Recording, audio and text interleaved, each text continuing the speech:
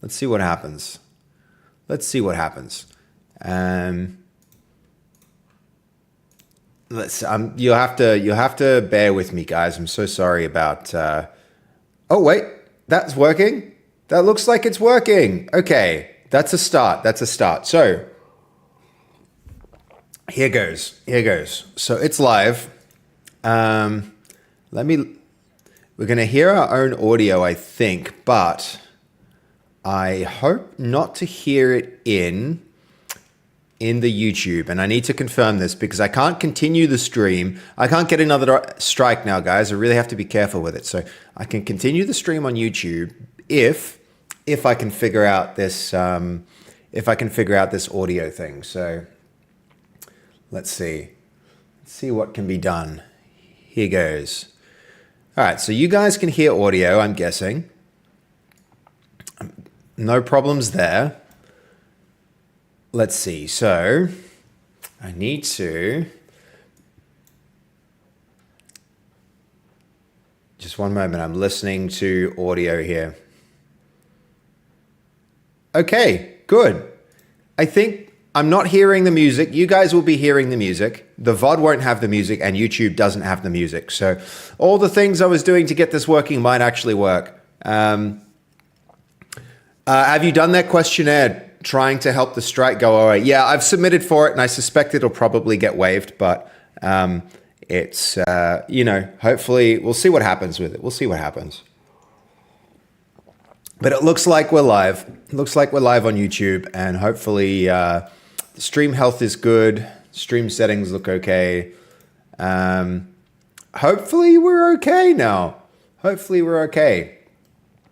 But yeah, I've been putting more work into the YouTube channel and I've got a lot more work to go. But, we're not there yet. We're not there yet.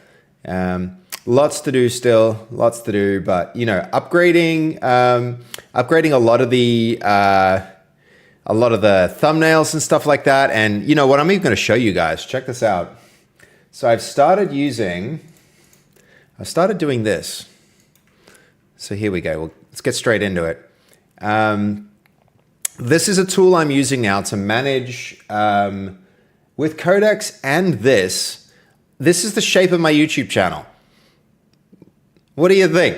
Not the way that people usually think and look at YouTube, but this is actually everything on my YouTube mapped out as data. So it's like, it's an interactive, if anybody hasn't seen Obsidian, I think it's a really, really great way to visualize concepts in data, to visualize data, and you can do it with Markdown. So this, Goldie, this is my YouTube channel. So check it out. Every one of these little dots represents a profile, like a profile for a YouTube video. And every smaller dot represents the transcript, which I've managed to pull down out of YouTube for the video. And then these big dots here, they represent the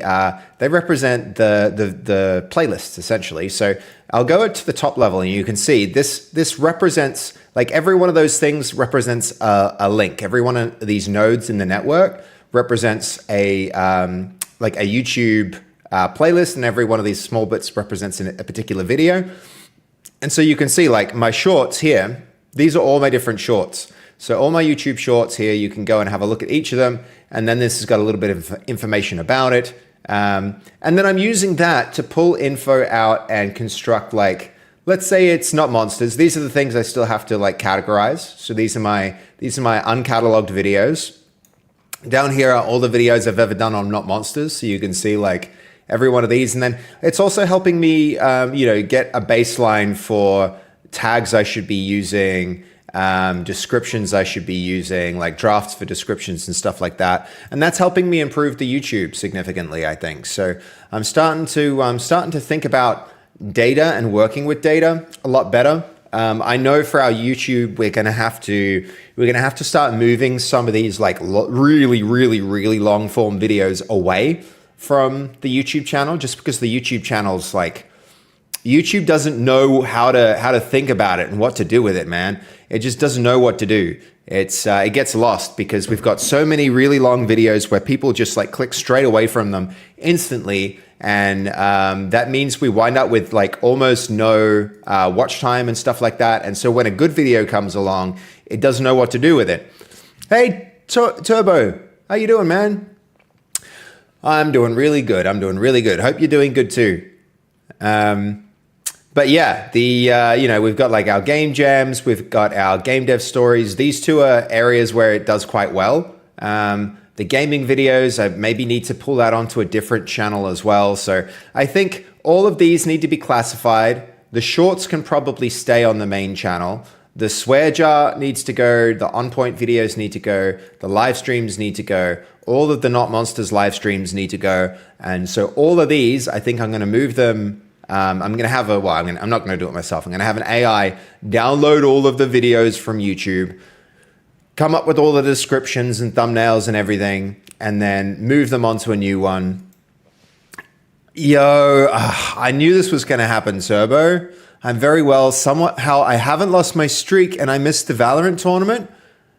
It just didn't accumulate it. So I'm -1 streak. What? How does that work, Turbo? -1 streak? I mean, that's cool that you didn't miss your streak.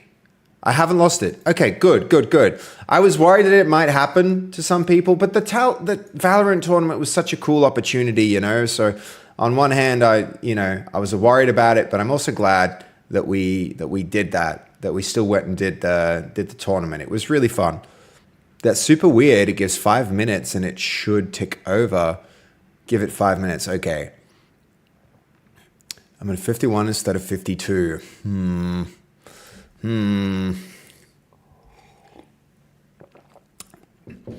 Well, I don't know. Maybe I shouldn't have streamed the event. Maybe I just shouldn't have streamed it. Maybe it wasn't worth it.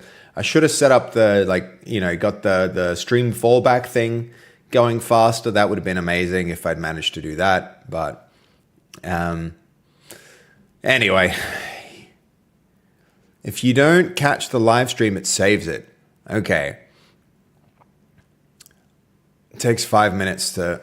All right. Well, I hope that gets figured out. I hope that gets figured out, guys. And I hope not too many people lost stuff.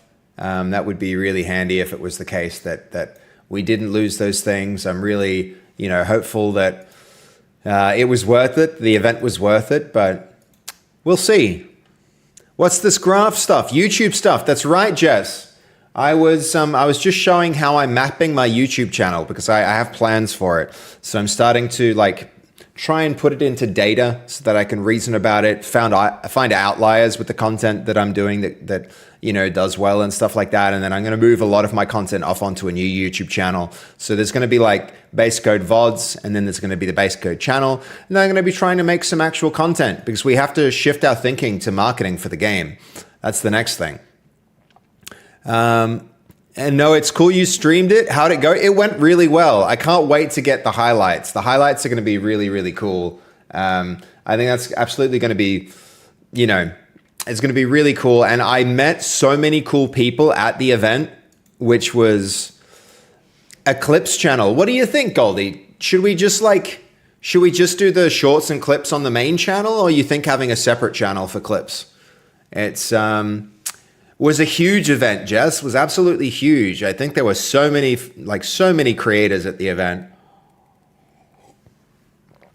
It was really, it was a good time. It was a good time. What is happening here? Why does this thing still not... I'm tempted to just close this whole thing down and start over. Actually, this isn't bad. This isn't bad. I can work with this. I can work with this layout. Where did you place? We placed third, but there were only 4 teams. Third, 3 of 4. But at the same time, it was it wasn't about that. It wasn't about placing. It was about the opportunities and getting to meet people. You didn't come last. That's true. That's true. Yep. But really, there was there was no losers bracket, and there was no. I think in my mind, I'm just I'm doing it Still great not to be last. Yeah, it really wasn't about that. None of the team went into it being like, "Oh, we're going to win this thing."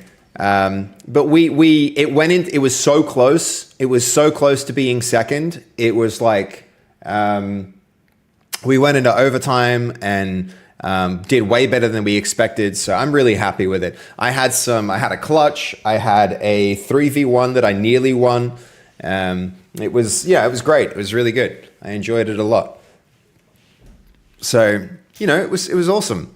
That's awesome too. Yeah, thank you guys. Thank you. Okay, so today I want to try and close out features. I want to really try and wrap some of this stuff up because look at it. There's so many open branches. There's spilling, there's UI polish, which I've been doing off stream. I apologize.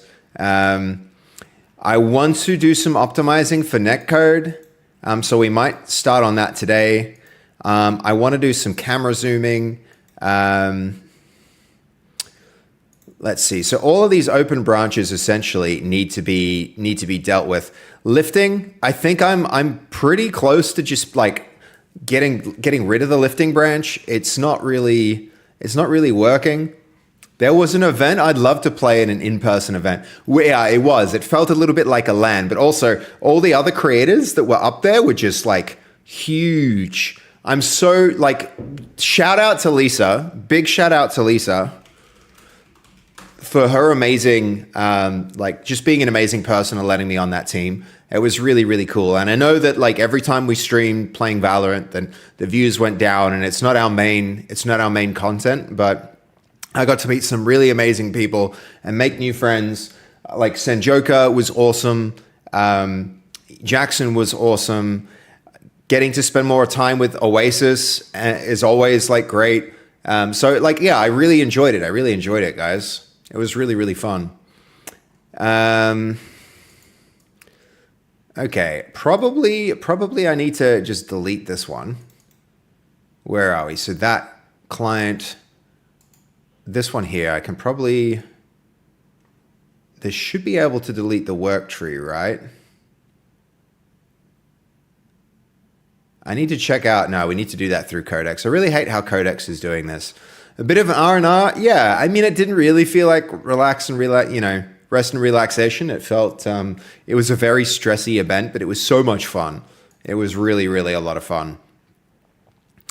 Okay, Monster Menace we got closed, so I feel like that one's probably here. Yeah, Monster Menace. So we're going to close that one out. That one at least we know we want to delete the work tree. We also want to delete the code base related to it. Okay, so hopefully at the end of this stream, if we can just get this one thing done, gates will be done, UI polish will be done, spilling will be done, and netcode optimization we might get started on that. We need to really, so let's go up one directory here, and we'll use this window to run Godot work trees. This one will go to work trees also. One directory out. Oh, we're already there. So then we're going to run, what do we got? Run manage work trees here. That will manage our work trees later. All right, we've got camera zoom, dragging rework, gates, spilling. Let me first just show you what I've been doing with the main branch, because that's pretty cool. I've added some polish to the UI, and I feel like it really improves. It's a little change, but it improves the aesthetic a lot. So yeah, let me know what you guys think of this. I think this is going to look really good.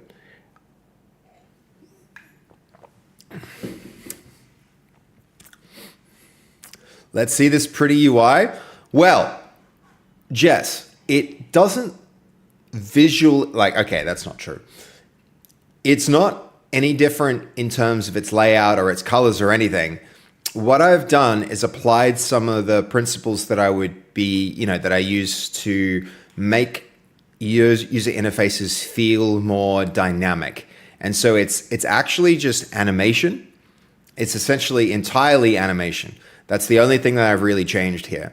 I've animated things, and you guys will see what I mean. You guys will see what I mean. Okay, so first things you'll notice.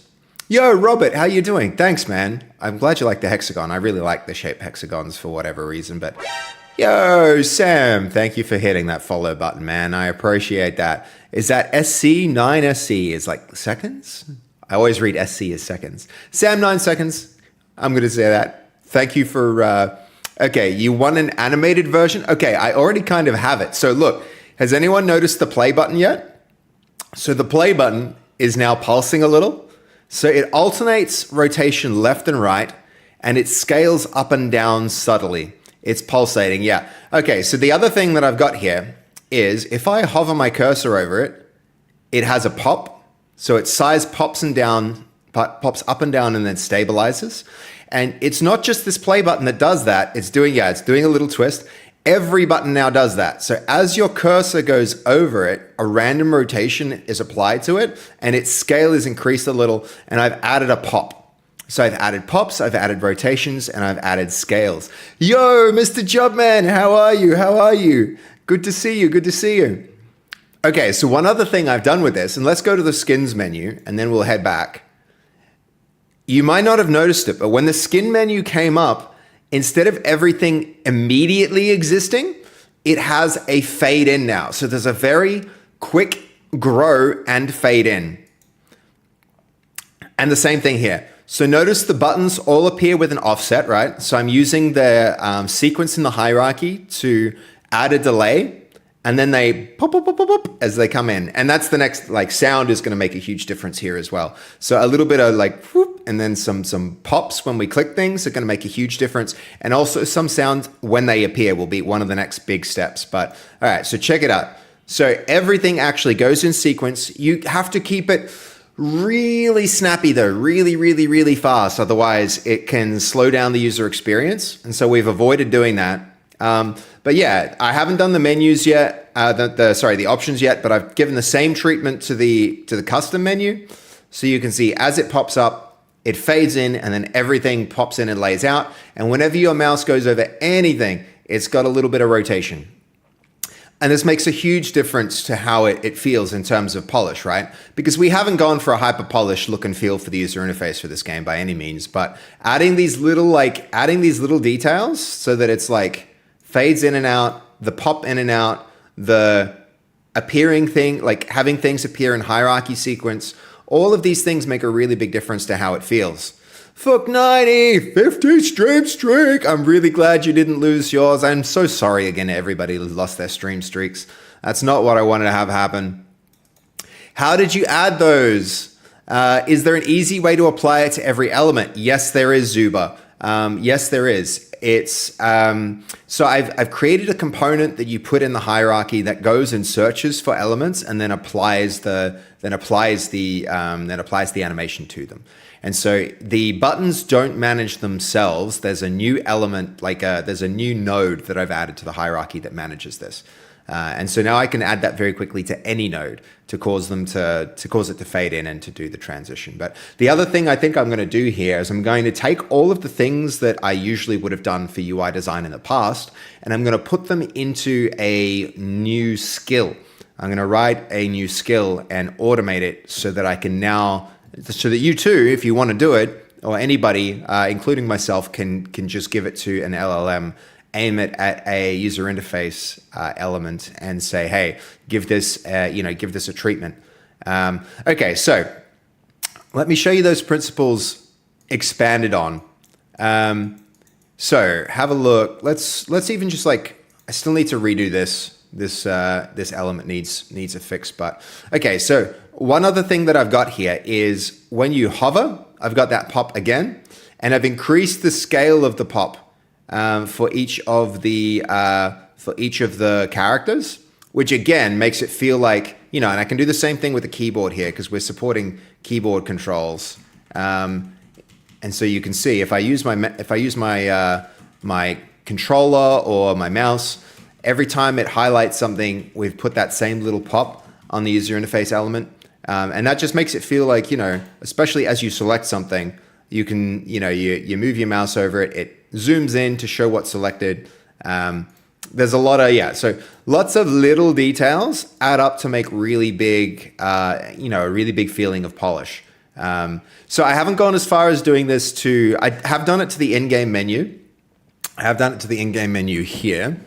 So you'll notice the buttons are there, and as I enter it, they quickly lay themselves out vertically again. But I haven't done the players menu yet. I haven't done the options menu yet. But some of the basic principles are there. Yeah, polish is really important. Yeah, that's correct. That's correct. And I haven't gone to the fullest extent because polishing too soon is a really, really bad idea. They say this with what is it, like premature evil? Premature optimization is the root of all evil.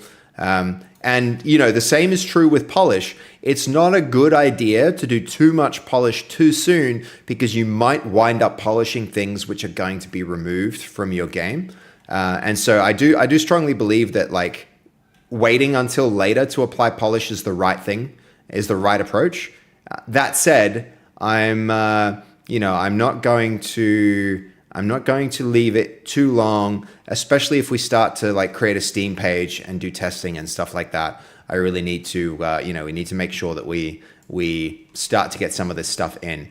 But yeah, so just wanted to catch you guys up on what I've been doing while, in between all the other events and things. Premature polish is the root of all evil. Yep. PP is the root of all evil circa 2026. Like, not wrong, Sam. It can be. But too much optimization can be, and too much polish can be wrong. It's like, premature polish, I wouldn't say is the root of all evil, but it's a good way to waste your time. It's like, before you go climb a ladder, make sure you're leaning it against the right wall. And in so many cases, you don't know. I still don't know if what will be dropped from the game. I really don't know what will be dropped from the game or what will stay in. But I've got to, I suspect some things are going to come out of the game. And I don't want to spend too much time polishing anything past the point where I can validate the ideas, right? So some other things that made it in while we were offline. You'll notice now I picked up some corn. I can now eat the corn. There's the progress bar. As you eat that corn that comes up, so here, I'll grab some more, and you'll see that when something's consumable, a little mouth icon appears below it. So we can still eat now, and that got merged, so that's in, and it will restore health and stamina as you do that. Dragging is one thing I've really been struggling with getting right. So now we still have this rough drag. The other thing which is important to note is on a different branch, and I'm just going to end this here and open up that new branch. On a different branch, we have spilling working and we have gates working. So I'll show you gates first. How far out is the community playtest? It's late, DGen. It's late. What I need to do, I've realized, is get it up on Steam and probably manage the distribution of the game through Steam with the demo. I think that's going to be the way to do it. Perpetua polish provides plenty of procrastination. True that too. And prior preparation prevents poor performance, they say. So, but I think in this case, the sentiment I'm trying to get across is a little, contradicts that a little bit. So let's go. We're going to go with fence gate, and I'll show you guys how this works inside of the sketch.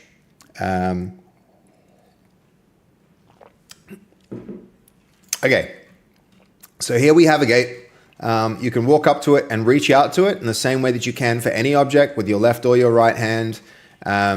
Once you have contact, it will grab and drag. You can detach as usual. And so that means you can push or pull. That's one thing actually I've realized I need to do. We need to still, before we merge this branch, support pushing, because at the moment, if you push, you walk into the object in a way which is counterproductive. So pushing is a bit awkward still, and we'll have to figure that out before we merge it. So that's probably the first thing that we do here. But you can, at very least, you can open and drag the gates open and closed in a way which is, it feels good and satisfying. So Opening gates as possible. Let's show that inside of game. Yo! Mel's hand smells nothing like kneecaps. God dang it. How dare she wash those hands? How dare she? Welcome in, Nacho. How you doing? Good to see you. Good to see you.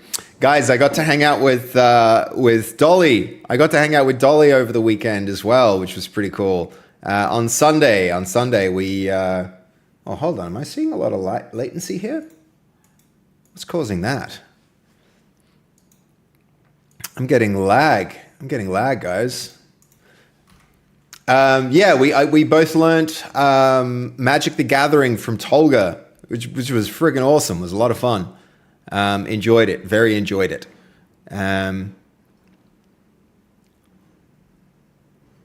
So let's see. Loading. Godot does that for me all the time. You mean like it randomly lags? It doesn't do that for me. I mean, I even suspect if I switch branches that might go away. I mean, where is gates in our... Oh no, it's rebased, so there's not even a good excuse for it to perform poorly. Let's go to spilling, and then we'll switch back to gates. Seb killed Tolga in Magic. That's the... Yep.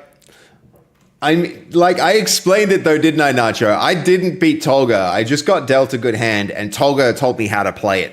So there were a few instances where I was like, I don't know what the hell to do. And he's like, well, look, you should do this and this and this and this. And then look, you did a crap ton of damage. And I was just like, thanks. Yep, let's do that then, Tolga. Good suggestion. Let's do exactly the thing that you said that we should do.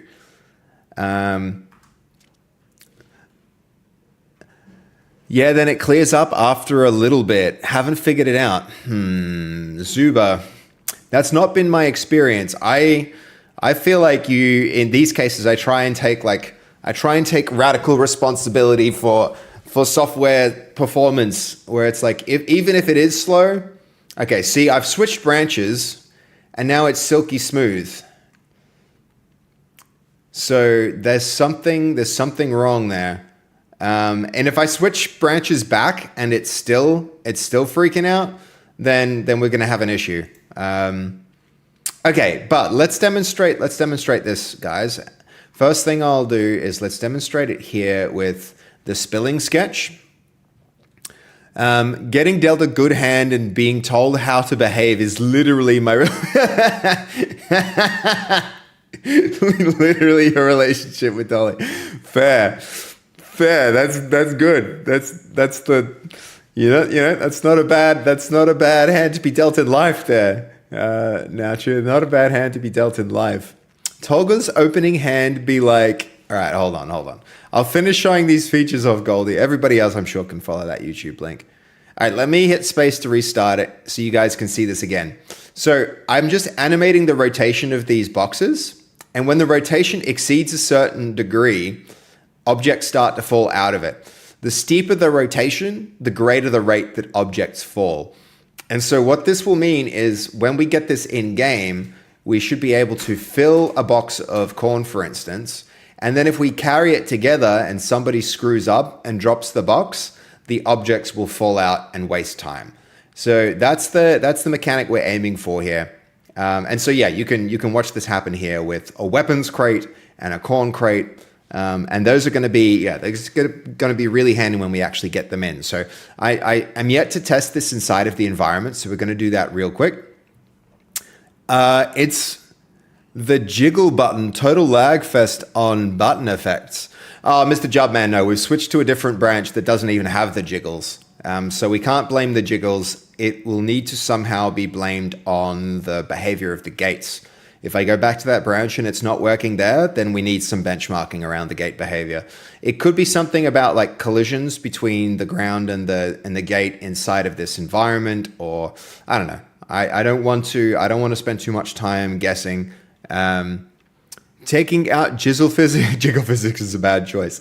Everybody likes the jiggle physics, don't they? All right, let me see. So I think the way to do this will just be like go in game, fill a box, try and tip the box over, confirm that everything's working, not just in our sketch, but in production. I mean, here's a box that we might be able to tip over. This isn't a, honestly, I think maybe I'm just going to try and use, there we go. Objects fell out. Excellent. That's what we wanted to see. Everything's on the floor. Hell yes. Gates won't open here, which is going to make filling this box an inconvenience. I think we still need something from that other branch to make sure that boxes can get handled in a not janky way. I'm all for things being like, you know, fun and janky in a like a, you know, in a clumsy way, but I think it also could just be not fun if it's too janky. So, all right, 1, 2, 3, 4.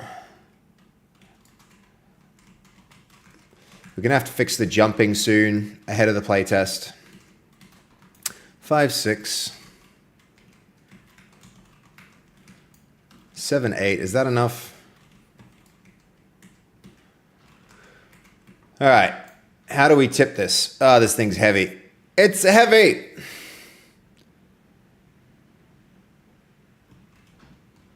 We have to make that lean a little more gradual.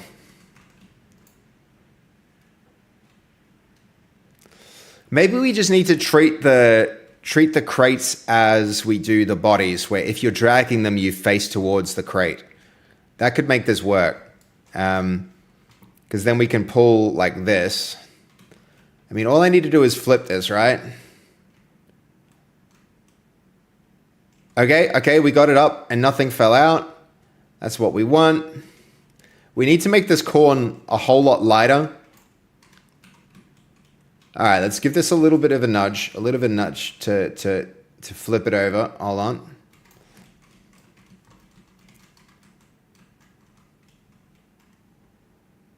All right, and drop.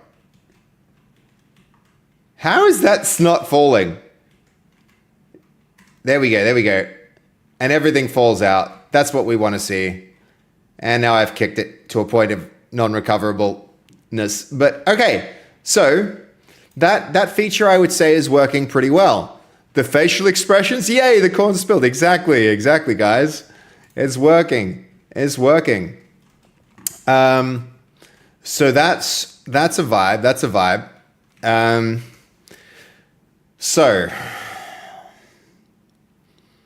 I think we've demonstrated spilling is working, UI polish is working. Let's get rid of this netcode optimize thing. I don't think we have any work trees yet, so that's safe to remove. One of these needs to merge. I think the gates is probably not good. Have I merged spilling? No. Is it rebased? Yes. I think spilling's the first one to get merged. Spilling's going to be first. Let's start there. It did indeed spill, Jess. It did indeed spill. Which is a win. What do we got going on here? Okay. We're going to just, these are left over from the last one. Those weren't generated last time, and they should have been.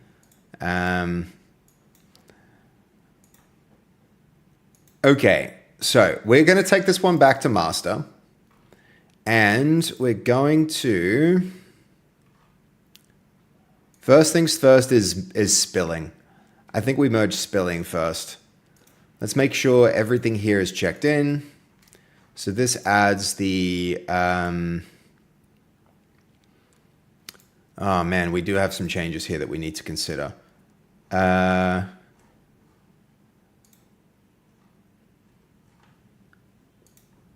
Let's see, resolve authored object. So some of these sketches are just improved.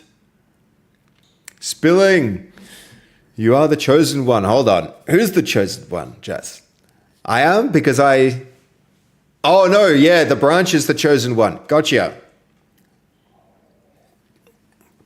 It is indeed the chosen one. Not Anakin. Forget Anakin.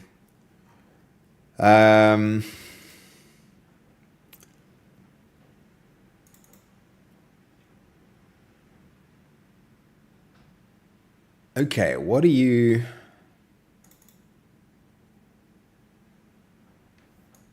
No, this is wrong here. This is an issue.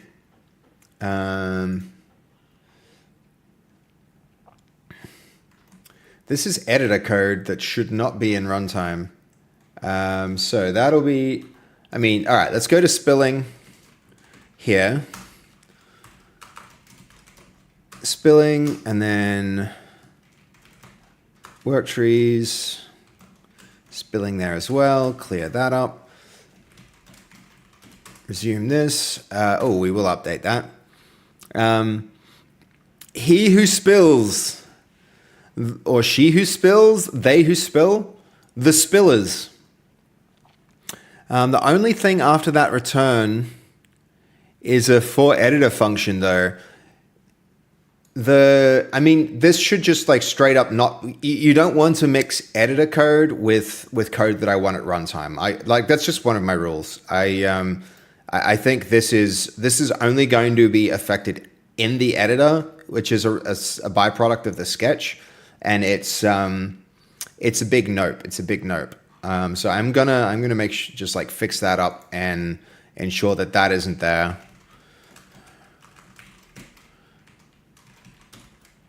And the other thing I want to do with this Zuba is I'm going to make sure that our PPP, like our principles, patterns, and practices, don't create code like that in the future.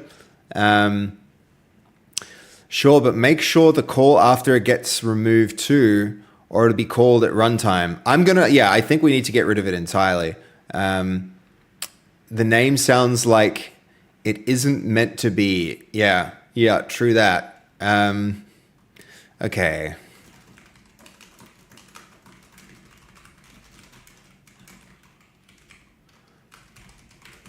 Following code is problematic.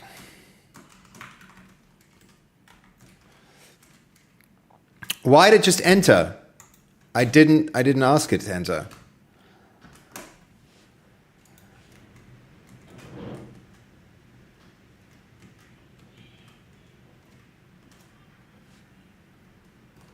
Is it because the word return was in it? Surely not. Oh, what the helly? Why is it doing that?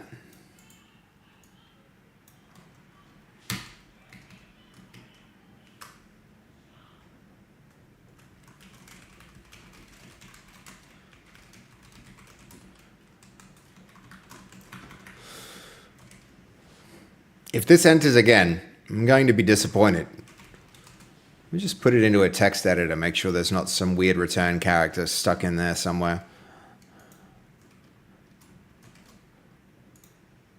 It did it again.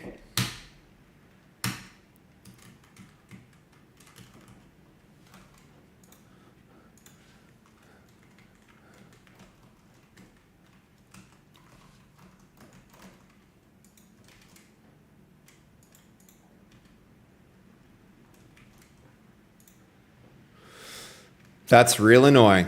Okay.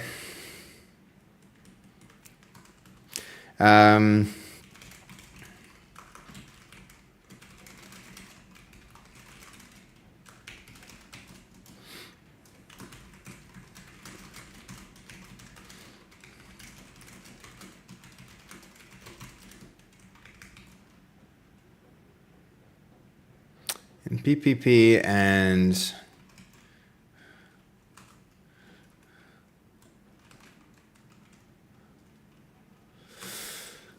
okay. Let's ensure this doesn't happen again. Parenting. It's a bit like that. It is a bit like that. I'm sure I had a school. Yeah, teachers. Yep. Well, that's essentially what we're doing here. We're not just like when a problem happens, the thing to do here is rather than just fixing it yourself, you teach the system to fix it itself and ensure that it doesn't happen again. That's the way to go with that type of stuff. I mean, this is also, I don't even like that.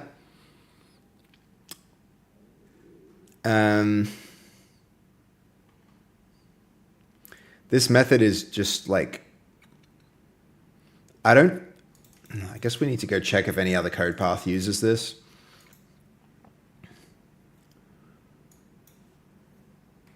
Am I on the right branch? That's one thing that I kind of hate about these work trees is it's, see, now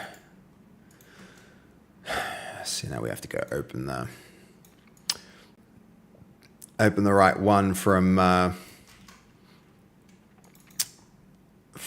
work trees. We're looking at spilling.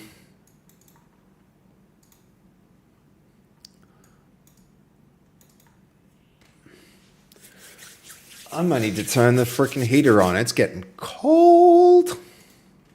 It's getting real cold. How many times is this cold? Come on, usages. I bet you this method here is only ever called from this other method. I'm still in shorts and a t-shirt. Nice. Are you in Melbourne too? Are you in Melbourne as well, Jess?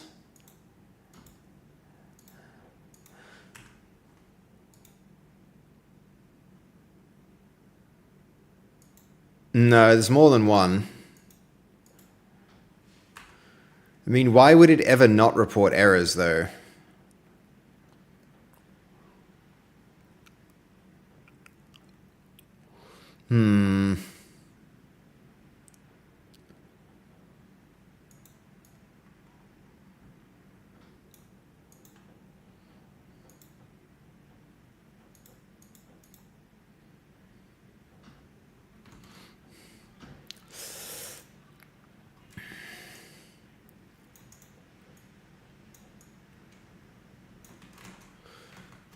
So that is one thing we're going to fix here.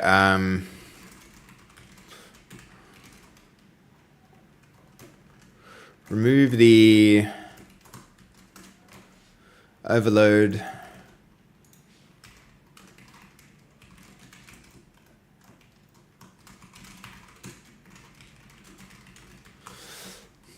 So a bit of QA before we're done with this thing. This here should be, what, math.epsilon or whatever it is.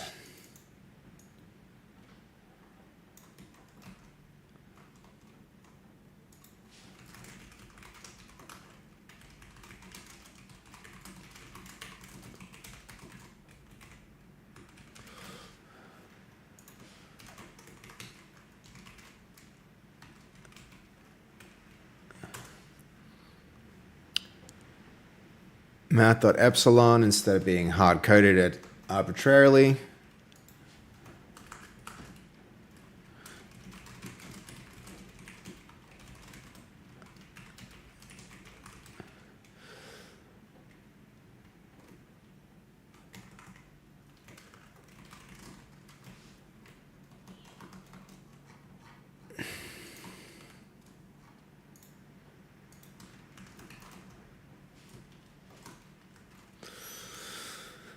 We'll queue that up. If you're from far north Queensland, you'd be wearing shorts and a t-shirt, even in Melbourne. Yeah, yep.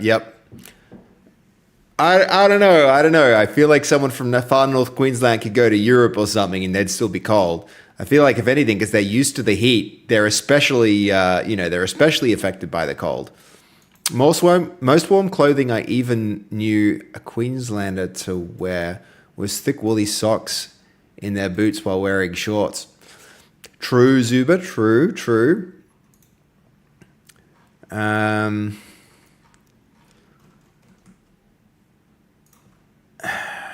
don't know, maybe I'm getting a little too micromanagey.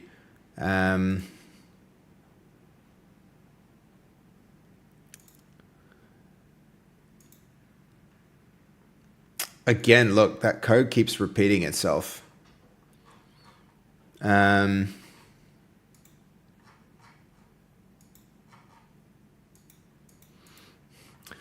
There's one concerning prompt that we used here a while back.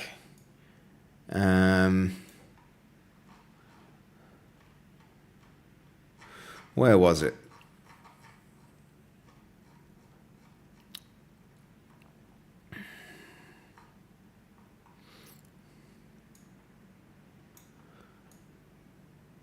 Okay, where was it? I might need to just like up in the history till I find it.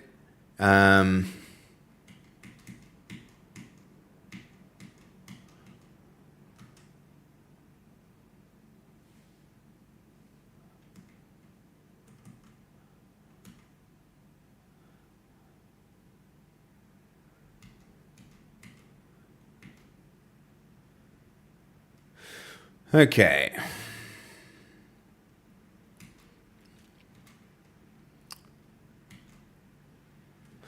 I think this kind of check we need to put into our QA.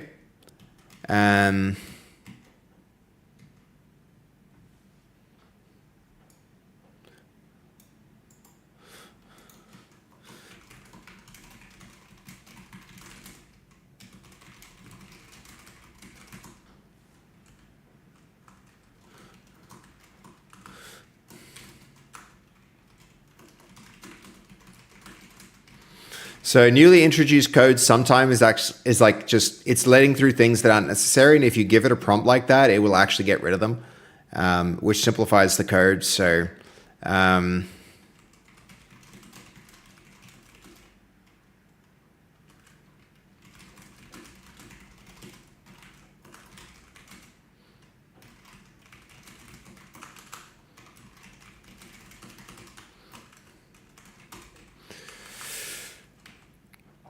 So we're going to tighten up our QA process a little bit at the same time while we do this. Okay, in work trees, what else have we got? We've got the, okay, consumables was merged. I think gates will be the next one.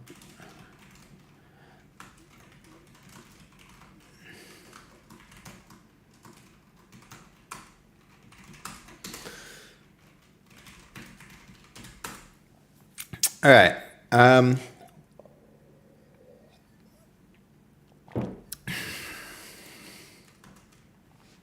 So what we're going to be adding here is first checking everything's checked in for gates. It's not. There's a bit of a change here. It's not substantial though. So, okay. Next thing to do. That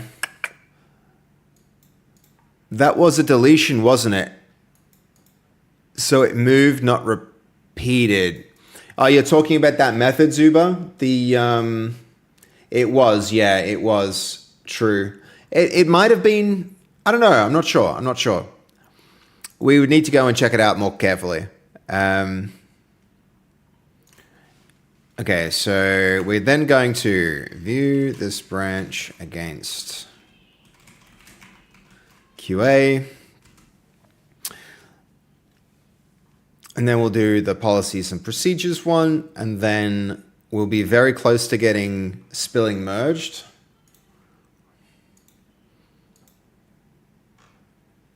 So down here, yeah, okay, it is rebased, so it could actually get merged. Where are we with it?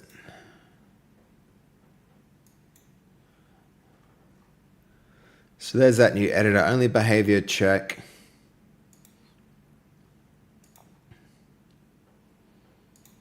Okay, where else are we? We're looking at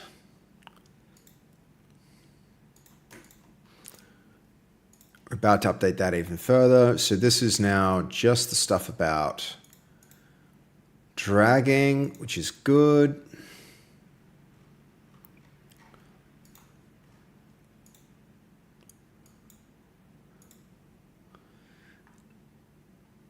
Here's more of that. That needs to get dealt with. This actually wasn't dealt with.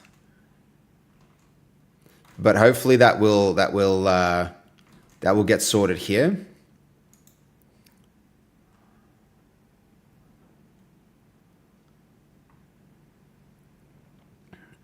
I know what this one is. That's the editing. That's the authoring tool.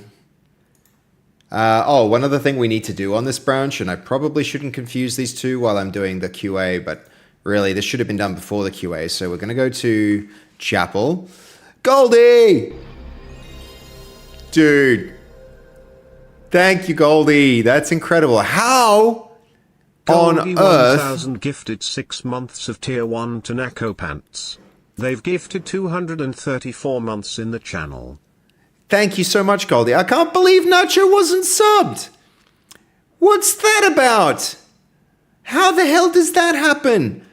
I assumed that Nacho would have just been like subbed for infinity with everything that he's done. Thank you so much. Thank you so much, Goldie, for doing that. I didn't even realize. That's really kind of you. That's really kind of you. Absolutely awesome. Very cool that he'll get to see that come through. Thank you so much. Like, truly, I wonder if Nacho will appear. He might not even be online at this particular point in time, but he'll see it. He'll see it. He'll see that one, Goldie. Thank you so much. I appreciate you, man. He'll see it in every month for 6 months. All right, that's good. I don't actually know how that works. I've never seen it myself, like from this end. So, yo, Jason, 40 streams. One of us should be sleeping. Not me in this case. It's 9 o'clock, 9 p.m. So I'm actually I'm streaming at a reasonable time for once. For one time in my freaking life. Huge, man. Thank you. All right. Should we put weapon racks all across this? Could be cool.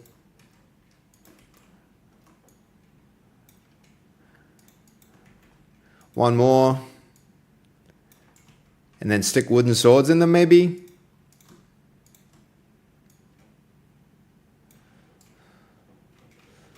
Not a bad idea.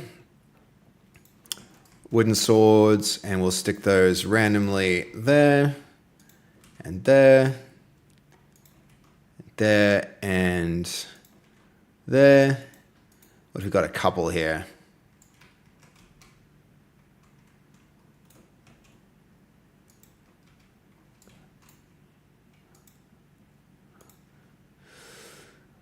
W streak, man. Yeah, totally. For you, it's 5 a.m. Okay, yes. Then it's definitely you who should be asleep. For once. For once, it's not me. Which is a thing. Let's be real. It's a thing. I definitely don't sleep like I should. Like I should. That's true. Okay, we're going to take that shield here. Training shield. Put it on the... So the round shield, we actually need a training shield instead of the round shield. And I think we're going to take all of the real weapons and get rid of them from this environment, potentially. What if we take this shield and we put it over here instead? That might make sense. We've got the swords on one side. We'll put the shields on the other.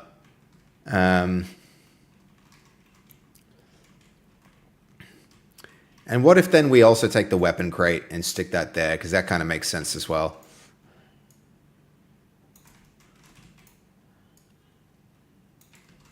And I don't want to get rid of the axes until we have somewhere else to put them. But eventually those are going to have to go as well.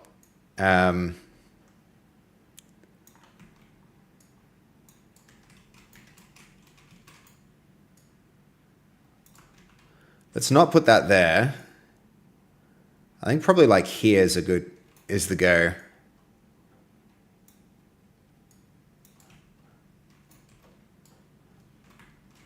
Let's just test this out and go for a spin inside of the chapel. Thank you, Goldie. That's huge. That's really nice. I'm glad we could give something back to Nacho. And by we, I mean you. I say we as in a community, but really it's a nice gift that you did. So I'd really appreciate it. Yo, Snozzy! Hello, how are you? Welcome in. How you doing? How you doing? Okay. So, we've got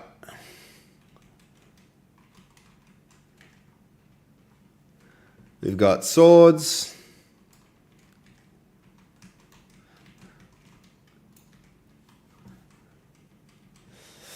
I mean, this is good. Now people can mess around and play with weapons. Oh, that's too high up. This needs to go lower, which actually makes way more sense anyway.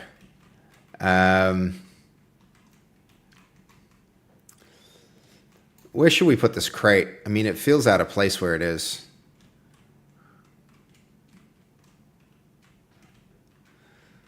Maybe these chairs are out of place too, honestly.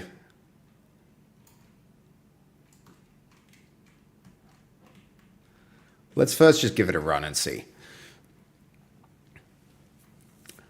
You know what? I feel like these ought to go like here.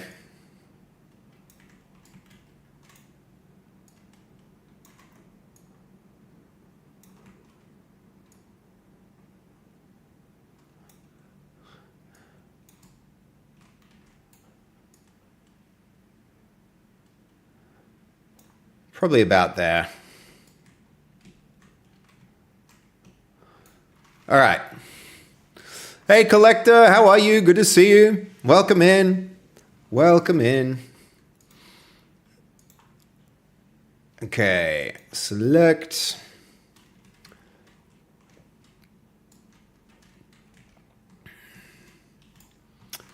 Okay, oh my god, she's so small compared to this shield.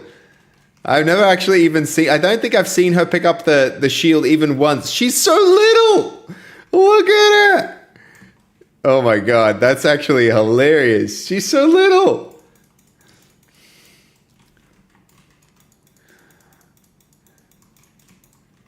It's kind of funny, right? Yeah.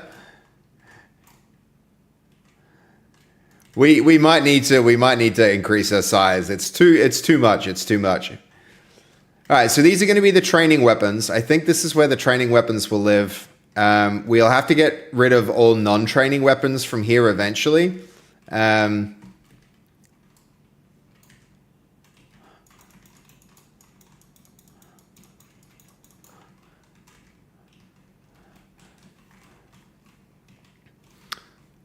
right. I mean, this is feeling good. I feel like I cleaned this up a little bit. Nom nom nom, and then she can eat stuff still. The cube we're keeping around, God knows why. I guess we keep the cube in here just for a little longer. Just for a little bit longer. Those containers are pretty cool though. I'm glad we have those in. We can drag them around. I really like that we have lots of things that people can use inside of this environment to learn how the game plays a bit. So yeah, that's a good thing. That's a good thing. We're gonna have to have some way to hold torches too, I think.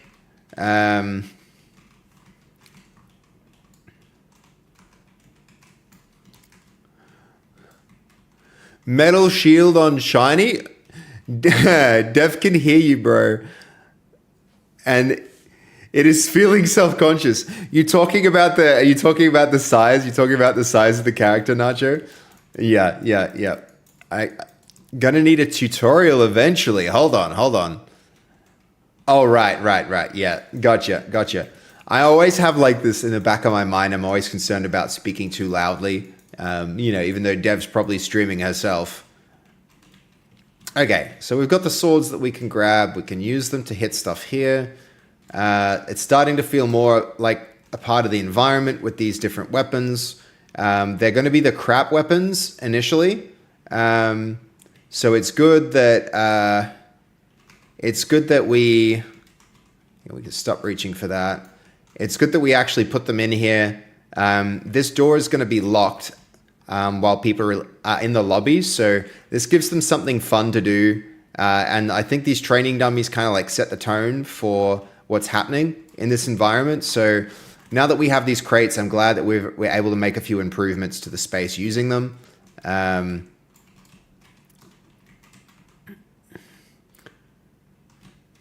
And hold on, what branch are we on here? We're on the spilling branch. So if I tip this over, we need to, let me drop this.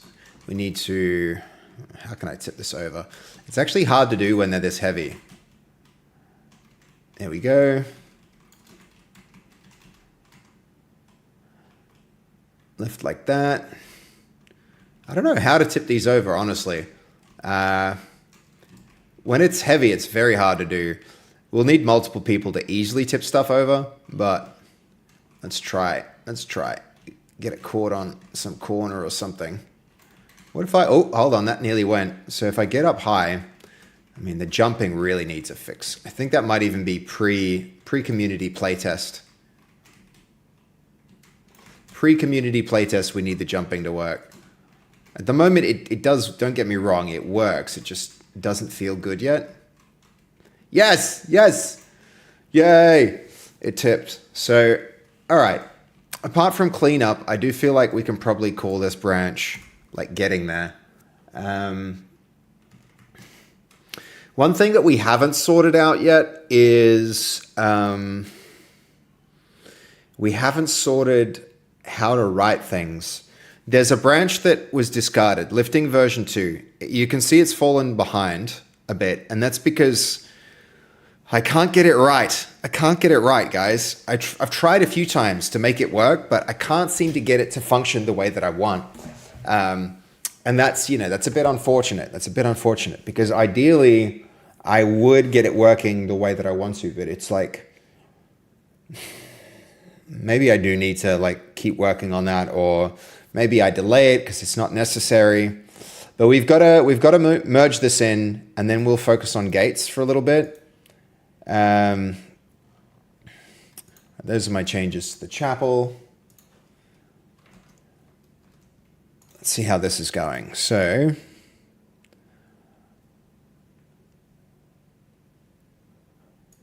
okay, let's fix the priority 1 finding.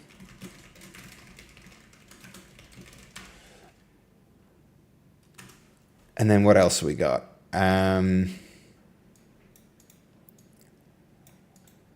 unstaged. Yeah, of course it is. So this is going to be... Okay.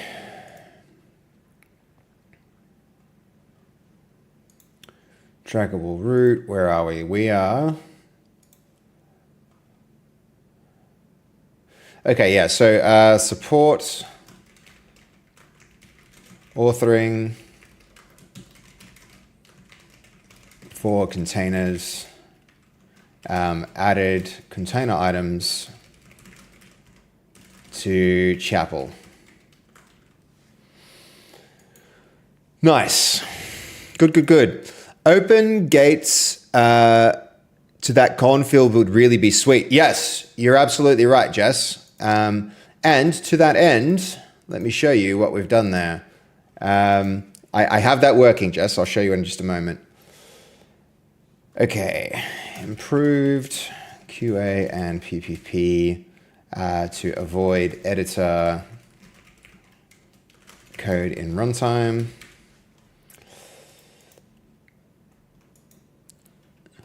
You saw it before? Yeah. Well, we need to rebase one thing onto another thing. And so one at a time, we just need to get them closed. But you're absolutely right. Getting the gates opening would be very handy for a bunch of other reasons. And then one thing that I think would be really cool is just like one profession loop closed. So the farmer's profession loop with the corn would be great for the community playtest, just to be like, okay, and that's maybe another, like a whole other sprint potentially just to get professions working. But like we need it for the game to prove that the game is like, to prove it out the gameplay. So Still haven't seen my YouTube video yet? I think you'll giggle. The one that you linked. Okay. Tolga's reaction. Okay, hold on. Here goes.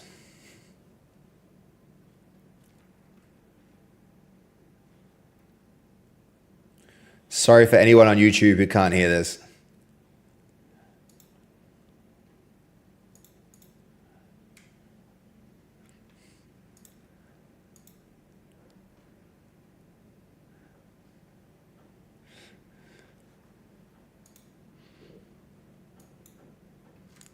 Yeah, this seems legit. Yep, checks out so far.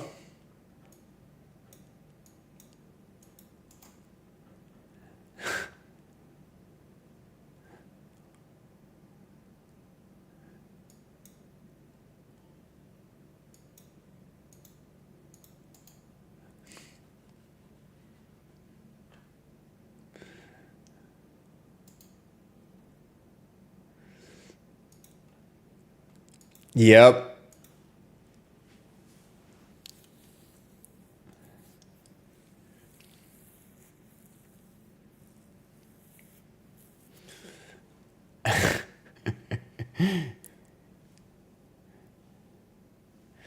This is pretty much how it went, guys. This is pretty much how it went.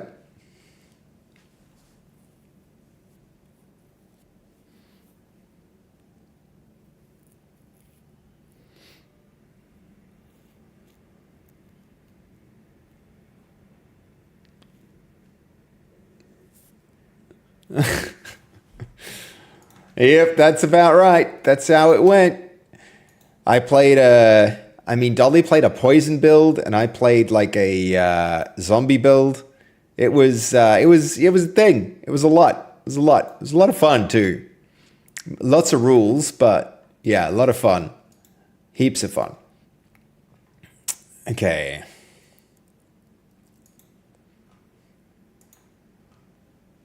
All right, this is looking better.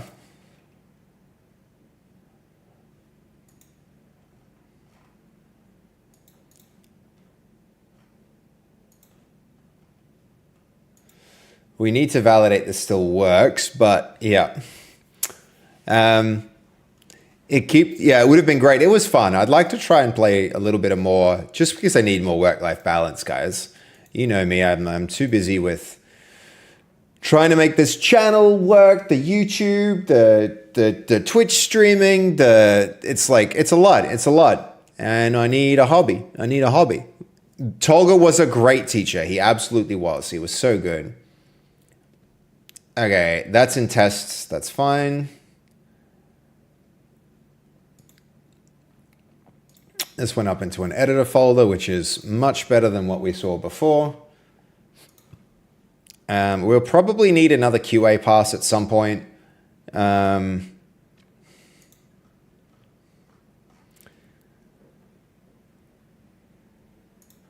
Okay, Gates went on to master, which is good. I think spilling, I'm getting close to being happy with.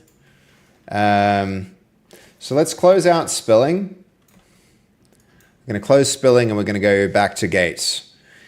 Now, Gates had some lag on the main menu, and we need to deal with that. I still didn't turn the aircon on, did I? Hold on.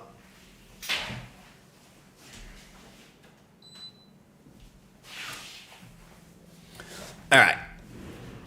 Let's sort that out. Get warm because I'm freezing. It's so cold. It's so cold.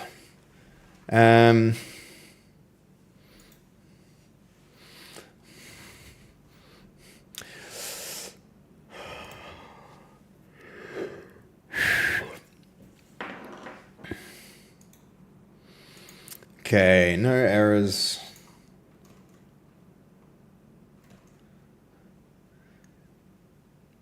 Yeah, what on earth?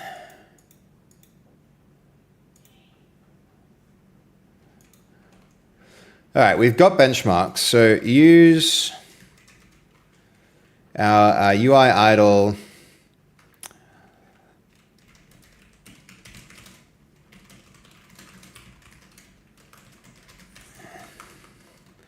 The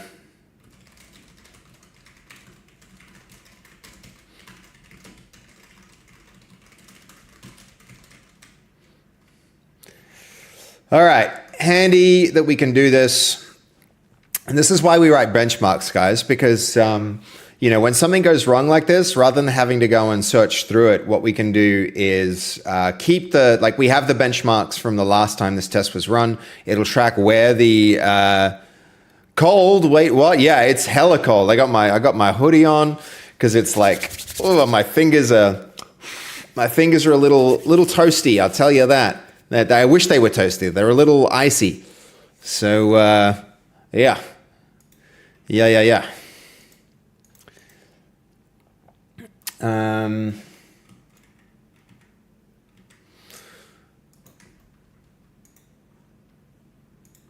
Okay, we'll fix this regression because then this one, well, it's going to have to rebase on this. I'm pretty sure this is going to be the one that makes it in first. So that'll be good. That'll be good. Where are we even on the UI polish? Really needs to go into its own work tree, actually. So that'll be one important one. Lifting is discouraging.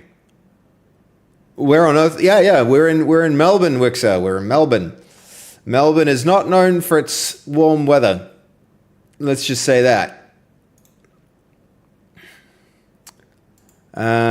This one should be possible to delete, and we can also delete that work tree. Balancing editor smoke test. Yeah, I think that just goes. And then or do we just merge it? Let's open this up and then merge it in.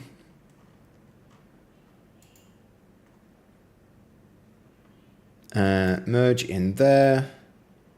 Fast forward. And then we at least have this. We have this here in case we want to start doing any of the other performance testing. We need to do some performance testing with our network code. There's a fair bit of that.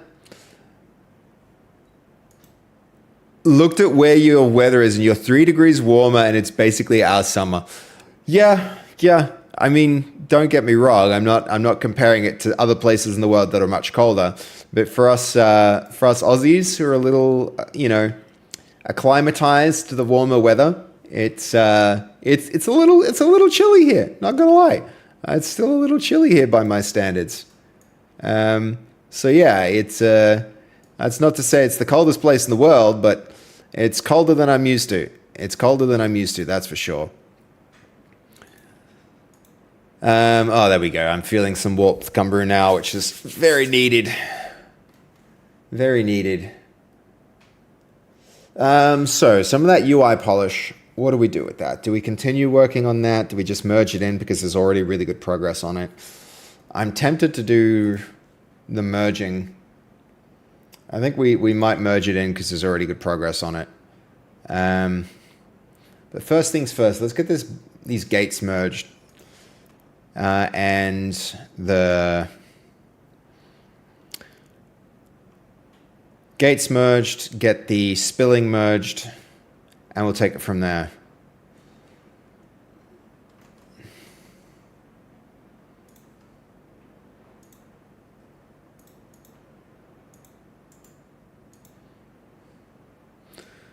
Yeah, that's fine. That one can go. I also had some other branches set up, if I'm not mistaken. Where are we? Let's go have a look here. We had camera zoom. That might be a good one to actually check out. So let's go here. So work trees, camera zoom. This should be an easy one.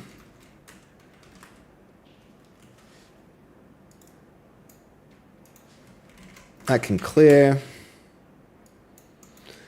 So codecs resume. Probably nothing to resume here, so that's fine. So when we are in game, want to use the mouse wheel to zoom camera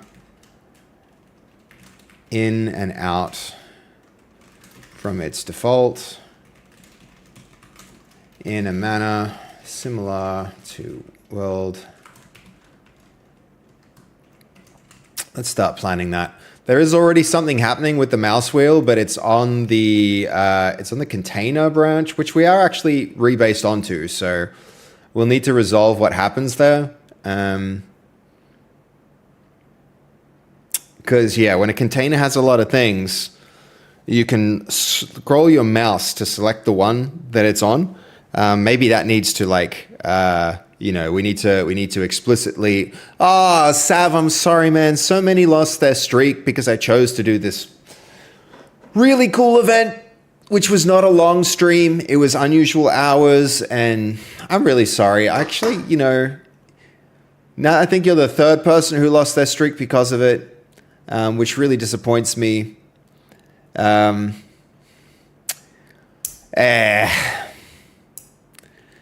It happens, I guess, but it's like, I'm sorry, Simming Sav, I should say. Sucks to suck losing your streak, but I kept mine. 104 and going strong. Hell yeah, Lucario. Fist bump. I'm glad you kept it. I'm glad you did at everyone on the Discord. Yeah, but not everyone's on the Discord, and it's hard to catch every message there.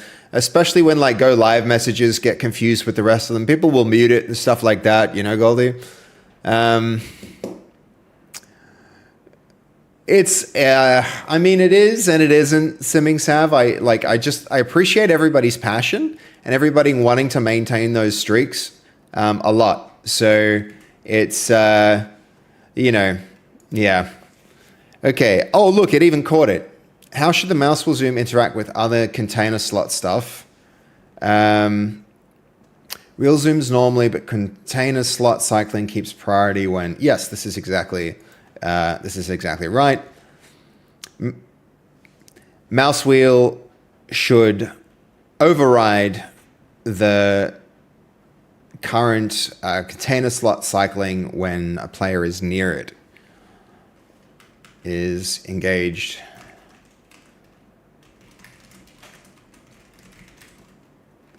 Otherwise, it should move the camera back and forth.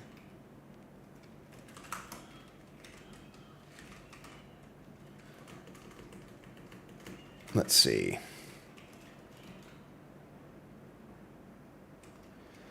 Okay, what camera zoom range should the first implementation target? Pretty conservative, sounds good. Okay. Low-key, maintaining Twitch streaks is part of my routine. Yo, thanks for making me feel like No, dang it, Civic Sav. I value those streaks a lot. I truly do. So, yeah, that gets me right in the feels. I'm sorry that was interrupted. I truly am. I know you're joking, but also a little bit. I'm kind of sad too. I kind of knew that it might happen. I even put it in that message, but I felt like it was too cool of an opportunity not to do it. But anyway, you guys, like, action is better than inaction sometimes, you just got to choose a path and commit. And I did, and it was a great event. So don't regret the event, but maybe I shouldn't have streamed it. But anyway. Okay, when the player is aiming at a container with the cycle slots, what should the wheel trick do? Yo! Oh my God, Jess! Jess, how you doing? Oh my God, let's use this opportunity to show off Jess's new rebuilt character. We've re-implemented your character, Jess. How's it going? Oh, hello, Raiders. Hello. Welcome in. Welcome to the stream. I'm Seb. I go by Base Code. We're making a computer game here, and Jess has a playable character in it, and I don't even know if she's seen this in a hot minute. So we're gonna try and hold on. We need to do some Cody things and switch a branch here. So hold on. Let me just open this up. Poggers, yes, she's got a freaking cool worm character. Jess, how are you doing? Oh, by the way, Jess, there's an event happening later in the year in your backyard up in Brisbane at the Powerhouse. I reckon if you're interested in doing it, would you like to be a panelist on an event there? It'd be a pretty cool gig, paid event, like supported by Screen Queensland. You play a lot of cool games. You'd be one of the first people in the whole world to ever try some really cool games that indie devs are making up there. If you're up for it, it's end of next month, and I'm really confident I can get you in on the event. Mostly because I'm helping run the stream station there. And so it would be like a stream station. You can like rock up, and you were already invited. I know, because I recommended you, and I'm like now I'm following it up because I think it's going to be freaking awesome. Dolly-based code, Dolly-based code. Yo, Dolly. hey Dolly, how you doing? Thank you for the sub. No, like all good. If you're keen, like seriously, it would be great. I think Fast will be coming. There'll be some other really cool streamers there as well. Would love to have you there to there's maybe even a Super Smash tournament where you can play with some like devs versus like streamers versus game devs kind of thing if you're interested in doing that. But yeah, it'll be really fun. It'll be really fun. If you're keen, I can like even push you for the panel, man. Fast will be there and some cool streamers too. What? Hey, I didn't mean it like that, Nacho. I didn't mean it like that. Okay, sorry. I'm getting distracted, guys. Let's check out Jess's character, guys, because I reckon it's pretty cool. I reckon it's one of the most unique characters. Jess, I gave this to one playtester, and their feedback for your character was like, I don't know if I like it. It makes me uncomfortable because of how like weird it is, which I feel like we nailed it. We nailed it if we did that. Julo, thank you so much. Thank you for the resub. I hear that. All right, here it is. Here's the character, guys. Here's the character. It's the wormy character. We'll see if we can set it up and get a monster roll. I really need a way to like test this.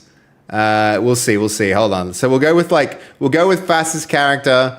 No, we didn't get a monster. Let's just skip and give it one more shot. Otherwise, we'll run a different thing. It's pretty cool, right, Ryan? I need to show you guys gameplay of it though, because it's so different from other characters because of the length of its arms. Like it's got really long wormy arms, and they're a huge advantage in the game. So one more time. I'll roll this, and if this one doesn't work, I'll go straight into the testing harnesses and show you guys some stuff. We'll get the priest of the Church of Nacho. Oh, we didn't get it again. All right, I'm just gonna go straight into it here. We'll go the harness, and we'll go character. Let's see, character Ragdoll, just to show you some of the weird features in the game. Why not? She actually has long wormy arms in real life. No way, Sly. No way. I don't believe you. All right, here we go. Monsters. We'll get the worm character. So we've got like ragdoll features in now. So like, this is one thing that we'll be able to do for characters. Let me just reset that, and then we can go. So we've got like the ragdoll physics. So when somebody's knocked out and unconscious, we've got that kind of weird behavior. We've also got things like, let's see. I'll show you a falling animation. Did I have that? Yeah, hold on. So when they fall, it's like... So yeah, it's like, we're starting to get some cool features in. I'll show you just like moving the character around and stuff like that. We'll go movement. I think I'm in, it's coming along pretty well. I need to show this in game. I really do. So let's see if we can show. It's like, so as the days get longer, this is the first size. You start pretty small compared to a normal human. In the game, like a normal villager. But then as the days go on, you wind up like this. So there's this giant, scary, like wormy monster who has really long attack reach with her arms and can attack from a huge distance. That's so this is on the 7th day. So as time goes on, the monsters get taller and taller, and this is the size of your fully leveled up worm monster in the game. Can you imagine this coming at you in the night? At nighttime, they get extra speed and extra size. And her special ability, guys, when we have her power, she's going to be able to use this special ability that like causes a person to go ragdoll on the floor and like flop around like a worm. That's going to be the character. But yeah, it's but her movement and stuff, the animation is in. The arms, I feel like, came out really cool with the noodly appendages working in like, very different ways. It's so good. I'm glad you like it. I'm glad you like it, Jess. A lot of work went into this character actually to try and make sure that she worked really well. So it's coming along quite well. It's coming along quite well. I really want to show you guys in the game, like in game. Yo, thank you, Ryan. I appreciate that. That's very kind of you to say. But yeah, we've got so many other characters in this game too, guys. I mean, what else can I do here to kind of demonstrate some more of this stuff? I'll show you guys some of the other characters. What if she got shot chicken legs from her head and worm? Wow, man, Zeld, that's getting even more creative. A Sunday church sandals have sent me. Hold on. Yeah, I mean, there's friggin' Nacho has his own dang church and his own, like, there's a priest of the Church of Nacho, and he's been such a huge supporter. But we've got the lamplighter guys. This guy's job is to go around and keep the lights on because at night it comes really hard to see. Base, you're giving Jess a compost heap to live in, right? A compost heap. Not planned, but we could look at something like that. Okay, so this is the doctor, guys. This doctor, if you guys have met Pestily, this is the character inspired by Pestily. Like, this is actually a villager, not a monster. And once a day, you'll get to guess if a particular person is a particular monster. So that's going to be his thing. We've got the shepherd who's going to take care of like animals, and there'll be sheep and chickens and stuff in the game, and that will be this person's job. And so the monsters will be able to like eat the chickens and stuff at night. Oh, and also I just need to get into the game. Hold on, I'll show you. I'm going to show you this like for reals, and give you guys a tour of the environment and stuff like that.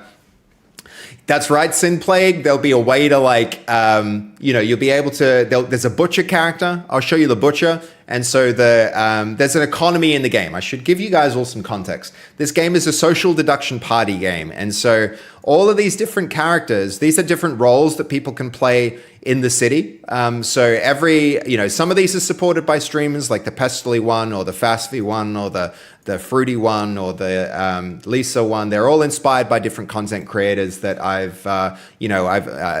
that like Jess, we're happy to be a part of the game in some small way. And so, for instance, this is the butcher. If the shepherd raises an animal over the days, he can take the animal to the butcher, and the butcher can make meat from it, and the meat can be used to help the village. So it's like you kind of have to work together. I'll give you an example with a farmer. Hopefully we can, I'll set it up to play here, and we'll get a monster roll, hopefully, so let's say it's the farmer, not a monster. Oh, well, I'll show you guys around the town. So the game has so you're going to be working together to produce things like weapons and armor. So it might be like shields and axes or swords and stuff like that. Everybody has roles within the city, things that they need to do. So, you might not be a fighter. You might be responsible for doing something like, gathering the corn and putting the corn in the crates and stuff like that. So items that can be like consumed and eaten. So for instance, if you want to recover health and stamina, you can eat items, but you can also use them as ingredients for other things. So it's, and then, you can store them and move them around in things like crates. So just to give you a sense of like how the actual gameplay in the game works is, you've got to work together in the town, and then secretly some people in the town are also going to be imposters. They're going to be secret monsters whose job it is to kill everyone. And so you have to, as a town, work together to discover who the monsters are. You'll be able to knock one another out. Let me show you that. So custom run instances, we'll show a multiplayer game with like 2 people. And then hopefully I'll get a monster there, and I'll show you guys how that actually works. Although we won't be able to turn into a monster until it's the 3rd day. But chickens have an affinity for worms. We have to be careful. That is true. That is true, Bacon. That is actually, yeah, that's a really good point. Maybe chickens do critical hit damage to the worm monster. Who knows? But okay, I'll go a custom game. We'll go like that. We'll choose a random character. Blacksmith here. Other guy. So I'll show you some other mechanics while we're at it. Like the combat. Okay, we'll go a priest. Why not? Oh, not a monster. Gutted. All right, but just to show you guys, we can do things like unconsciousness, so you can knock someone out, and if they're unconscious, then the same dragging mechanics apply to bodies. You can drag bodies around. So monsters, for instance, will be able to knock somebody out, or like if you suspect someone of being a monster, you can knock them out and drag them to the gallows, and then call a town meeting, and everybody can come together and kind of like, he's still out cold. Hold on, we'll wait for him to get up. We need to set it so that you can knock somebody out, drag them to the gallows, and then if enough people are around the gallows, you can actually. You can vote to hang a person, and it reveals if the person is a monster or not. There's also weapons for combat. So that kind of thing is in with, let's see. So if you manage to make the axes, the villagers can work together to fight the monsters together or accidentally kill one another, which is a thing. And we've got things like ghost mode in. So just now we've... the priest is a ghost now, and so the ghost can go and haunt things, which is another feature in the game, is like haunting. And so, yeah, you guys get an idea of the whole game and how it's kind of coming together. I really appreciate the raid. Jess, thank you so much for coming through and bringing your community, and for giving me the chance to show you the progress on the character. Really, really cool. I hope you like the look of it. I've been working hard to try and make progress. So, hopefully you like it, and hopefully your community does too. We have an eggplant in the game. Why no worms? We don't technically have any eggplants in there yet, Mr. Jubman. Still no eggplants. We've got concepts of eggplants. We have no eggplants implemented. So we're on our way. Hello, Casey. How are you? How you doing? So yeah, it's coming along. All right, we had a question here. Hold on. Bartleby, how you doing, man? Base, you're giving Jess a compost heap. No, I did actually see that question already. I did read that one out. We can think about a compost heap. 1 star, no eggplants. God damn it, Mr. Jubman. Are you going to make me I'm going to have to put an eggplant in this. I can't have a 1 star. 1 star completely tanks a game's rating. It goes from great to terrible on the turn of a dime with that kind of thing. Okay, so here we go. So the removed editor code from runtime objects. Container objects. All right, let's go have a look what else we've got there.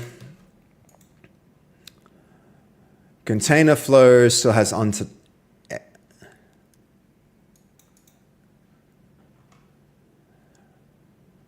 Ooh, so many things that need fixing on this branch.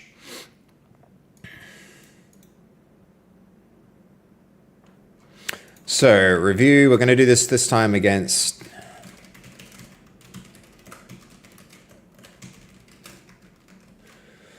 Branch QA. We'll let that kick on. Zuba, looking forward to the character's blushing facial expression as they drag around a box of eggplants. We need to do more with the cognitive state of the different characters. We need to track how they're feeling and then switch their faces to appropriate expressions. That's some work that still has to happen. But it's planned. It's just not MVP. It's just not part of the minimum viable product yet. What's the obsession with eggplants? It's Voodoo's work, Sly. He wanted a giant eggplant monster. You did miss that, yes. Yeah, he wanted a giant eggplant monster, and the community, it's been divisive. Some people think eggplants would be great. And I'm like, I don't know about eggplants because he wanted a giant penis monster, which I was like, no. And then he's like, what if I have an eggplant monster for my statue? And I was like, yeah, okay, I'll let that happen. And then he's like, eggplant monster, I'll give 200 subs and I want an eggplant monster. And I'm like, look, but that doesn't really fit the aesthetic of the game. But, you know, him and everybody wants one. So put it in the middle of a roundabout within a roundabout within a roundabout. Well, now I'm missing something. I think it's a terrible idea to add them, but it's fun to joke about. Okay, Zuba, okay. I can only support it because Seb squirms every time we mention eggplants. He obviously doesn't want them in the game. Look, I'm in two minds about it. If people think it'd make great memes and clippable moments, then maybe it's a good thing to put in, right? I don't want to knock away a thing that's just going to be good for the game, but I feel like it's like monsters are like vampires and werewolves and like cool wormy monsters, but like eggplants? I don't know about that. Okay, when the player is aiming at the container with the cycle slot, what should the wheel tick do? Cycle slots, yes. Okay, these are kicking along. I might even... We might even go to work trees. What else have we got? Ragdoll drag should be resolved. I'm pretty sure Ragdoll drag is merged now. Let me think. I think we need the dragging rework again. So we're going to do like a dragging V3, which is kind of crazy. Eggplant is something else. Yeah. It's somebody else wanted a giant banana character, so maybe Seb, if you're not familiar with Canberra, it's known for having lots of roundabouts. Okay, Sly, that makes sense. I know the memes about Canberra and Voodoo, so that makes sense from that perspective. Let me have a quick look at how are we doing on YouTube. Is it just me, or am I missing? Have there just been no messages there? There's a good chance. Either there's no messages or there's something wrong with what's going on there. I just want to make sure I'm not ignoring everyone there real quick.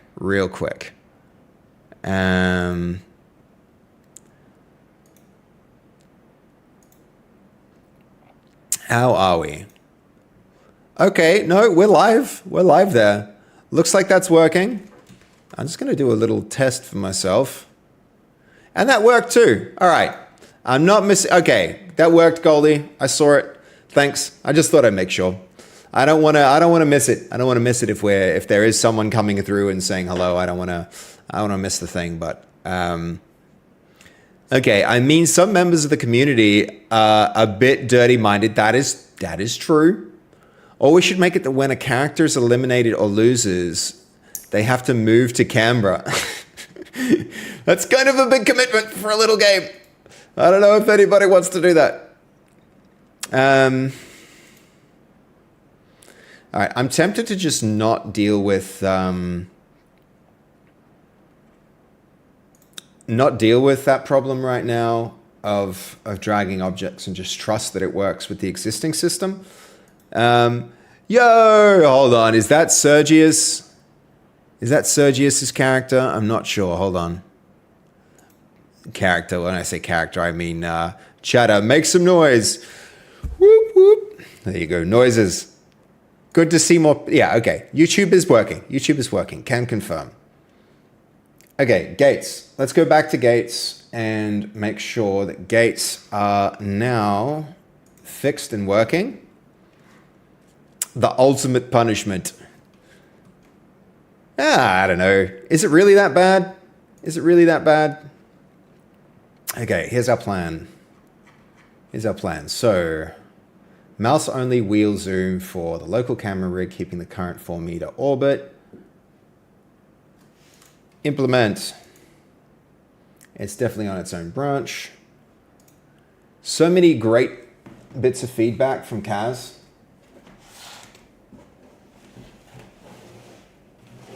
Why is it asking me about that? Definitely not.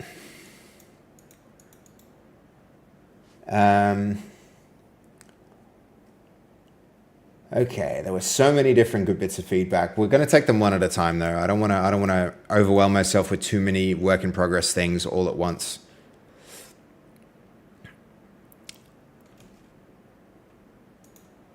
Okay, this is now smoother. We have more we need to fix on this main menu too, honestly. I need to separate the way the characters work out so that the ragdolls aren't needed in here. And then the other thing is I've noticed that they show up in game, so that needs a fix as well. It is you, excellent, and Casey's there too. Thank you guys, I appreciate that. There's a lot of little emotes going off in the thing there, which is weird. Is that somebody spamming different emotes in YouTube? That's actually kind of cool. It's actually kind of cool. I don't know if the rest of y'all can see that, but I'm the one spamming the stun face. Yeah, that's cool. Why have I never seen that? Someone's spamming hearts. Yeah, I've never seen that. That's kind of cool. It's cool, right, Goldie? Okay, so this is working. Let's just make sure that this now works in game. That was laggy entering the match. We might need a benchmark for that. All right, one thing at a time. Hey, we got the king.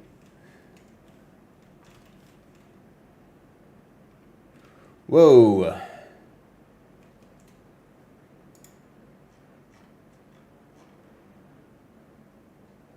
This is weird.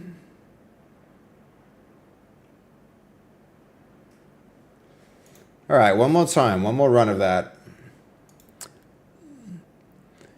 Mylenor, how you doing? Good to see you. Welcome in, welcome in. I hope you're not another person affected by the stream streak thing. Warmonger! Yo! Hello! Thank you for the... Hope you are doing well.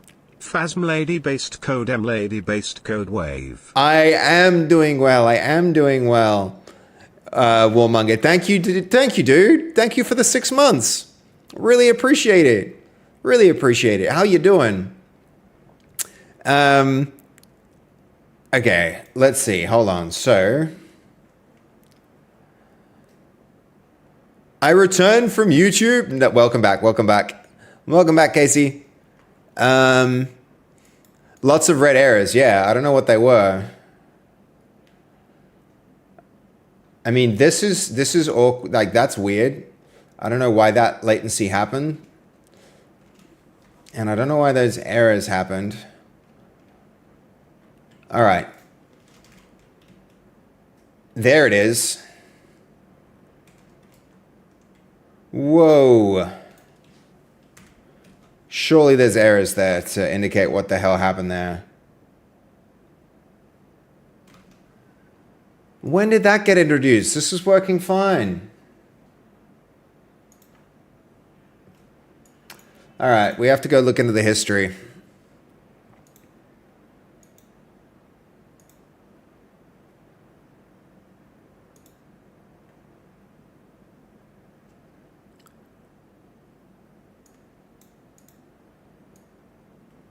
I mean, yeah, that's a thing.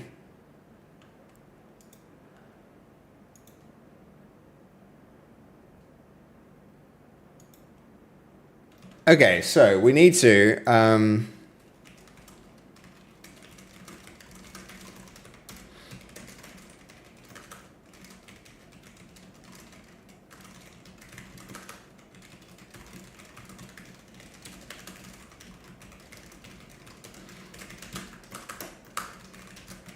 so yeah, we need to solve the underlying problem.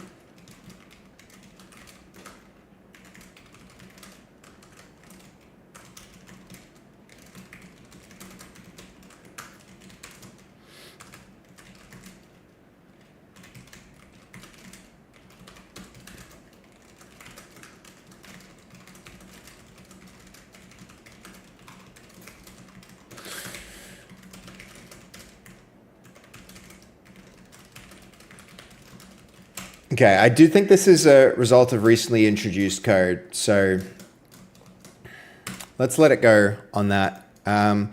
We might be getting close with our spilling branch, but also maybe not. Okay, the full integration currently fails on branch touch chapel space.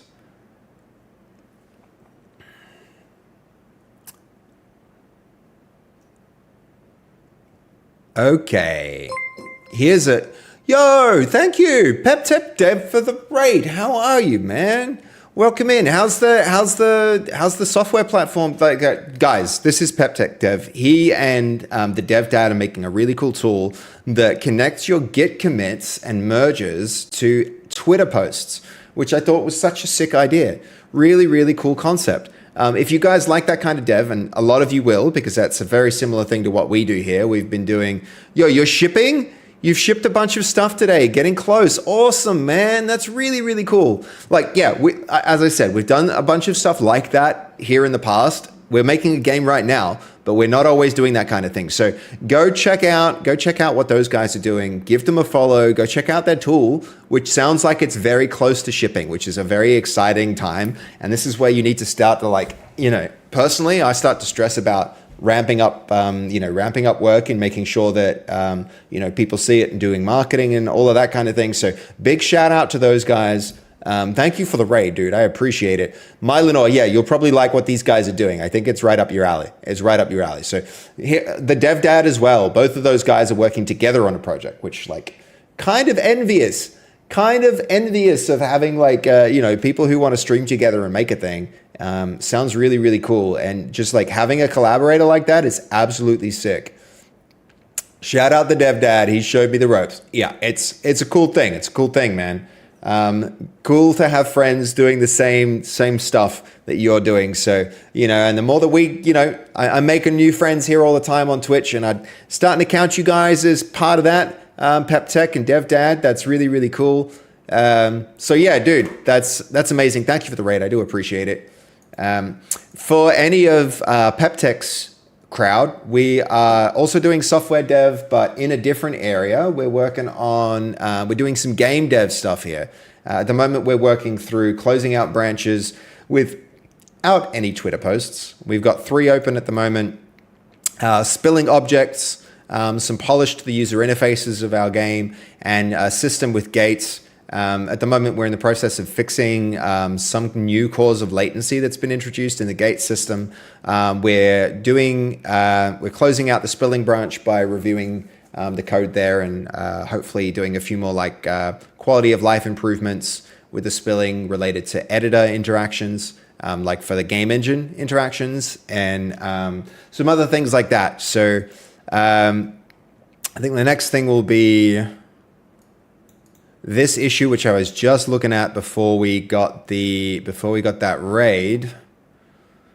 Okay, they contain static body 3D interaction bodies with collision layers, instead of world geometry layers.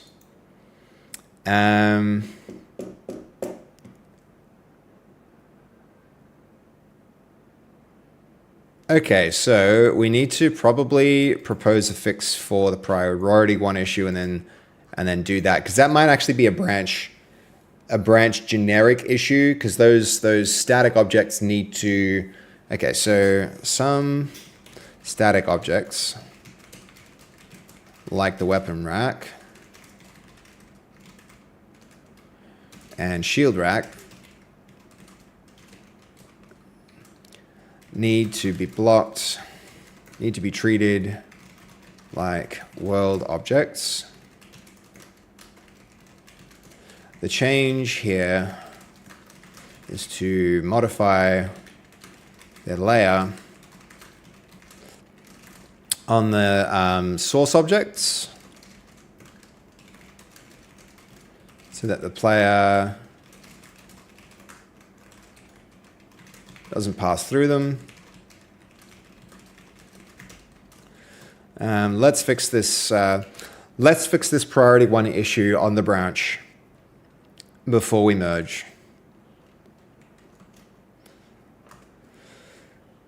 Okay, what else have we got? Sketch only support paths. This is also a priority 1 issue. So that'll be next. So fix the following issue.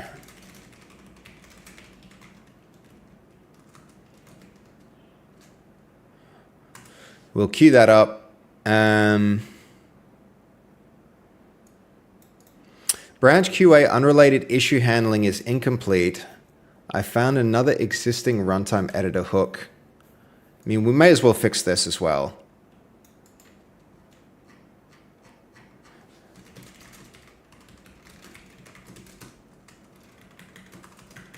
The only thing I don't like about this is that all of this is going to happen on the one set of unstaged changes. But I think it's okay. Like, I don't really mind it because it's like closing out a bunch of important things, all related to like the QA and polish. And I could just list all 3 things in the commit. So, yeah. Should be good. All right, where are we now?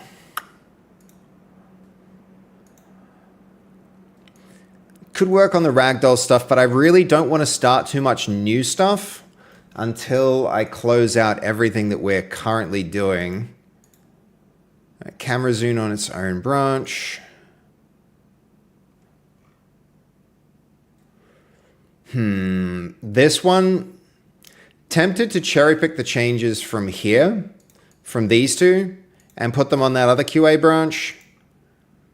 Since there's going to be a merge conflict when we rebase anyway, but they're very similar, so it'll all find its way in eventually. So it's not a huge deal. Okay, the code confirms there's an existing tool hook.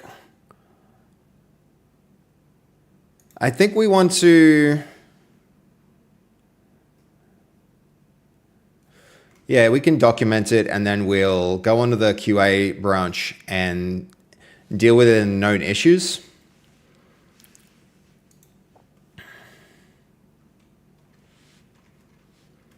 Yep, go ahead, implement that plan.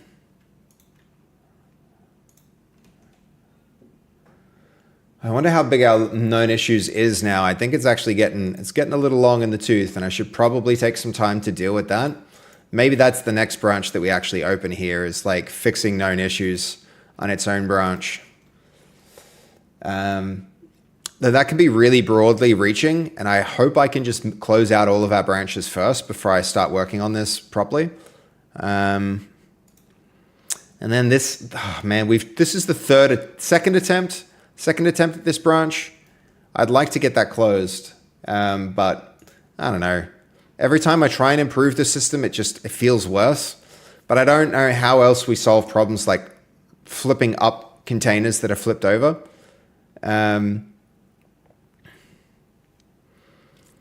Anyway, not a now problem.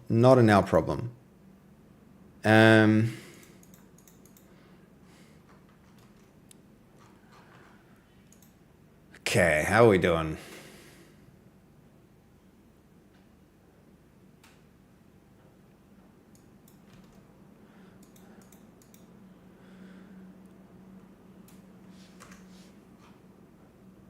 Okay, what else we got?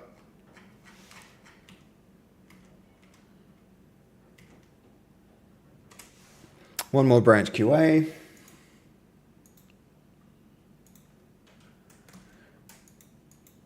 And then we might be close to merging this one out.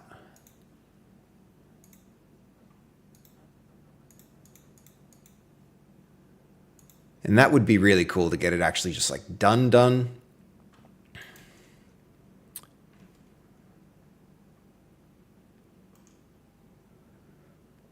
I think, as you guys know, we're running a little overtime with this sprint, which I hate to do. I really hate to do that. Okay. The active gate dragging wakes the gate, which publishers continue to change it. That's not, all right.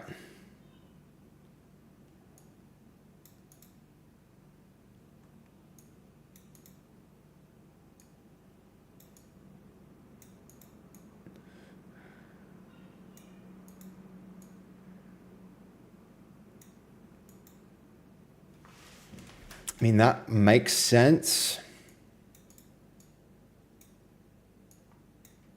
We really need to do a whole network, like netcode optimization pass. So that's got to be coming. Probably ahead of our playtest.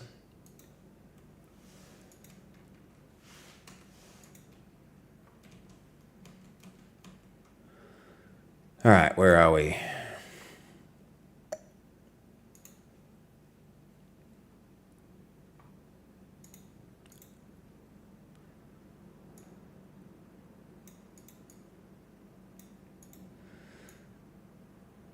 So yeah, a couple of things still to deal with. But it's actually not that much. It's not that much. There's like what, three known issues that need to be done. And this one might even be solved. Yeah, that might even be solved. So, okay.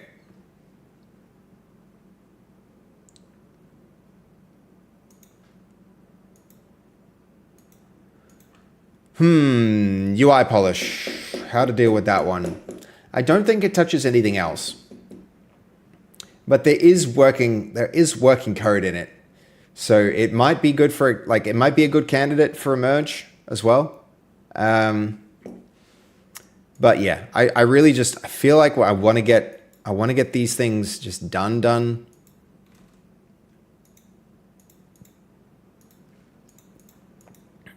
And then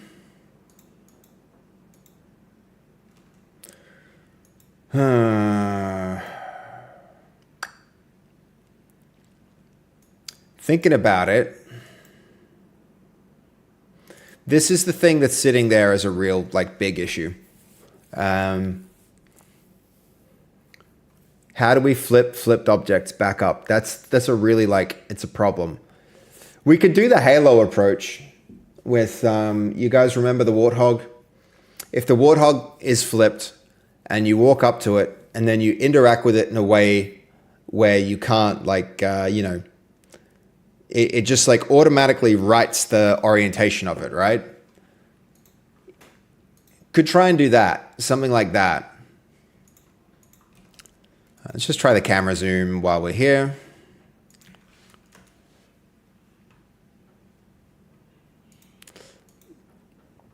That's going to take a hot minute to run anyway.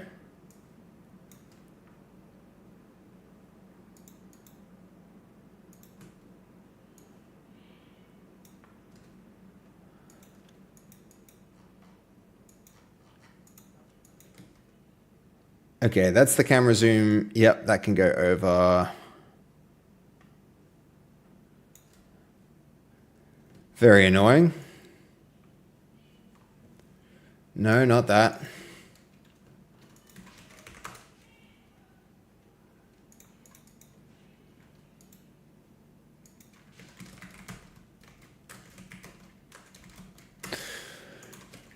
Close that out.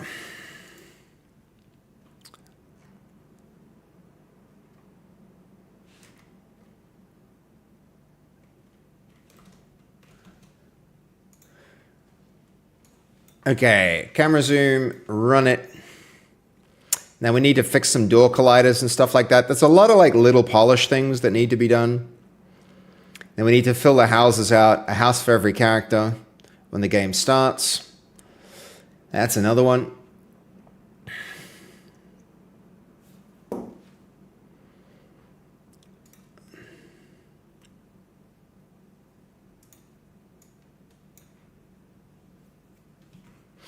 All right, let's take him outside somewhere to begin with.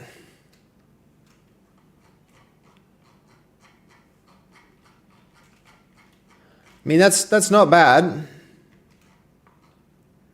It shouldn't come in quite so close.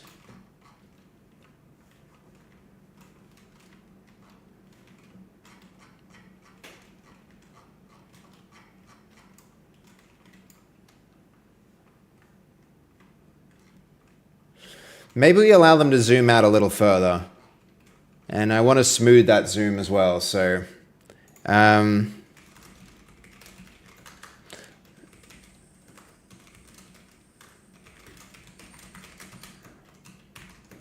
We should change smoothly. Clamp the lower camera distance to greater than 3.5 meters. Easy peasy. Okay.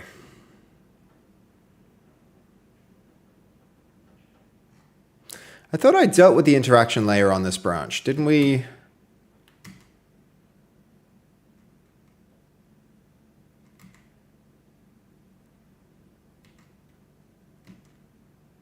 I feel like we discussed this.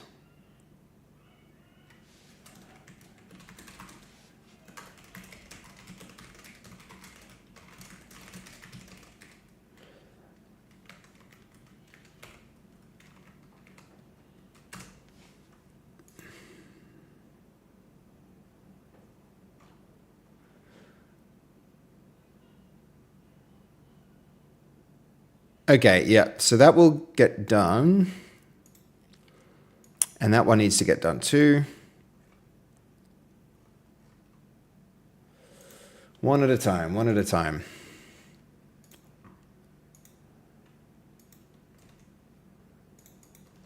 Yeah, what's going on with that? That's actually kind of weird. That was working on this branch and it didn't make any changes. It should have done, but it didn't.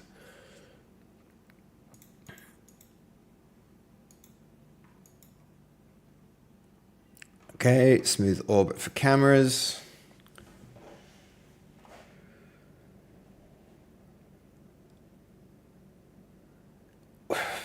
Yeah, we need to fix our grass. We need a way to rotate the characters on the main screen. There's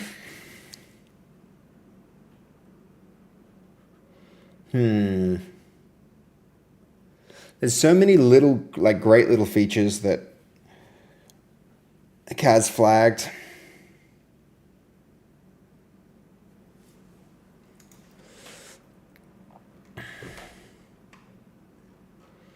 I'm tempted to go and like break off a bunch of the little features and just get them done. Like this camera zoom where they're going to be like low value but low time.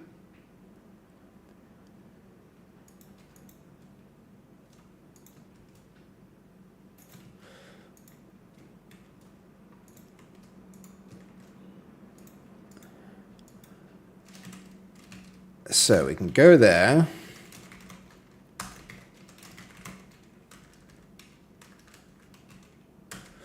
What do we got?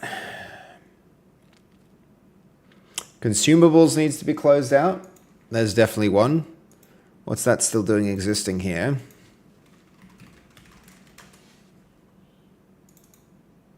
Nothing. It's gone. It's a gone. Gates is still doing stuff. Ragdoll drag actually is gone. Or is it? There's nothing in here. Why wouldn't it be gone? Very annoying. Spilling nearly done. Okay, let's check out that zoom. Take two.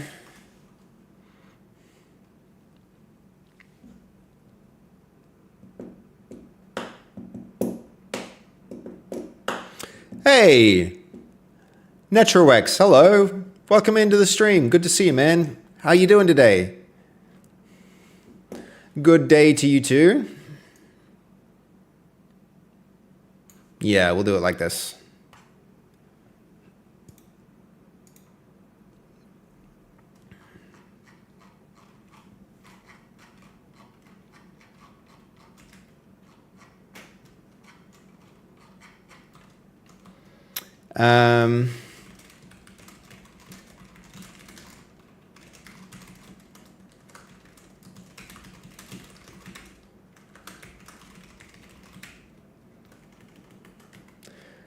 Zoom change speed.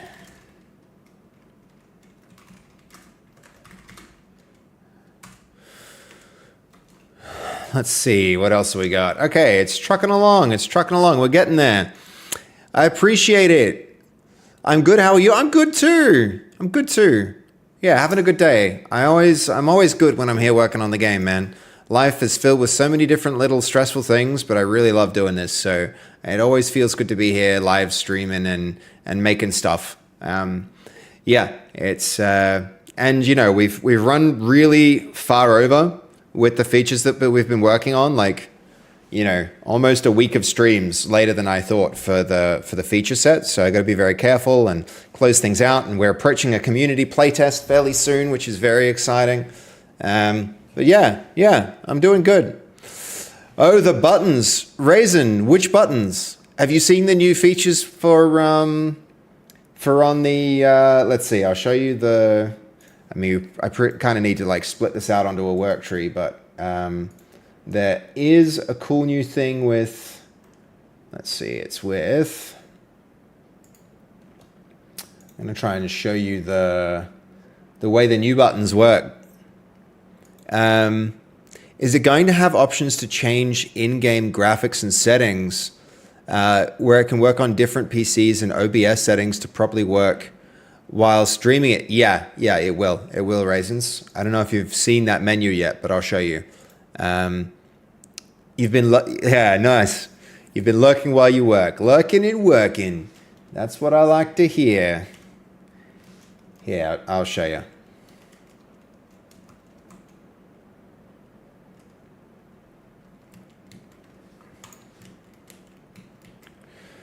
So there are these options, some of which are implemented and some of which are not yet, Raisins. It's but in terms of those settings you were asking about, you can run it in like borderless windowed mode, which is better for streaming. Windowed mode, full screen. You can change the resolution, stuff like that.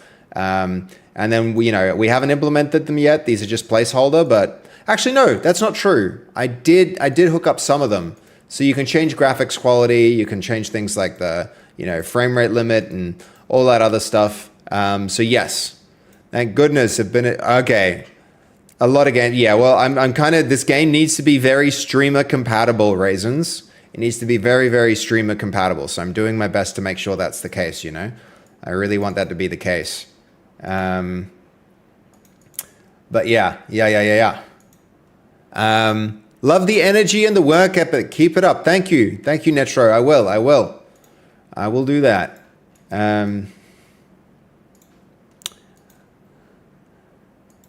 Yes, I figured it, but I thought I'd ask just in case. No, it's like totally valid feature request, Raisins.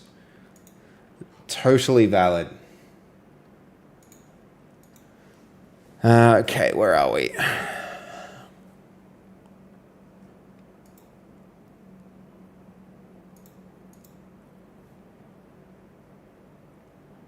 Okay, physical drag. Sketch results still working. Where's this one? All right, let's give this a shot. Camera zoom. Should be able to do this right here on character movement, actually.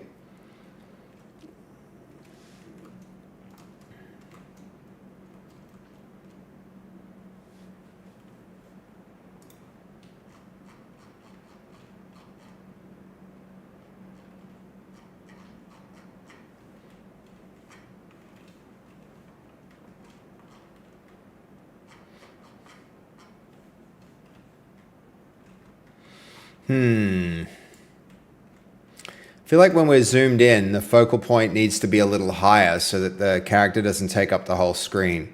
That is an interesting one.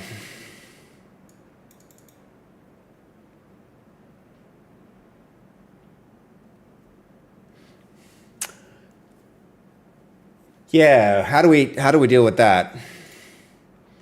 When zoomed in, I mean, maybe that's enough. Maybe that's enough outward zoom.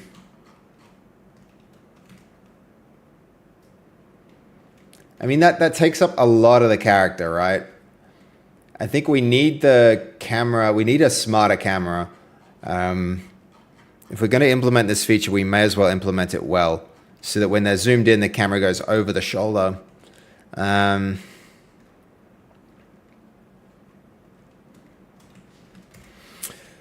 But that's a whole thing, isn't it? I guess this is just like a good intermediary step. Yeah,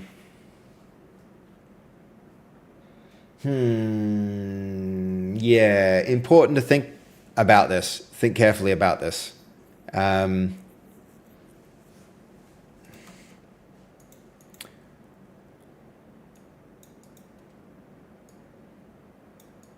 All right, let's give these gates another try, because then with gates done, we'll be able to do like a proper merge here of gates after we get spilling in. So we'll open gates up, give that a go.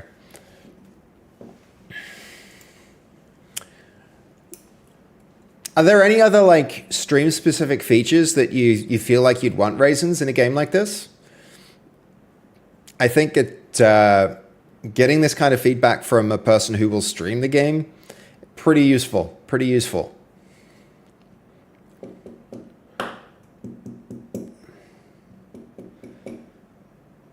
Okay, here goes. Custom settings. Let's go like, doesn't really matter, but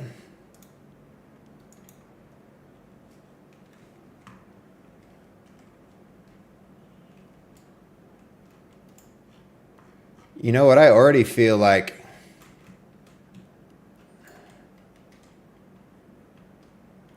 why is that moving away from him?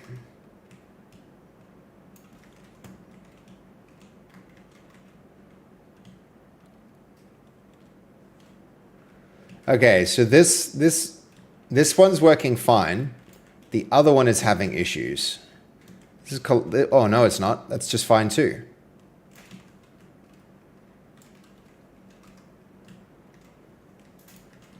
We need to deal with pushing for the gates too still. Unless I only want it to be draggable, which could be a thing.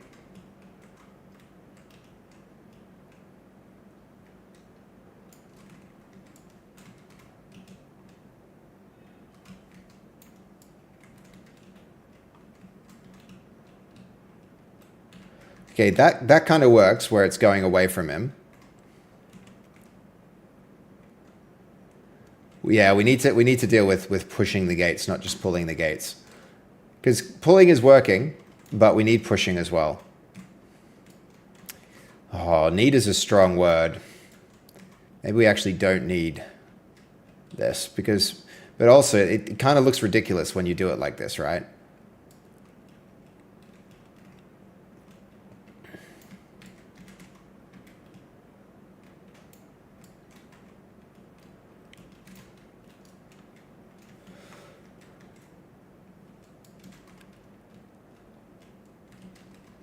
Should we also do a gate for the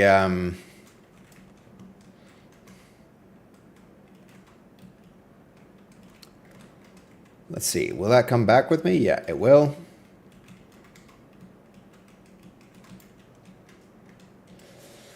So much we need for sound. So many sounds that will need to go in the game.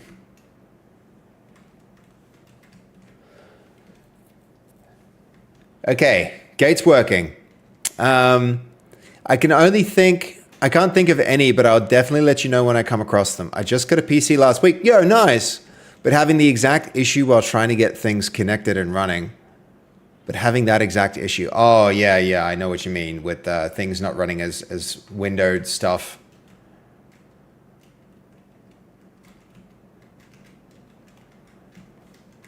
See, here's the issue with the crates as they are, is when they're like this, how do you get them to, like, I don't want it to be clunky, and it currently feels clunky trying to get them to flip over. And then we have that problem. That one needs a solve.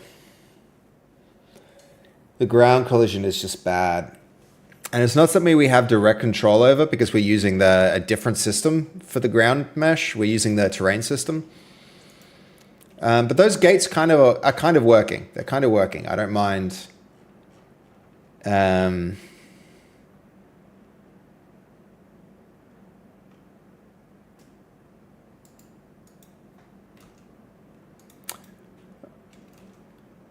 All right, one thing at a time. Let's Commit these changes.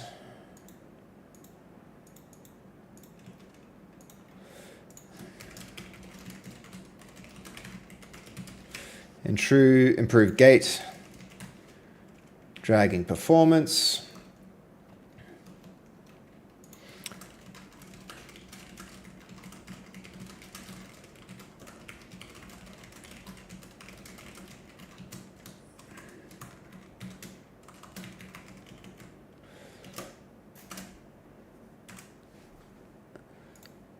Okay, then how are we doing here?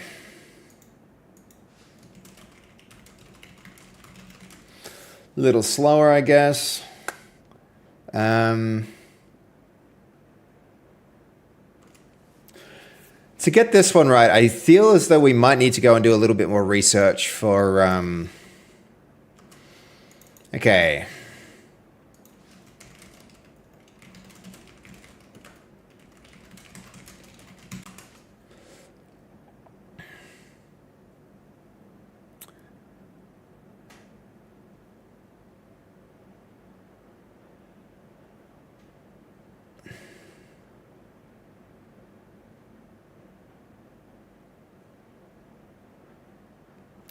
I mean, yeah, this is going to be interesting. There's like...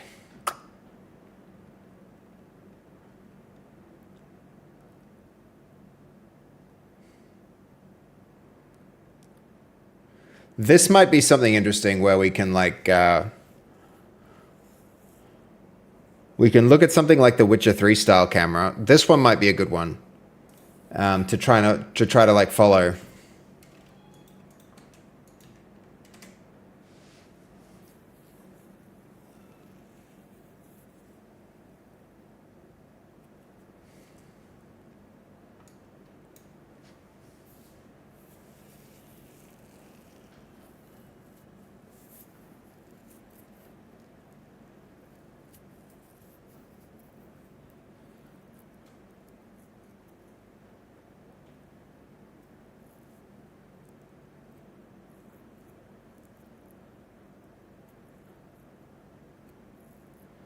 Wow, this talking is terrible.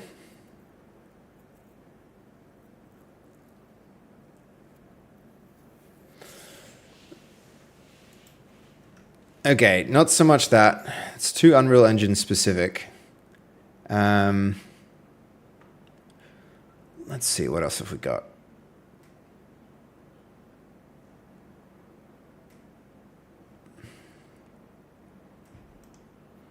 This one could be cool. You're trying to investigate if it's partly OBS or PC settings. Okay.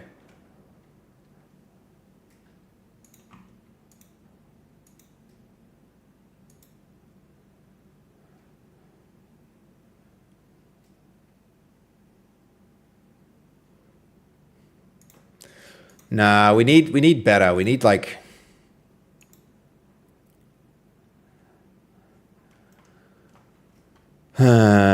okay.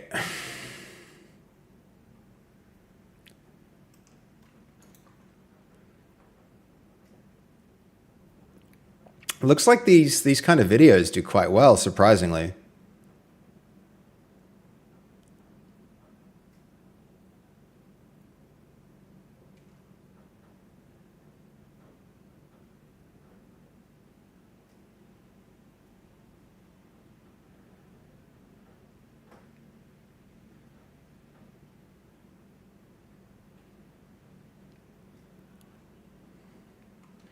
Yeah, all right. So there's some research I think I want to do there before we get, jump too far into that task. But we will get there. We will get there. Okay, you're trying to investigate if it's an OBS setting or if those options you pointed out were easy fixes that a lot of games just don't offer, unfortunately, which is frustrating. Yeah, it is. It is. One thing I can recommend, Raisins, is if you're really having trouble with a game in OBS, you can make it an application window capture and then put that in a specific scene. And that can really help because then it doesn't matter where the window is or whether it's full screen or not. You can just like capture it directly. And that, that helps solve problems, because otherwise you're capturing a display and the display requires the thing to be up, and if the resolution changes it'll break in your scene and all that other stuff. And if you just do an application capture, a lot of those problems you don't have to deal with. So would recommend that as well. Yeah. Okay, fix the collision layer issues. Some don't still, unfortunately, but I will try that again. Thank you. Yeah, no worries. I mean, I hope it gets, you can figure out and get it solved, because that is an annoying thing.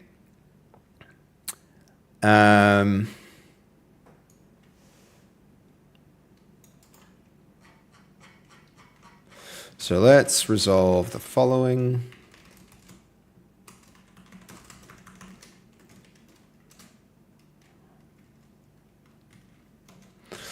Have a plan for that.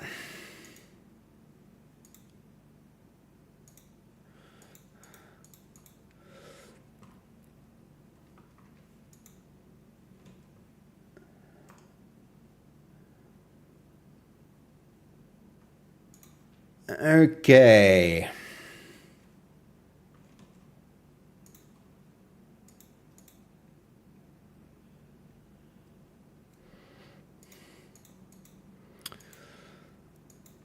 All right, camera zoom. Yeah, this one's interesting. I'm in two minds about whether I just use a simple camera controller or go for like a more sophisticated one. It is an interesting, it's an interesting take. It would be cool to do like a combat camera for when you hold weapons. And then like a normal camera for just like moving around could be really good. But,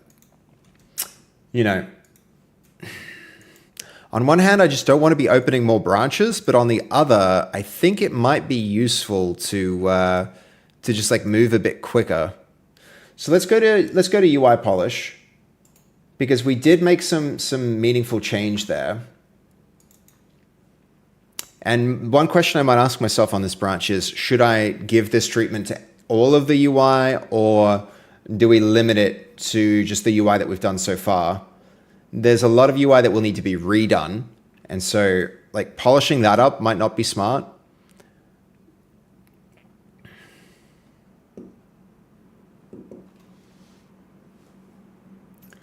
Let's see, get rid of this one.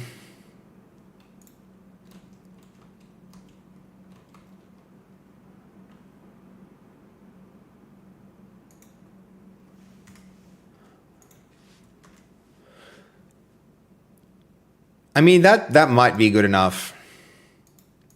We still have to redo our options menu. We have to, I mean, the skins are looking okay. The in-game menu is all right.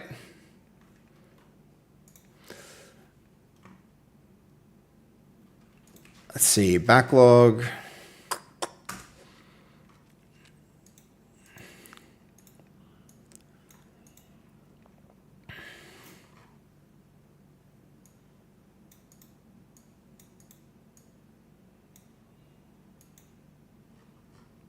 This is done. We need to kind of reevaluate what's finished against the state of our branch. So maybe that's what we do. Maybe that's what we do here. So we use this to go to client, codecs, resume. And then from here, we're going to evaluate current state of the branch against. Actually, we need to check out master before we do that, really.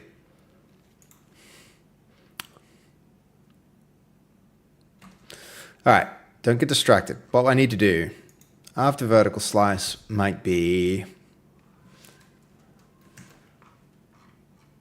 where's our polish?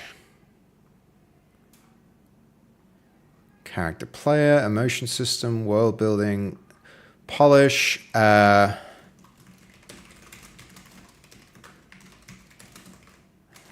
With our skill.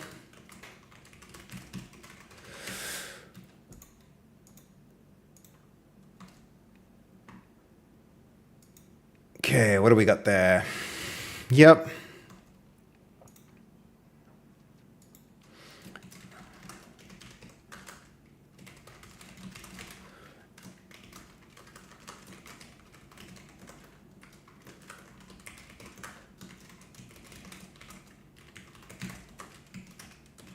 So one thing I do want to do here is also note that we want to note that the skill doesn't distinguish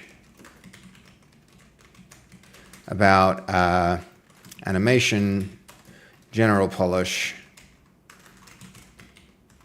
but it should.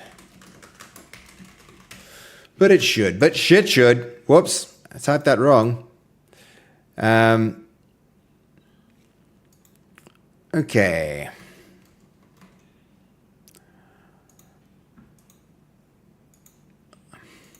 With that, then I think I will merge. So we're going to go master. We're going to merge this in. We're going to create a merge commit to show that the work happened about a particular distinct feature, which means anything not currently calculating here, which is nothing, can be rebased, but that's a yes. Okay, where are you here? Camera zoom, let's give that another run.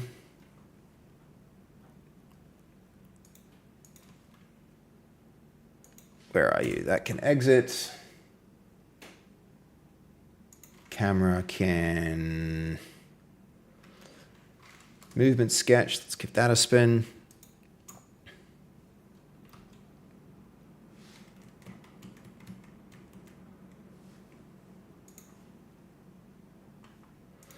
Okay, where are we? You'll do. Zooming out, zooming in.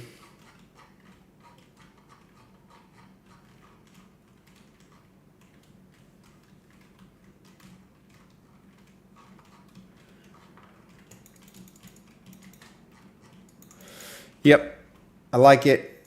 I can't really anticipate any issues coming up from this, but let's still go and make a commit for it and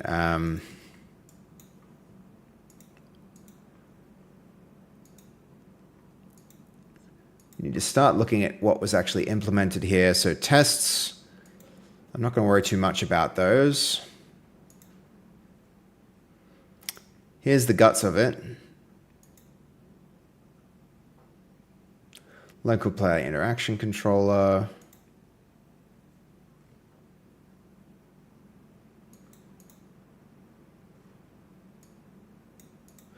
We do need to go deal with, so we do need, yeah, there is one thing we need to test for this branch. It's going to be this.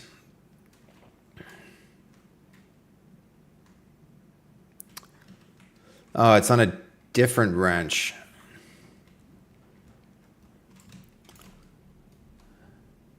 Where are we with that one? That's not too far back. So we should be able to do this.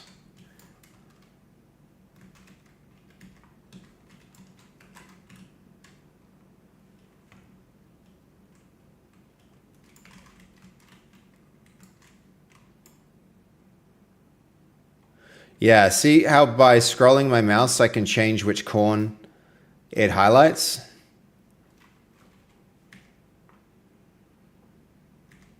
And takes. So that still works.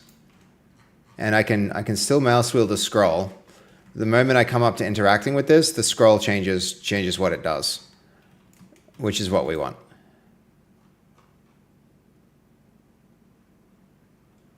Yeah, good. Okay. So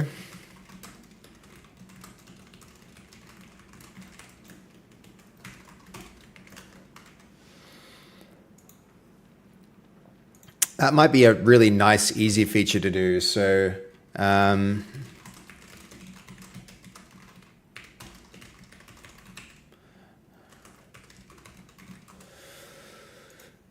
Oh, look at us, guys. We're actually merging.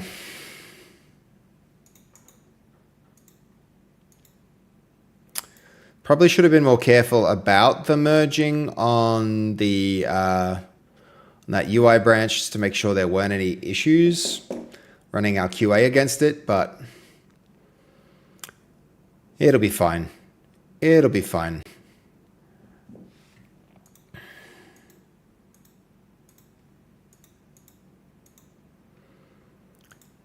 All right, this is our main branch.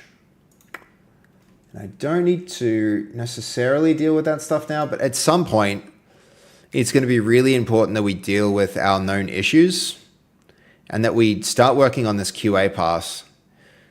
So what we could do here, just to get it going,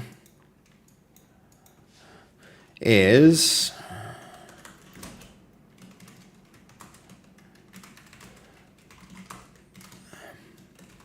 go in a client, go find the actual worktree add commands. This is going to be the QA pass, and that's called, I mean, right here we should jump onto it and make sure that it's all the way up to date. It is. So, oh, that's not true actually. It's not. We'll do that in a minute. So we're going to copy that branch name. This is not going to be camera zoom. This is going to be QA refactor.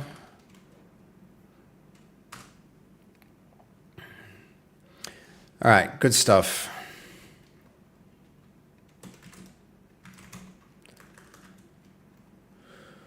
If I go one directory up there, go to work trees, going to go to that QA refactor, let that finish its thing. Okay, that rebase is done.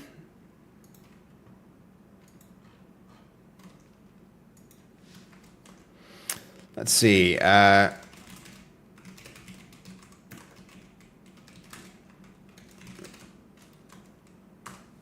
We'll do QA there as well.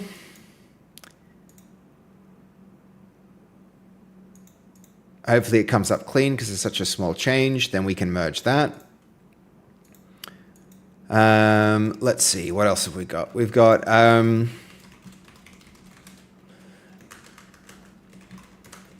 going to go codecs here.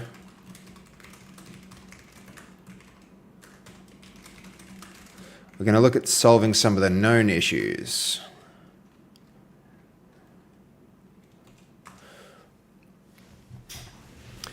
Hopefully we can find some priority ones and get those knocked down.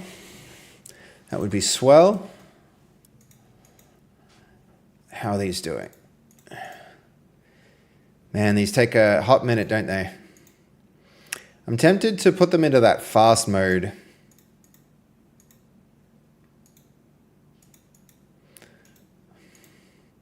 Just since we've spent like some time away over the last few days, we might have a few extra credits. So next time we do that, we're going to go fast mode for the next thing we do.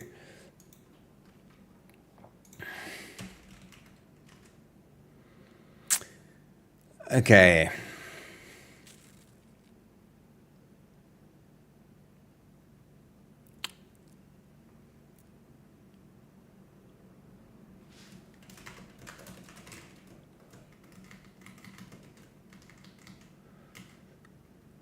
Okay, one more branch QA there. And then we can rebase this.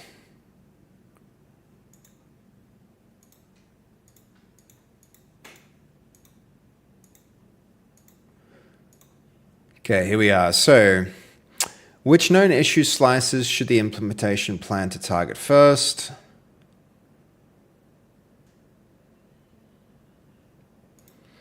Why is that there? That probably should go on spilling.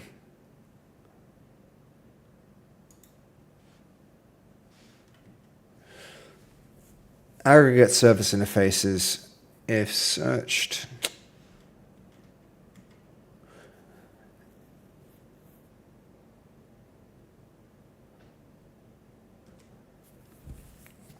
That one.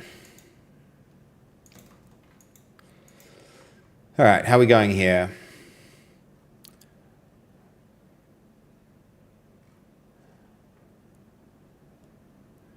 So this is our grip issues. Let's rebase this one. That one can rebase, solve, then we'll be looking good for that.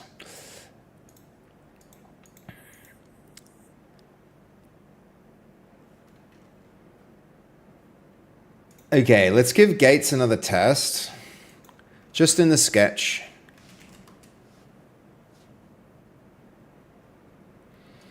And maybe we actually do skip on to working on like pushing the gate here.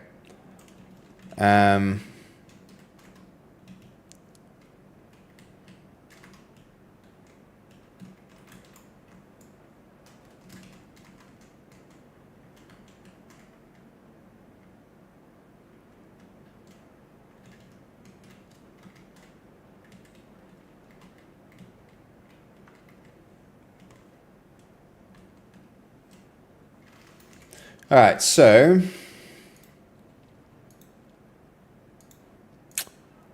I mean, here we are actually working on gates. It's doing the rebase, so that's probably fine to leave. Okay.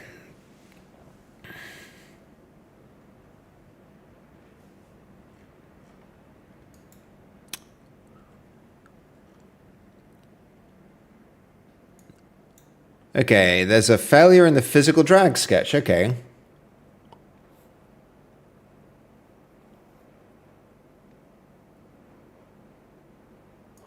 Yeah, we need to solve that for sure. Physical drag sketch failure. The targeted group now fails this.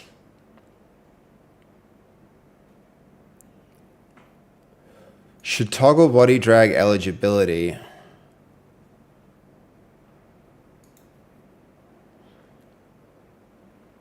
All right, let's try this one. Physical drag sketch, and this is on the spilling branch. So I'm going to go to the spilling branch, try the physical drag sketch. Hey, Math, how you doing? It was good meeting you at Fortress the other night. Yeah, dude, sorry. It took me a while to connect the dots, dude. I wish we'd actually now that you say now I'm actually connecting the dots a lot more closely than I wish I had done. I wish I'd done that on the night. I recognize you, but I didn't connect the dots as it being you, Math.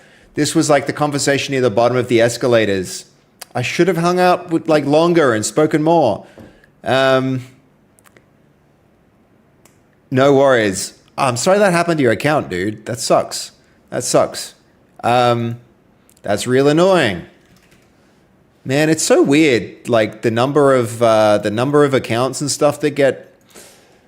Did you tell me like what you stream by, the name that you go by? I should have really just. God dang it! It was cool. It was cool to see you. I'm sorry that I didn't hang out more. That would have been better if I'd realized, Math. I'm only now really connecting. Like yeah. But yeah, very cool. How did you like the event? How'd you like the event, dude? Did you enjoy the show? It was pretty cool. Damn, Seb, no, I'm not famous, Job. I'm not famous. I'm a little teeny tiny streamer still. We're working on it, but I think we got a long way to go before that's true. That's for sure. Okay, let's see. Where's our sketch? Here's our sketch. F1 there. It was pretty cool. That was my first LAN I've been to. Yeah, it's I mean, it's not the first LAN I've ever been to, and it feels pretty different from from the old school LANs. Like once upon a time, LANs were like you would bring BYOPC type of deal. That's very different feel to what we had at the event there. But it was still like really, really fun. Absolutely amazing event to be a part of. What am I validating? I'm validating here. If I F1 here, we're looking at the physical dragging. And the test that failed was apparently if you change skin, you can't do the drag. If I'm reading it right. Could be wrong.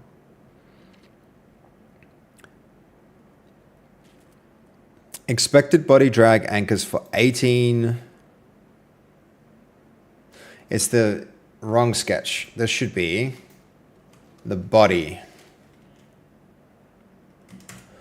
No, it was really cool. Really cool to meet you again, Math. It was just super familiar, but I couldn't connect you to your name. Next time, just be like, it's Math, or anybody who ever comes and says hi. I really need to know Twitch names and stuff. I don't know. Maybe you did say it and I just didn't hear you in all the noise. All right, this dragging is working just fine. I will. Excellent, excellent. Thank you. Yeah, no, it was such a cool event. I'm really glad I got to be a part of it. That's why this was what was happening. If you change the anchor, can he still drag? And he can. So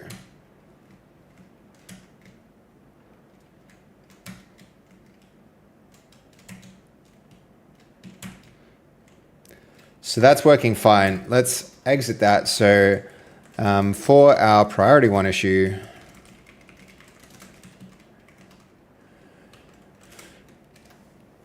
I've just manually tested the sketch and found that you can still drag a body after changing characters. So it may be a false failure in the test, not a problem with the issue itself. Not a problem with the harness feature or sketch. Remove the failing test. Confirm that it's still failing, and if it is, remove it.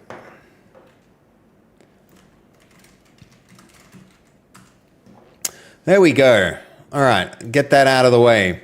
Did you watch enough of the VOD? You needed to have watched until you get a notification from the Twitch streak was saved. Yo, okay.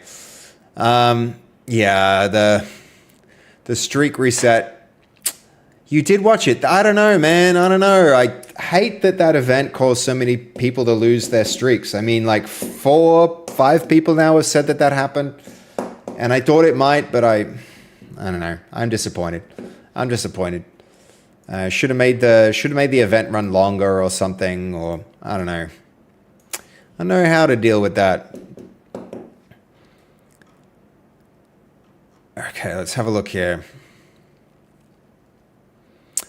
Clean up the PPP audit section. Change country service declarations.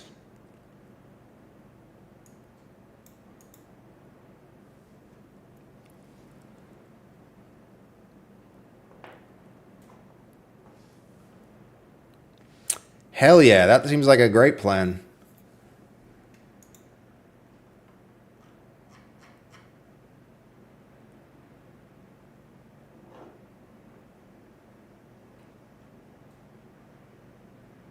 It's interesting that a lot of these aren't used.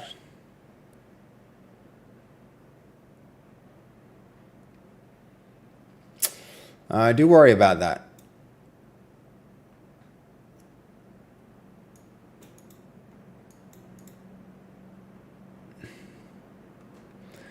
Let's read more context.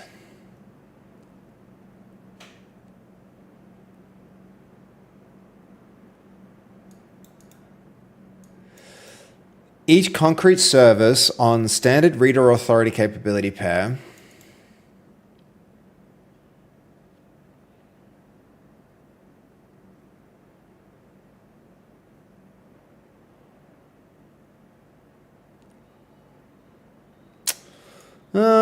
I don't know. I kind of do like the centralized services.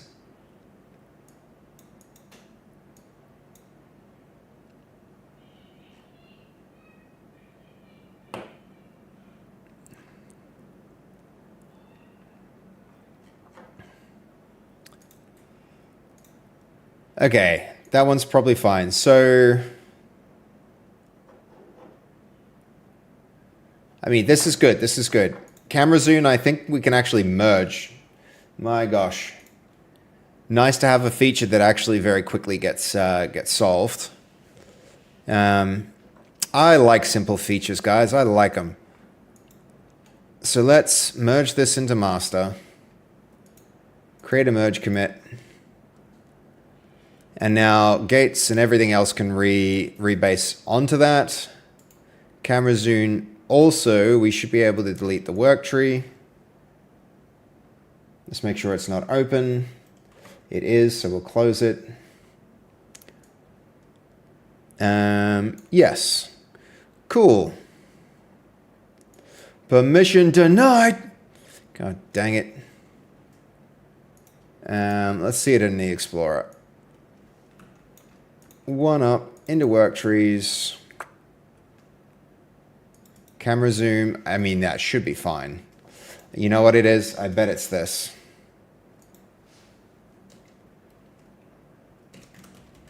I just need to go out here.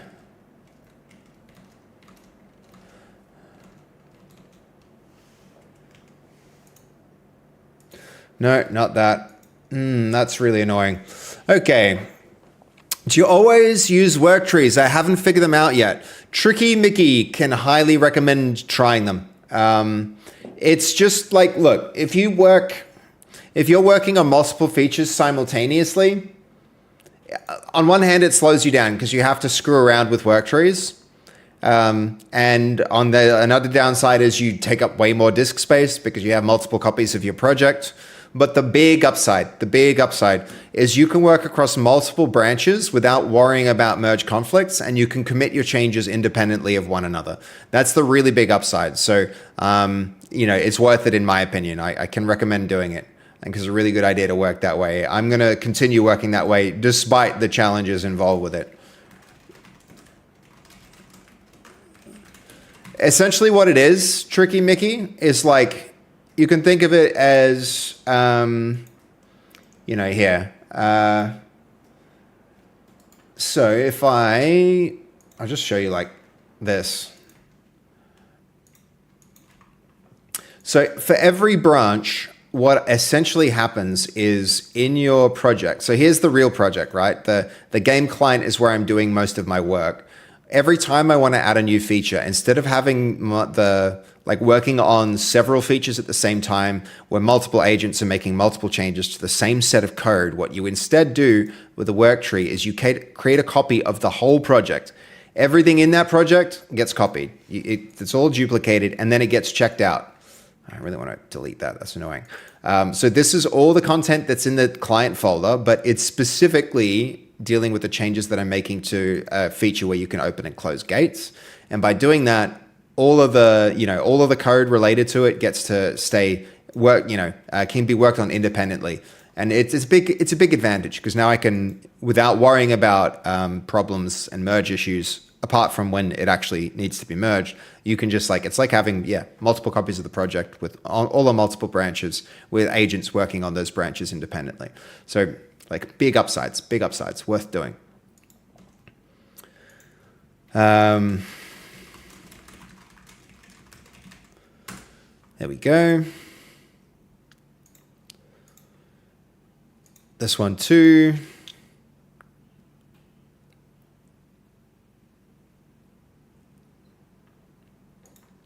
Okay.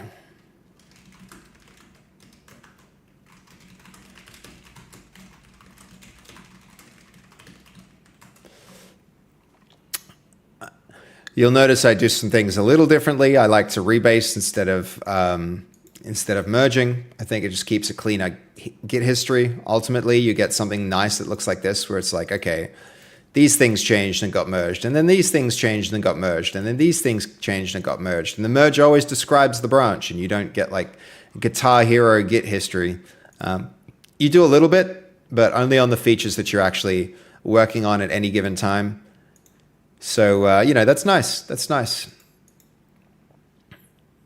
Okay.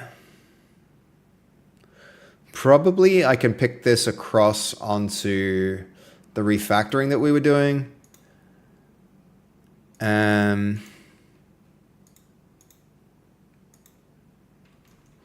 Did I rebase the gates? Yes, and there they are. Successfully rebased.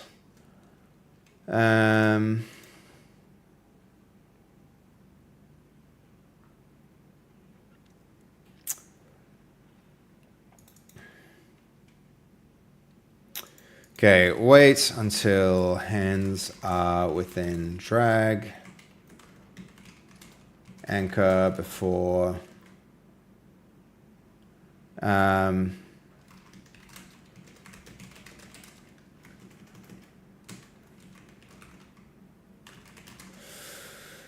yep, that all needs to get staged. I need to validate this.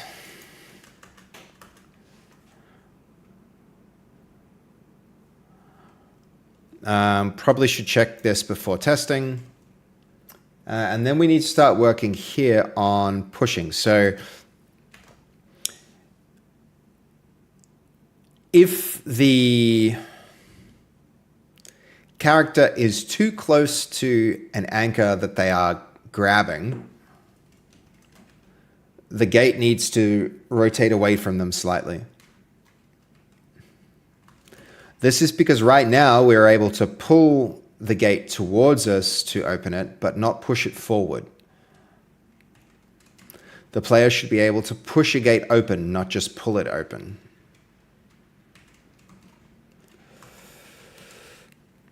Okay, spilling is rebased. I'm pretty sure now we'll give it one more QA pass.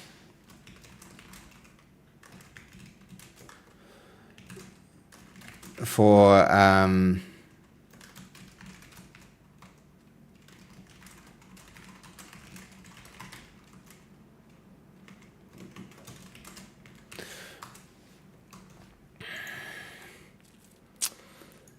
okay, aggregate service cleanup. Cool.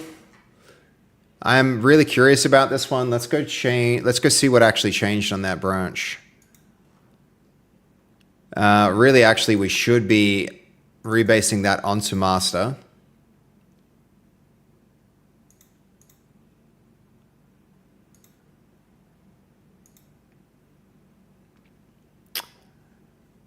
Okay, we got rid of the service because they're only authority, so that does kind of make sense.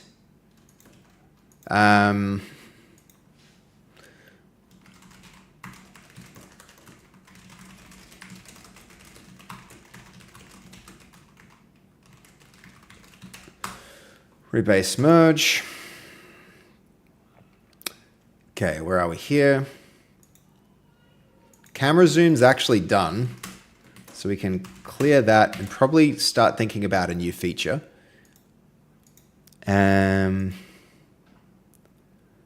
Okay, the current force pulls a path pulls the anchor toward the hand. When the hand anchors are nearly coincident. What a word. Okay, the spring has almost no useful lever arm, so pushing into the gate does not create a hinge torque as it expects. I need to lock one behavior choice before writing the plan because it affects whether we stay purely physical or add a direct angular nudge. Okay, how should the gate respond when the held hand and anchor gets too close? Physical assist. Add a small tangent push force through the existing hinge physics so dampening and momentum still behave naturally. I think this is fine. I don't even need to read the others. This is what I had in mind. Angular nudge would work as well. But I think making it a tangent just will be better. It's gonna make the twist happen in the right way. What should define too close? Existing pull dead zone. When the current minimum effective pull distance is... Okay. Use the current minimum effective pull distance. So the push assist starts only when normal pulling loses leverage. Use the larger grip contact range so pushing starts earlier and feels more permissive. I think pull dead zone is fine.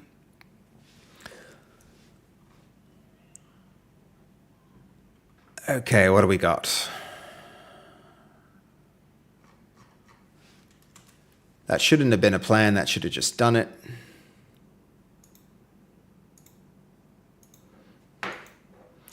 All right, what are some other changes we could actually make from our backlog here that would be useful?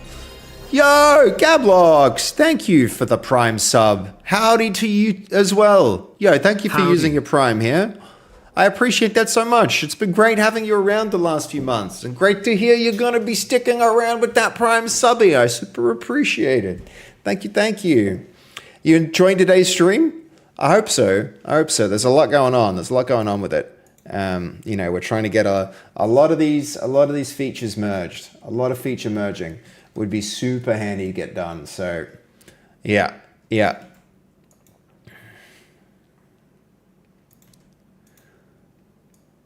Just joined in. Nice. Okay.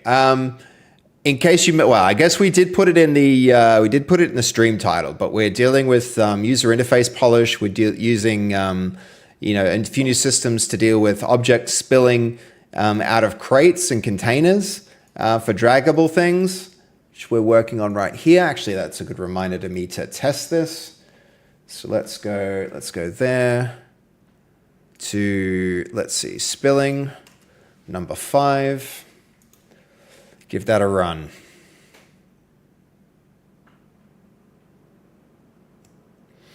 Okay, here goes.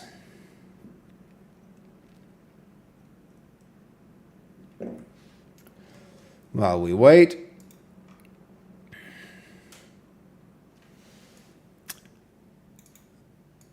synchronize small, yes. One thing we haven't checked on this branch is observing this with multiple players over network. So yes to that.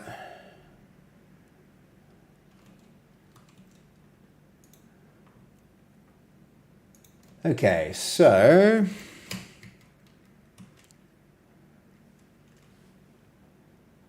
why is 5 not here?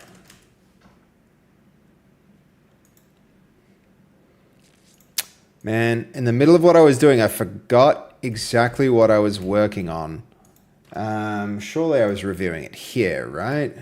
Yeah, that's right. Okay, so we're going to go straight into the chapel, and I'm going to make sure that I can't collide with the. We're going to make sure we can't collide with the weapon stands. Wop wop. So that did not work. We can collide with that. And we can collide with this. I'm not too worried about the wall one, but this is the issue. This is an issue. We need to be able to collide with that. So do you force physics, etc. get resolved over the network? Or is it just effective movement for these objects? It's resolved over the network authoritatively, Tricky Mickey. There's like, for some instances, wherever something is directly controlled by the player, it's client authoritative and then host validated. So we run a lot of like local simulation for, the movement of the character, for instance, their movement through the world. Like all of this is directly responsive, like it's instantly responsive for the character's motion. But then in instances where it's like, hold on, what branch are we on? So things like this, if I drag this object, this is being simulated on the host, host, and then sent to the client in a simulation tick. So if I'm dragging this object around this is why it feels a little bit more loose and disconnected than it would be if it was a direct controller action.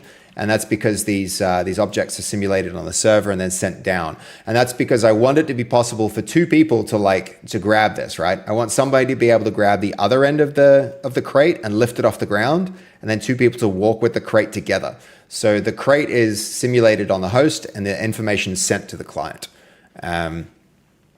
Correct. So if there are 2 players on the gate, that's not something that the player has authority over. It's something that the host has authority over, and it's synchronized. Like, what's it called? It's fanned out. It's fanned out to the clients. And so the clients send their inputs to the gate. The gate motion is affected. It's calculated on the host and then propagated to the clients. Okay. I think Where are we with spilling? Still working on spilling. All right, lots of things rebased, which is good. I believe I'm doing work on QA pass there, which means this balancing, this might be something we can... I'm going to go here, onto this work tree. I'm going to merge master into that just so we can reuse the already duplicated merge tree. Hey, Tricky Mickey, thank you for following, dude. I appreciate you, man. To be honest, I thought you'd been in here before and you were already a person who'd been following. So, dude, thanks for hitting that button. Now you might get go live messages and other cool stuff that means the channel will grow, and I appreciate it a lot. Okay, fast forward if possible. Yep, we're going to pull that up to date there. And we'll probably do some work on this. Let's just see what folder we're in. Oh, this is a freaking... This isn't even like one of our work trees. This is one of Codex's work trees. That's annoying. I hate how Codex does that, honestly. I think I'm just going to stop using Codex for work trees. I'm going to stop using Codex entirely, to tell you the truth. I'm just going to be using it on the command line. It's so much better there. There are some really nice quality of life things that Codex has, but these are not part of them. Okay, getting some push code coming through for that. Let's switch out to that branch then. This is pushing, this is gates and pushing. Let's run that fence gate sketch. Genuinely interesting? No, thank you, man. I love that. I love that. I really, you know, it's very easy to work in a vacuum. I think it's so much better, though, to work in, you know, work with a community of people, if anything, because, you know, I learn a lot from you guys, and you guys, if you learn anything from me, then it's an extra bonus, you know? Okay, this is still not really working the way that I want, because I want to be able to, if I reach out and grab it, I want to be able to walk easily. That was better. That push needs to be more aggressive so that this can happen smoother. Pulling still works well, but the push motion needs to be faster. Because you should be able to, like, see, even here, the position of the hand is creating more pull than push, which is bad.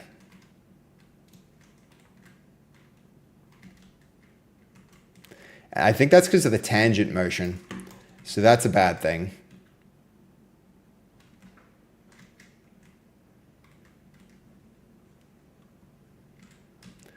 And I don't know that the speed, like increasing the speed, is necessarily good.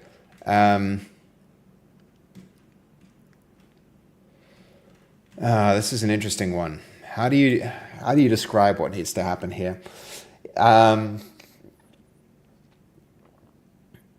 It really has to do with, like, look, if I'm off to the left and I'm walking into this, it's very hard, just from a mathematical standpoint, to determine if... I think we need something smarter.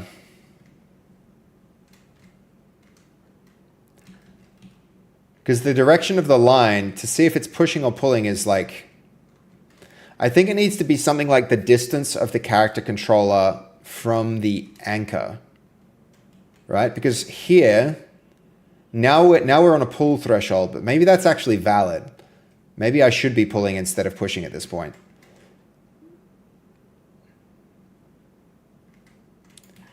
All right, it needs to move away. It needs to move away faster. So, but that's pulling, so that's an issue.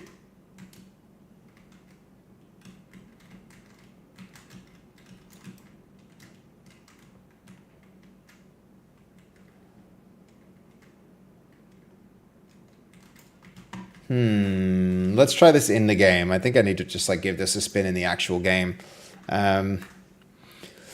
Hey, Harry, how are you? Good to see you, man. Will the viewbots issue get dropped off the counter, or will it stay high? I don't know, Psych. I don't know. On one hand, I have like, I'm a person who like watches the stats. I watch the stats a lot, right? So I'll pay attention to those numbers. I'm too analytical not to pay close attention to that. And so one thing it has definitely given me is some relief from watching the numbers, right? I don't care so much now because I know the numbers are fake. And so I'm not stuck watching it, which is, that's a good thing and a bad thing. But so on one hand, I'm like, it annoys me that I can't trust them anymore. But on the other hand, because I can't trust them, I'm not like focusing on them so much anymore, which is a nice bit of relief. Okay, where is his hand? I really need to fix the ground in that location.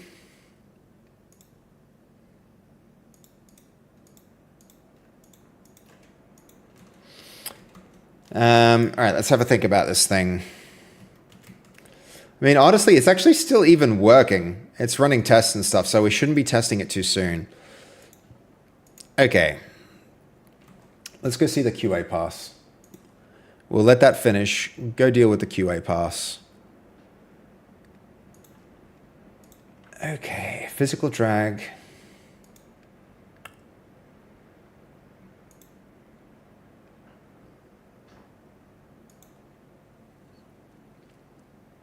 Are we on gates now? We are on gates. That's not where we're supposed to be. We're supposed to be here.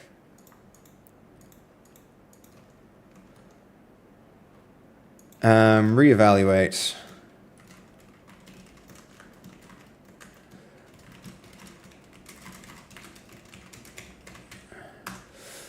Let's move on to the next known issue there.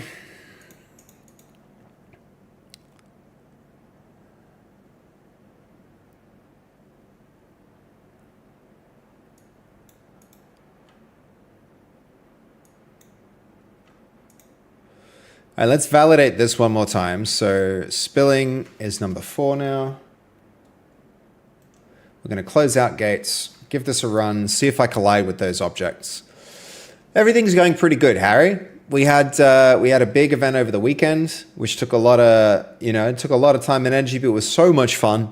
It was really good. It has distracted us a little bit from working on the game, which I'm working on correcting.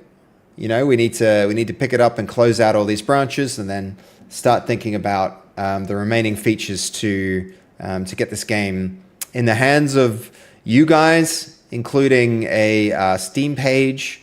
Getting a Steam page up pretty soon is going to be a very exciting event. Do you collide with those? We do collide with that. That's a bad.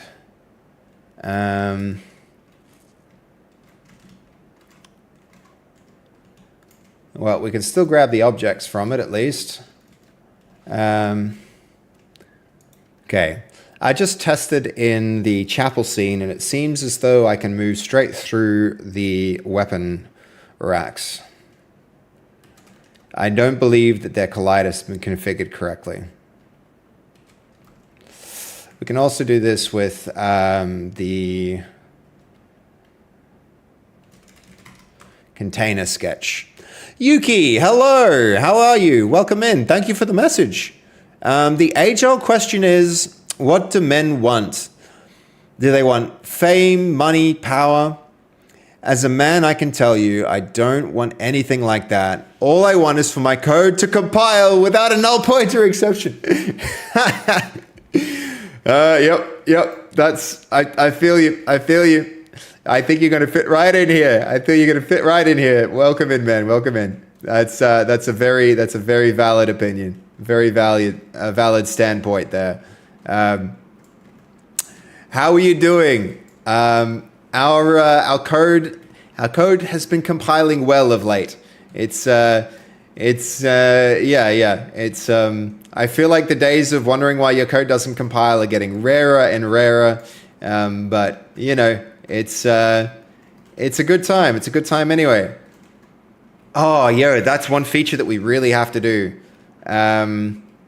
We have to make sure that if an object is near our feet, if it's really close, we just pick it up whether the hand can reach it or not, right? So if I pick this up, I shouldn't have to twist. I shouldn't have to twist in order for the hand to get close.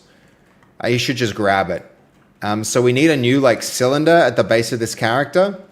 That means that like when the hand is really close, it reaches instead of being like, I mean, it does that, but right here, this instance, this situation, I don't want to have happen, right? I just want like his hand's not touching it, but I think he should just get it. How is it a null pointer exception when I assign the game object in the inspector? You are a Unity developer right there, Yuki Duki. That is the most Unity developer thing that I've ever heard in my whole life. Yes, null pointer exception, null object exception has been the bane of many a developer's existence. And I feel you, dude. I feel you. I wish you much luck in figuring that one out. Have you tried one thing that's really handy for dealing with that problem, actually, Yuki, is to make real clear distinctions between public and private. Make everything, make as much as you can private, and even keep things that are exposed to the editor private, and then use the export attribute on your variables and then assign them through the editor. And that makes it clear that that value, that object, should be only the editor should be interacting with it and nothing else should be. And that can actually go a long way to helping you mitigate that kind of exception in Unity, at least. Does that make sense? Like, feel free to ask some follow-up questions if I haven't communicated it clearly, but doing that can really, really help. Because if you create separations between the objects that the editor is supposed to assign to and things that code is supposed to change, and then make a rule like this information comes in through the editor, you start with it as private. I'm forced to use Unity for school. I mean, that's an amazing thing, man. That's really cool, Yuki. The fact that that happens at all is like, that's brilliant. I wish I had Unity at my school. There was no such thing when I was in high school or primary school. So, the fact that you get to use Unity, I'm jealous. I'm jealous that you get to do that. But yeah, one thing you can do to help that, I gave up and started using find object with tag. Bad solution. Find object with tag can be helpful, but it just moves the problem elsewhere. And even worse, it makes you dependent on strings. It makes you dependent on essentially strings. And find objects, when you're trying to optimize your code, what it actually does when you run that is it goes through every object in your entire scene hierarchy in order to find filter down objects where that tag exists. And I can recommend that you don't do that. The best thing to do is make a private variable, put the export attribute. What I mean by that is this.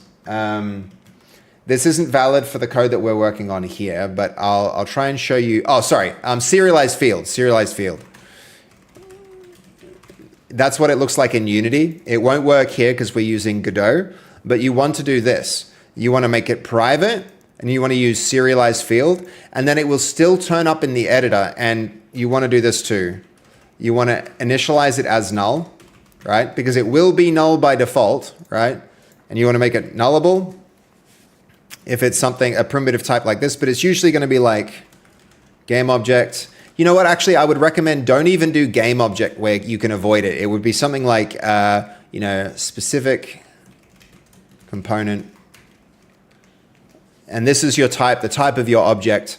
If you want to access something like its material, it would be like, do it like that.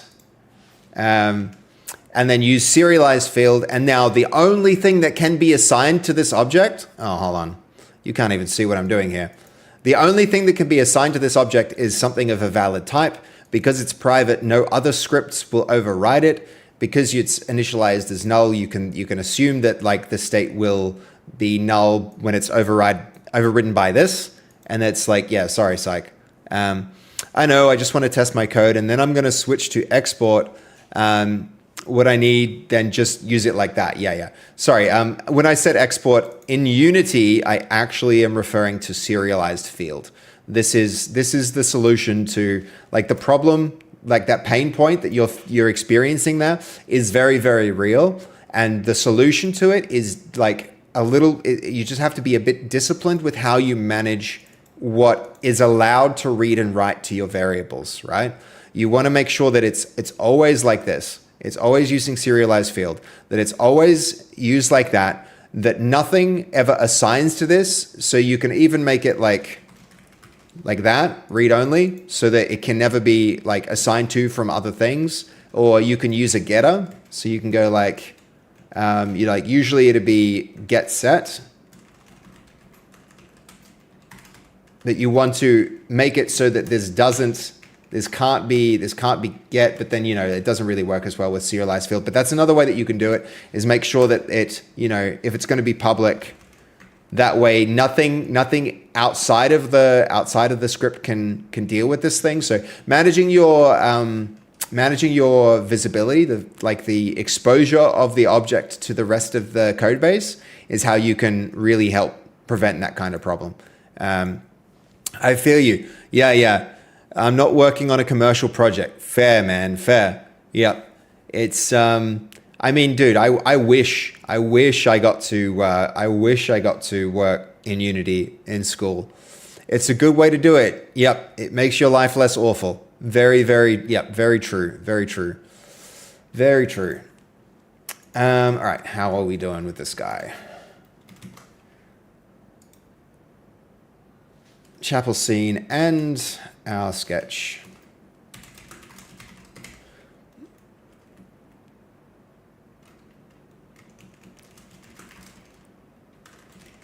Shield. Okay. Gate push assist. Let's check that out. Gate push assist.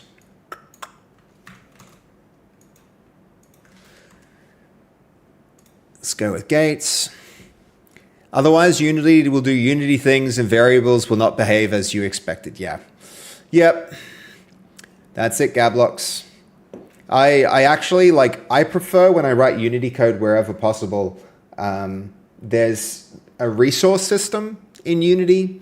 I actually like to manage my objects through the resource system, and then wherever possible, rather than assigning things that need to be instantiated, especially anything that needs to be instantiated, I manage through resources and I load it through, and then I only really use serialized field to create references between scene runtime objects and everything else that needs to be service level. I use dependency injection for services, and that way you wind up with fields that are dependency injection initialize the the serialized fields for objects where presentation is being used and synchronized, and then instantiated objects come in through addressable resources, and then you wind up with a lot less null object exceptions that result as a problem in assignment. It just it helps control the scope of that problem a lot.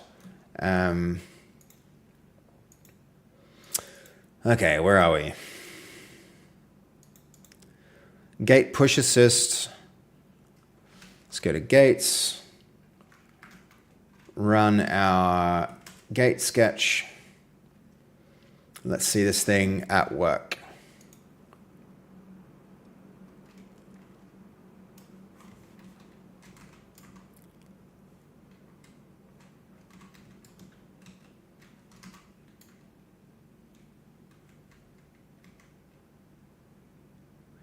Nope.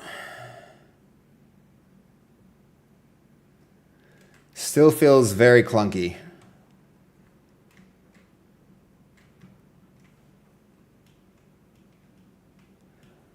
I think I need to change the distance at which it starts to pull. It needs to push when you're much closer. This already needs to be pushing the object out of the way. And I think the push distance needs to start at the shoulder.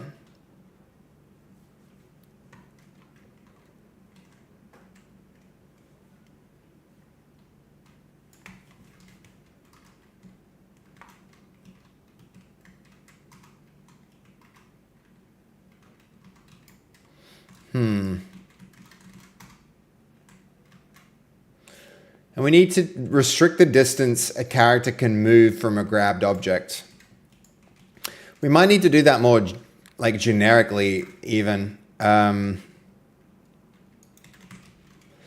let's see, the physical drag sketch would be a good example of where we can handle this.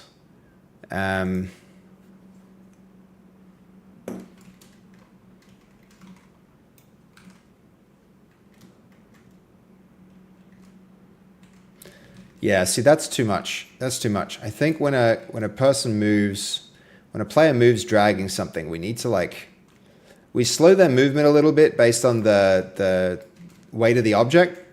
But I think we also need to like push the player. The player needs to be pulled toward the object as much, like to an extent, not just the. I mean, that's a really big change though. That might be like part of our dragging rework if you think about it.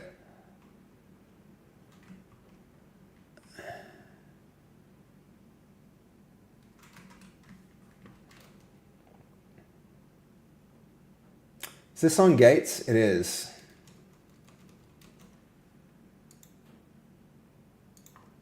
Which is in master, which means something for consumables, performance benchmarking, harness rework, QA improvements, containers. It must be, I mean, is it ragdoll drag? Where did that find its way in?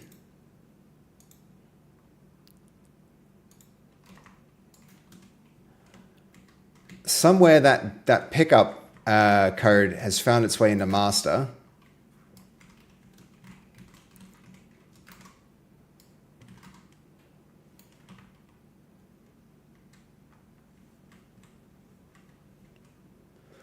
Which is fine, but because this did work quite well, it's just hard to get that to.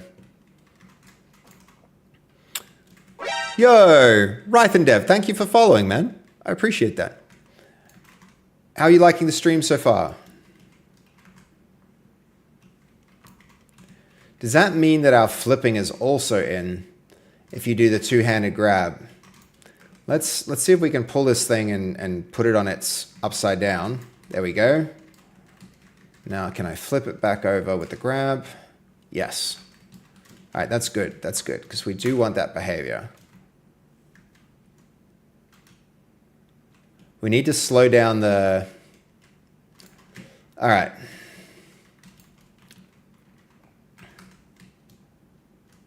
Because this, he seems to give like no...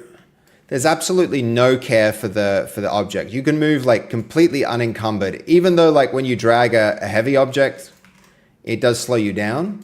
So doing this with a, okay, hold on. Is that heavy or light? Yeah, a heavy object slows you down, but we need something where instead of just affecting movement speed, I think the object should pull on the player as much as the player pulls on the object. That's probably how it's going to go.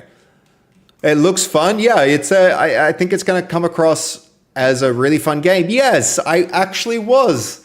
Rythan Dev. I was at Fortress playing Valorant on the weekend. This is what I usually do, dude. This is like I can't believe I got the chance to play with all those like actual gamer streamers. This is what I usually stream, Rythan. So yes, you're absolutely right. That was me. And we've made we've made an aim trainer or a game that I will adapt to an aim trainer. So I'm not completely out of place there, but at the same time, yeah, this is like, usually I'm doing like, this is what I'm usually staring at, man. I'm usually staring at code, not, it's like, I'm usually doing this kind of thing instead of playing games, but told you, bro, you're famous. No, dude, not famous, but it was a big event with a lot of people who watched. So I'm glad that I'm glad that you saw me. And if anything, I think a lot of like growth comes down to recognition. And, there's more chance of you hitting that follow button, Rythan, if you had seen me than if you hadn't. So I'm really happy I got to be a part of that event. It was very, very cool. Even had some good plays, which is pretty sweet. But yeah, no, thanks, man. I appreciate it. So yeah, this is what I usually do. I'm a game developer and I make games on stream. And so this one's my latest project. It's called Not Monsters, and so this one's going to be like a social deduction party game. You can think of it a little bit like I want to be a part of an event like that in the future. Yeah, that would be so cool. It was really great. It was really great. I hope you get the chance, man. I hope you get the chance to be a part of something like that. But yeah, okay. So what I'm thinking, and this might be the wrong place to do it, but we might put in a little bit of work. I mean, maybe we do this just generically with anything that can be dragged. So let's try it. First things first. This means if we undertake this, we'll be trying to solve the problem that we were working on with this branch. This branch has made a bit of a mess of it. So if I delete this branch, and then in our gates, we do something where the player is pulled towards the object that they're dragging, as well as being slowed, then I think that will really help us get the right feeling for the pulling and dragging. So okay, that's going to be a yes. That means that this branch gets in way later than the spelling branch, and the spelling branch honestly might be close to done. So okay, let's see. So first pass pushing. Before we do that though, the distance, whether we're pushing or pulling, needs to be measured by the distance between the shoulder and the hand, not the distance between the character body and the anchor. And the anchor.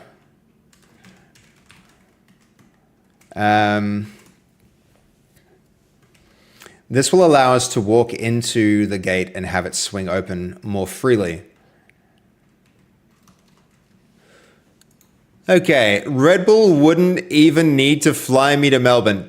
True, man, true. Me neither, actually. I'm also a local Melbourne person. So, but yeah, I was at that event. It's really cool that you were too. Absolutely awesome. I feel like an event like that, you get to meet so many people. So, and it's pretty sweet to see somebody recognize me from that, which is, yeah, it's really, really cool. Yeah, I wrote the Paper Rex jersey there. Okay. Nice. That's, for someone foreign to Australian cuisine, what would you recommend could try and make? Are you saying like, what is an Australian dish that you could make? Rythan's not half wrong, actually. I feel like English people, the national dish is like British food, and maybe for Australians, like Chinese food but yeah, Vegemite is a good one for sure. I mean, we tend to do things like, steak. We have a lot of access to a lot of meat and stuff like that. So a steak is a very Aussie thing. A sausage in a bit of bread, that's one thing that we tend to do. It's we'll do like, and that's usually like at barbecues and stuff like that. It's not a sausage roll. It's a little different.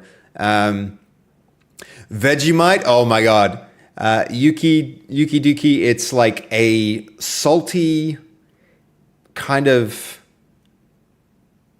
yeah, it's like I don't know how you'd even describe the taste. It's a spread that we put on food. It's like, yeah, it's a yeast extract that it's black and thick and it's quite salty, and we spread it on toast, and yeah, it's something else. What else is really Australian? I mean, we have some really good candy. Yeah. Yeah, Yuki. It's like Lamingtons. That's another good one. That's a good one. So those are like, how would you describe it? They're sponge cake, kind of covered in this like chocolate and coconut mix. It's people who like Japanese umami flavors like Vegemite. Right. Yeah. Yeah, though I don't know. It's like I've tried umami and I feel like it's a little different.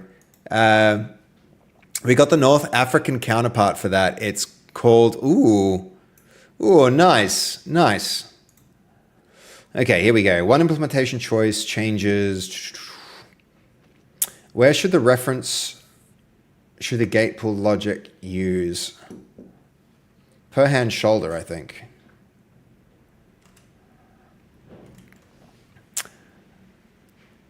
Vaccines had the right authored layer, but all right, so let's try this. We need to try gates. No, we need to try spilling. Spilling? Not spilling. It's not dragging rework. It's not gates. I think it is spilling, actually. Let's make sure that's the case.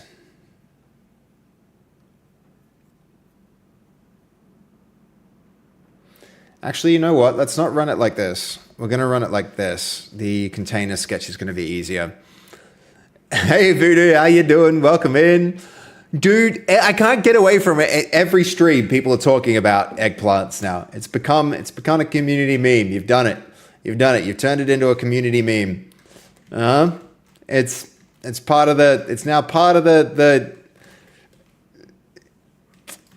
culture here. Oh, did you guys see that? I just surfed on this shield. I literally just did that. I just rode that thing like a skateboard. Oopsie daisy. I'll stick that there. Yep, that's still working. I want to check if... Yeah, no, that's okay. That's okay. Now we're colliding with that.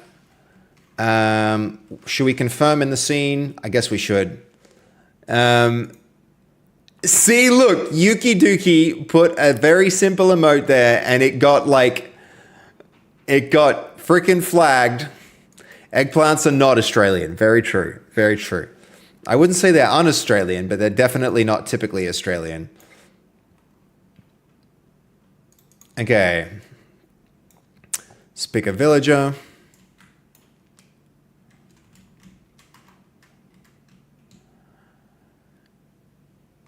We can drag it. Let's see if we can flip it. Yes, we can, and everything falls out. Beautiful. Can we run into that? No, we're blocked. Beautiful. Can we grab one of these? Yes. Can we run against that? No. Perfect. All right. Let's give this thing a test.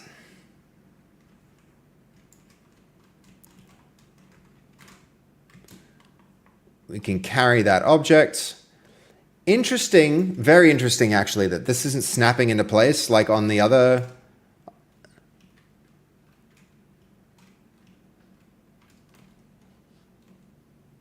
What branch were we on where that was functioning that way?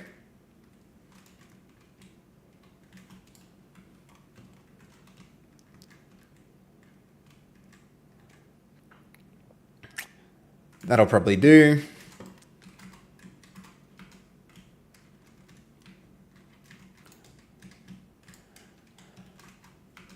Did I just jump on the... I'm pretty sure I just jumped on the corn for a moment there. Didn't even realize that was possible. I wonder if you can do that. That would be hella hard to balance on. Oh my god, I did it. I did it, guys. And it is pretty hard to balance on.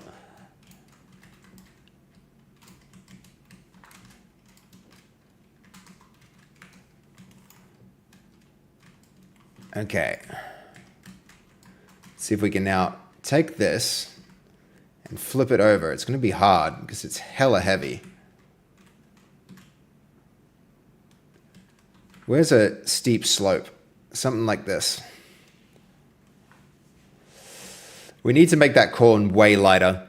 Way lighter. No scope, 360 degree corn. Yep, That's not steep enough. How have you been? Is it WSD to move and Q and E for left and right hands? It is. It is, Voodoo. I play tested with Kaz, and she actually hated it. She didn't like the Q and E for left and right hand. So maybe I'll be removing that feature. But I think we need a little bit more testing to be like for sure about it. But there's a good chance that I'll be doing that. Left and right click currently are reserved for like right click faces the direction. So it keeps you aimed at the direction that you're looking. And left click is attack. So a left and right click, I think, already reserved for something. But yeah, the Q and E is like how you choose the hand that you're going to use.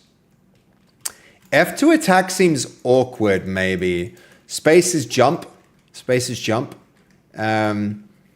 So I think what I might do is make it something like E for left and right hand, and it just prioritizes the right hand first and then the left hand if the other thing is around. Because like how often do you actually, you can do this. You can stand in between it and go Q and E and grab one from each side.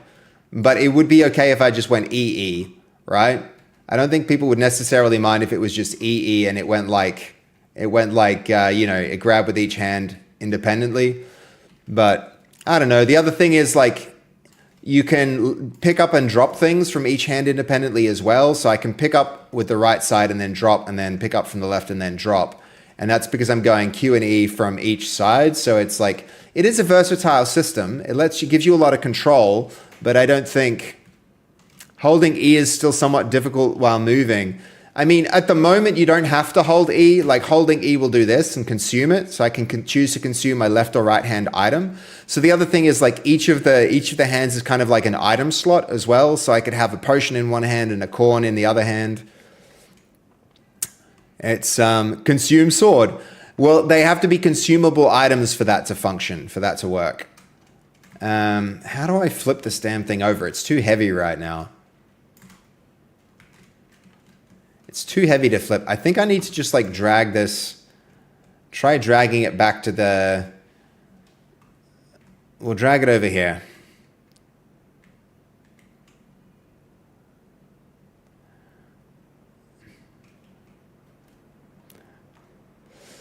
Too heavy.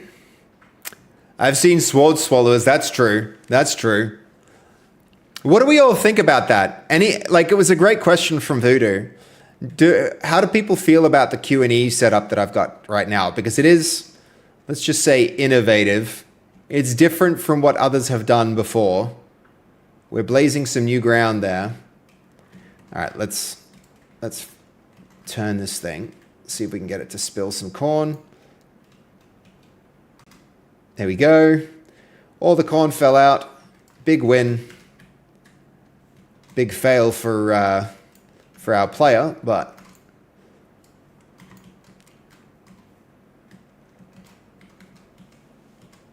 and then one other little test while this is on its side. Oh, there's a bug we didn't think of. Yeah, there's an issue. All right, so if a container is on its side and we place an object in it, it should still fall out. Okay. If a container is on its side and we place an object in it, the effects of dropping and spilling should still come into play. Okay, two hands is good. Q and E plus WASD isn't approachable for noobs. And your game is the type to cater to all groups, in my opinion. Yeah. Maybe I need to like experiment with the control schemes, have multiple control schemes that let newer players have less finesse for easier access. Yeah, I've been trying to just go with one best option for everyone.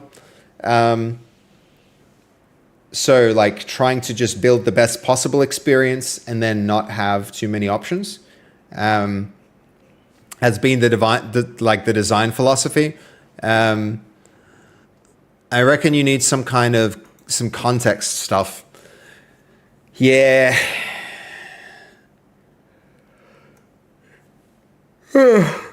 Yeah, you're probably right. I'm gonna have to experiment some more. But the first playable, like the first playtest will be, you know, Kaz has gained all her life and she found it frustrating. Imagine someone bringing their partner and friend along. Yeah, you're totally right. I know. I need to deal with it, but it's too big a rewrite to deal with right now. I'm going to play test it first and then see what happens. Very likely I'll redo it. Very likely I'll redo it. But yeah. Big yes on this. Okay, let's see. What's this doing?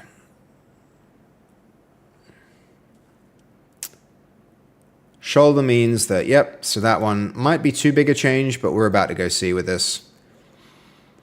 Always improvements, never finished. So true, so true. No work of art is ever finished, only abandoned. That's how it goes.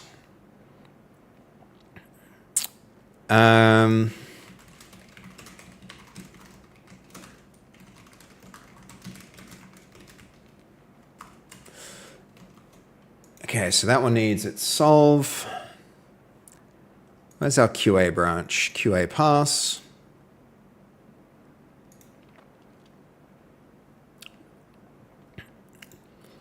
Okay, a few more things to do. You're going to go watch Spider Noir. Oh, sick Voodoo. Thank you for dropping in. I appreciate it. Game's looking good, aside from the no eggplant monster. No, thank you. Thank you, Voodoo. Thank you. I appreciate that, man. I really look forward to playing it with you, man. I really look forward to playing it with you. Thank you for keeping on, like, checking in on the stream, dude. I appreciate that, too. Thank you so much. Enjoy the movie. Enjoy the movie also. I'm gaslighting fast in every... Yeah, Cannot wait. Should be great. Will be fun. Looking forward to it. Okay. Let's move on to the next issue there. We just implemented another one of Kaz's requests, actually, a mouse wheel to scroll the camera out. We're going to need a mini map pretty soon as well. Where do we place that? Probably in the bottom right corner. Or the top right. Maybe the top right. We already have our time of day there. Maybe we put them both there. I don't know. Number for the days is going to be another thing, counting the days down. We need to end the game. Yeah, let's do this one. Let's do this one. So...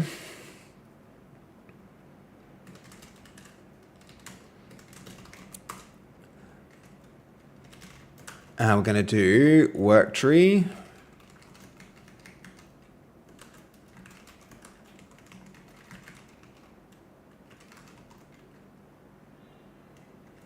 Okay, not QA pass though. This is going to be game timeout.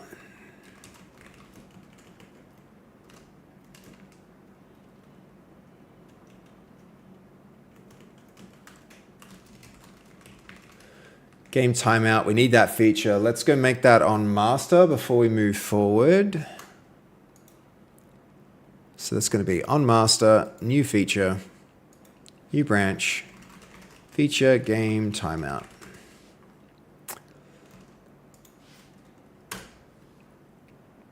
Okay, that work tree will have take place. If there's like a prison/timeout system, it should be on grass. Make the player touch grass as a punishment. That's pretty funny. That's pretty funny. The timeout there, what I'm talking about is like,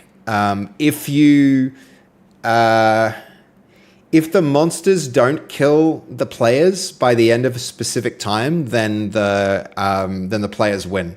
That's what I mean by timeout. So it's like a game over timeout.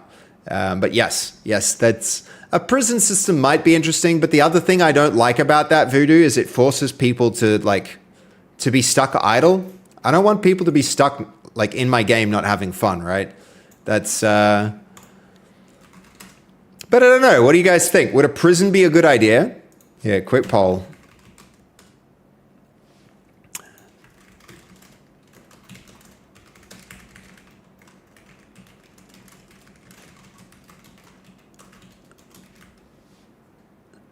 Quick 3-minute poll for that. Very curious.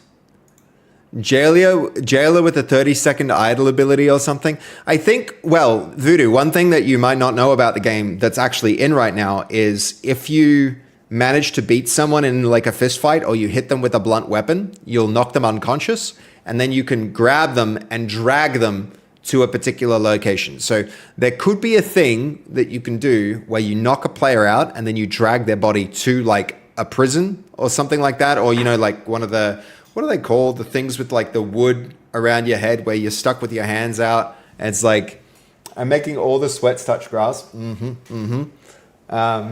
Okay, so we've got to know, which is good because that's currently my stance and I'm looking to have my mind changed, guys. So,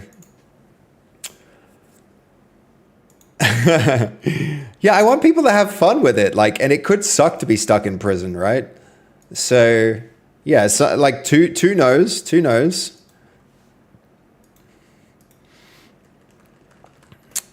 and one yes. I think more of a short ability, not a permanent system. Okay, yeah.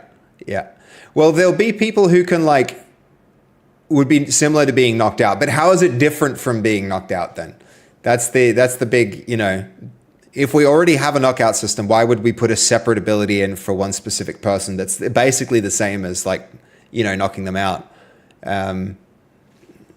That's the question. Maybe their power is that they can do it before knockout full health 50%. Right. Yeah. That might be a balancing challenge, but yeah, I could see that. Also, you have to make it like canonically, like make sense canonically. Like, what are they doing? Why is this? Does a prison spawn around them, or what's the like? I don't know, you know. And that has all sorts of problems. Like, what if a person billy club? But that's the thing, Voodoo. A billy club will just be an object that you can pick up, and you can hit a person with a billy club. And if you hit them in the head, then you're good. Yeah, no, I think that's exactly what I expect to see, Gablox. I think we're going to probably have like rope and stuff in the game that'll allow you to, if you knock somebody out, you go and get rope and then you go and like click and hold the rope. You'll wind up tying the, you know, keeping the hands and the legs of the player together. And then we'll make that work with the active ragdoll system, which is another really big feature that needs to go in. Okay, where are we? Did we successfully finish this? Yeah, we did. So this goes to work trees, and then game timeout. Game timeout, there we go. So not a lot of votes, not a lot of input here for statistical significance, blah, blah, blah. But we've got more no's than yeses. Get a corn weight debuff cooking. Drew, you're lurking, job man. All good. I appreciate you lurking. I actually find I get a lot more lurks than many other channels, and that's, I don't know, maybe it's because this winds up being like a work together channel. You know, me being productive motivates others to be productive, which is cool. Kind of like that. Okay, the game timeout. It's Codex. At the end of the 7th day,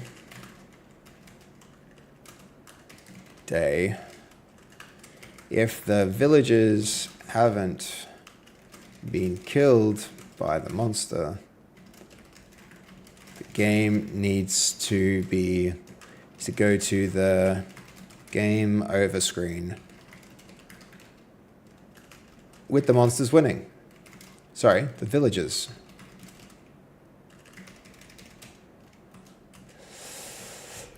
Okay. Exactly why I'm here. ADHD body doubling. Hell yeah. Yep. I think you guys are doing the same for me, honestly. Like when you're here, I'm more locked in and productive. I don't get distracted. Like I'm distracted by chat, but I'm not distracted by other things, you know? Gablox, when I'm annoying you in here, it means I'm waiting on Unity to compile. Yeah, I get that. I love that work together mentality, man. That's really good. Okay. No longer uses one spill per tip latch. When a tip container is idle, it rescans occupied slots. If the newly slot is present, it starts another spill pass. All right, cool. Let's validate this one. Spilling, quick run. We need to get a container, flip it on its side, and then test.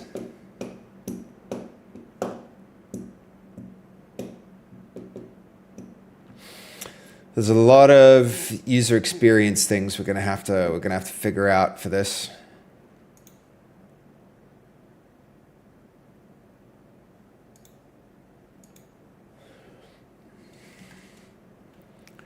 All right, let's start with that one. Actually, we can do that right here. See if I can reach a lower. Yep.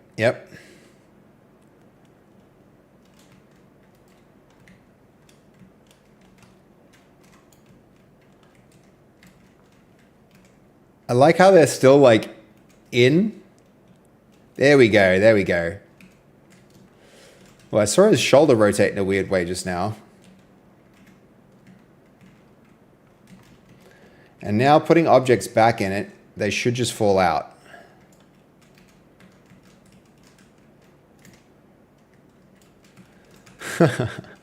And they do, that's cool. Okay, one more test with our corn. I'm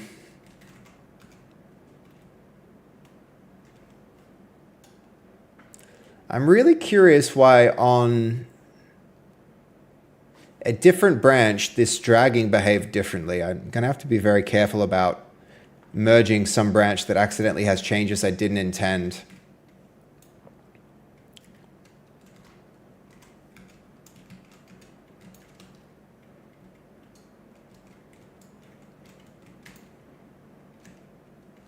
Yeah, good. So I try and put objects in and they don't stay until I do this.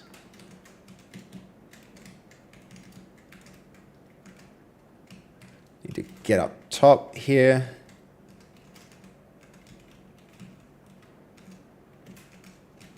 There we go, flipped it over.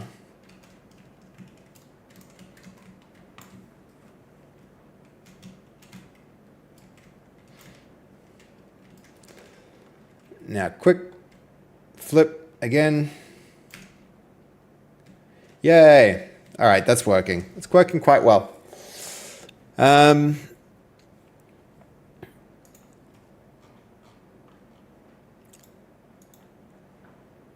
You know, I need to consider this. I really need to consider this, Gablox. Like the fact that you guys are saying, you know, you're body doubling. Maybe that's a part of the appeal of this stream, and I need to figure that out and put it more clearly into our branding. Might be smart. Might be smart.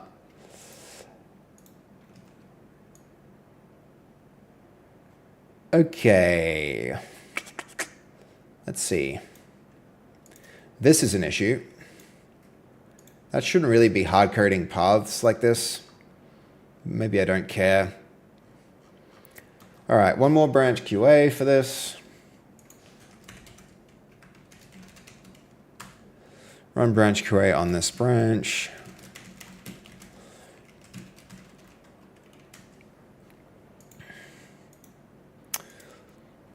Yeah, it could be good to test a working together stream title one day and see how it goes. Totally. Yep.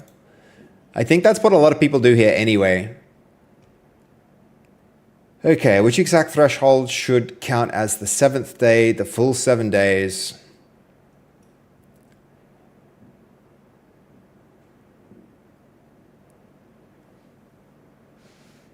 Midnight day 8, yep.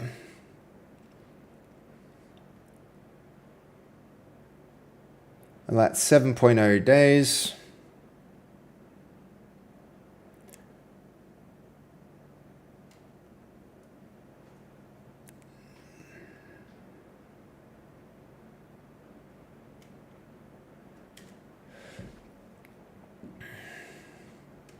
Actually, you know what? It's the dawn of the 8th day.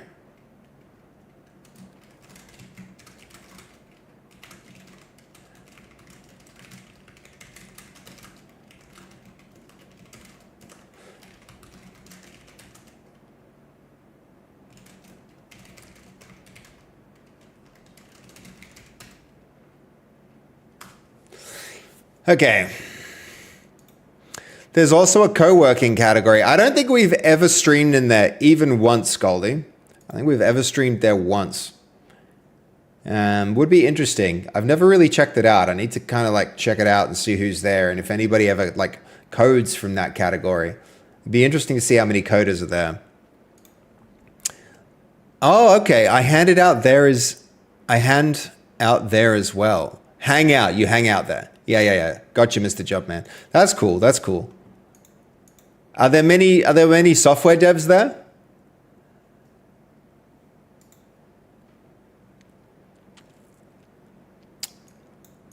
Okay, next known issue. Let's go check in on that. Okay, so this one is fixed. Fix that failure.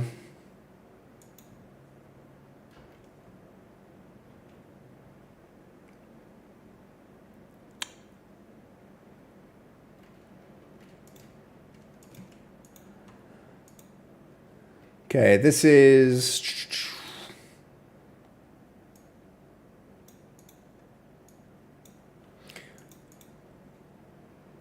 okay, fix content discovery violations.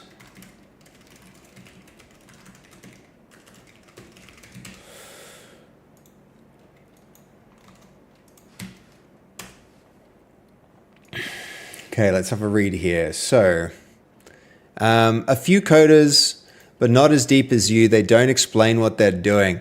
Yeah, well, that makes sense because they're not supposed to be explaining anything. They're just supposed to be like working and motivating you to work. And I'm trying to do like educational content a little bit. You know, it's you know, that's the thing there. But yeah, yep. Okay, let's see. Match start dawn plus 7 full days. Not midnight. Yep. So yes on that. Okay, how are we doing here? Let's try our gate assist. Do we have it? Yes.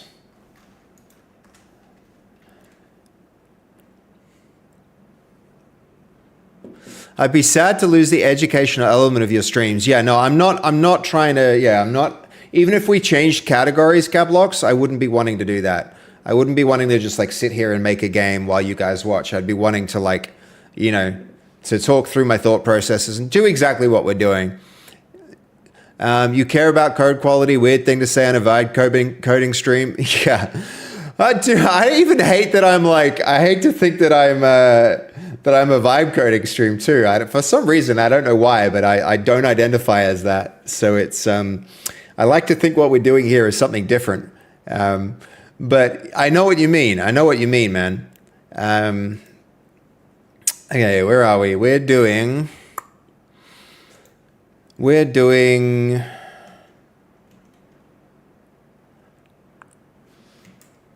spilling. What on spilling are we trying? Are we doing spilling? Because we shouldn't be. We should be doing gates. Am I doing gates? Yes, I am doing gates. So we're going to try gates like this.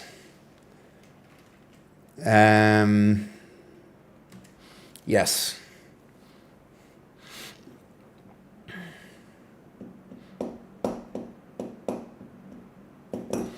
Okay, here we go.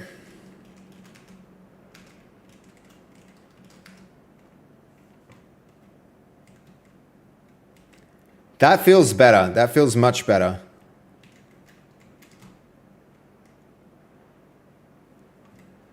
Now we can push our gates open. He does still have a bit of like Michael Jackson foot slide going on, but can we still pull effectively? Yes, we can.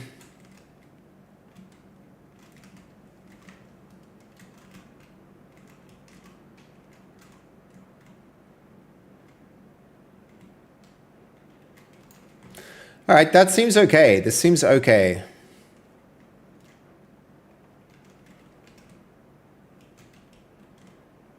I mean, you shouldn't be able to run. But I think that's just like a general issue with, let's see. So physical drag sketch is a general issue with, yo, looking good? Yeah, I think so. I think so. It's starting to get there. It's starting to get there, Goldie, a little bit. Gamosaurus Rex! Hello, hello. How you doing, man? Thank you so much. Thanks for the follow, for the sub. Oh, wow. That voice sample sounded so weird. Okay, so this is an issue I think we probably need to deal with for really light objects. This kind of crazy running around, we need to get rid of it. Maybe. Or maybe we just want that chaos, but it's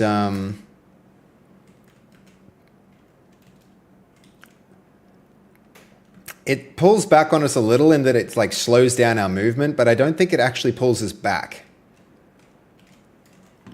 So I think maybe we merge this and then we do one more attempt at our dragging branch. Because look at this, the body dragging feels really good. And the reason for it, I think, is the orientation. It always orients towards the thing which is being dragged. You're doing well, that's good, man, that's really good. I'm doing good too. Thanks for asking, man. Thanks for asking, Gamosaurus. I appreciate it. Look, once I attach and drag, the body orients towards the thing that you're dragging, and the dragging feels a lot more natural. Even though he shouldn't be that heavy. He should not be that heavy. The body dragging feels better than all of the other dragging in the game.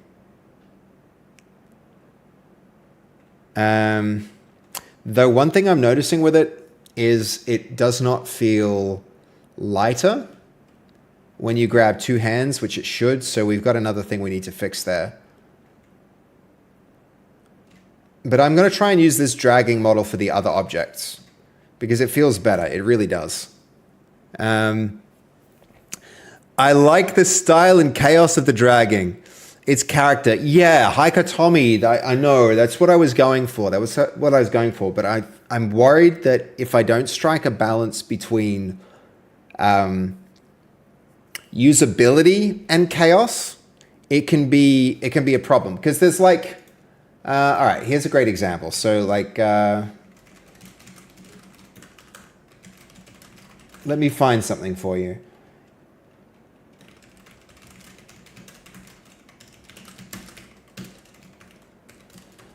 There's a game that was really influential in a lot of ways, like strangely influential considering how simple it was. It was this old Flash game. Let's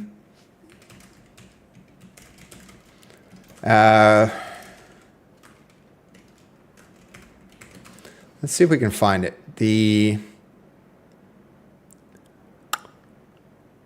That's the one, QWOP. There's games like this, right? QWOP is an example of chaos, but at the same time, the chaos, it's fun. This is fun, don't get me wrong. It's a fun game, but it's fun for, like, I don't know exactly how to explain it. You had to like control every part of the body, right? And there's too much chaos in this for the kind of game that we are trying to do, because what we're trying to do is functional, and what this is doing is like leaning into its chaos too much, right? And so I don't mind some chaos, but it can't be this chaotic. It has to be somewhere in between, right? What a mad lad, you know. It's yeah, but like this like I'm with you, Haikatomi, but it needs to be somewhere between this and something between, like, you know, just like locked in place, right? This has so much character and is so much fun, but if you're forced to do it for too long, the thing is it stops being enjoyable, right? So we need to like strike the right balance, right? And I think we're too far into the QWOP kind of you know, mad, hard to control kind of feeling, kind of territory with this potentially. So I need to rein it back just a bit. And so I want to make it a little bit more constrained,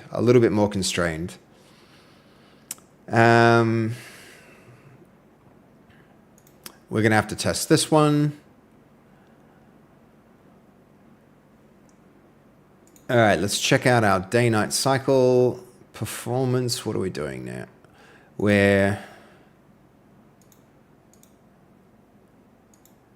Yeah, moved it into runtime. That's fine by me. Okay, yep.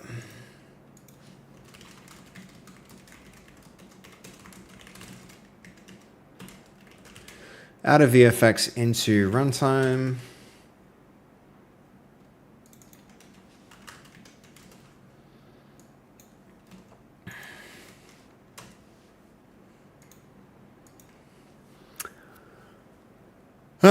Okay, so gate stuff. Let's do the gate stuff.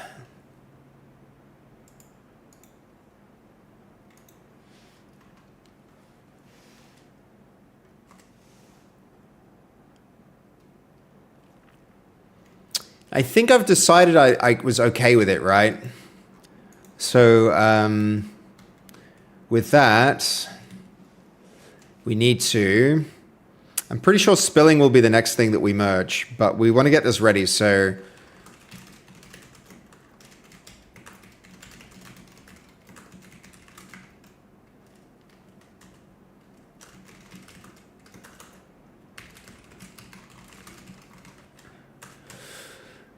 all right. May I share an announcement as of a few days ago? Absolutely, Goldie. What's up? What happened? Something cool? Hell yeah, if so. We like this. We like this. Good, good, good. Ooh. Reckless Rapids. Dude, that's exciting. Reckless Rapids, co-op multiplayer rafting game where you and your friends work together to navigate different levels of... Yo, Goldie, how exciting, dude. Hell yeah. That's a hell yeah, man. Very cool, very cool. That's so good, that's so good. Congrats, man, congrats. I can't wait to hear how that progresses, dude. Freaking annoying. Well,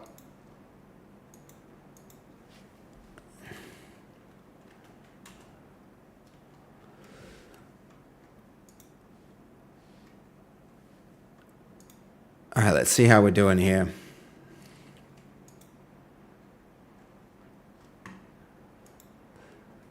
Think about it, floating eggplants.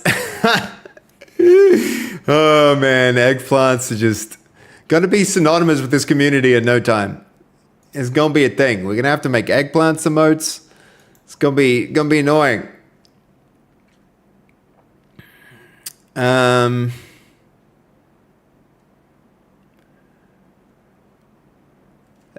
Go on.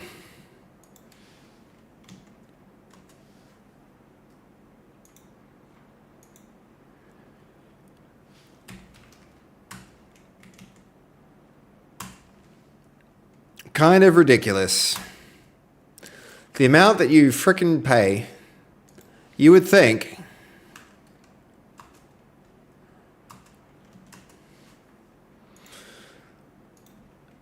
All right, let's just keep on going with our review.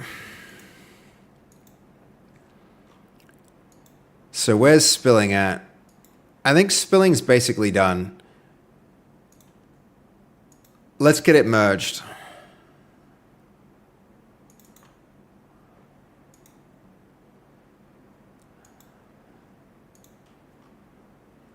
Okay, merge in here.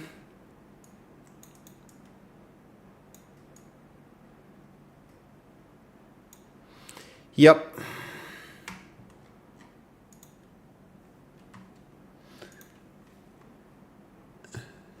That's fantastic, Goldie. That's really exciting. Can't wait to hear about it, man. Eggplants would be a pretty memeable crop. Very true. Well, that's why we have this. That's why we have this, Gablox. And maybe I should actually put that in and start work on that. There's actually a backlog of assets that we need to get in. I mean, hold on, let me see. So there it is. There's the eggplant plan. We could look at doing it.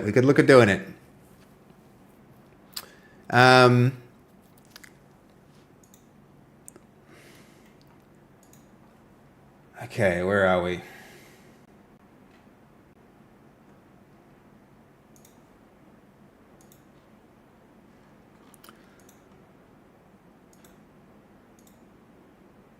I think, yeah, this branch is good.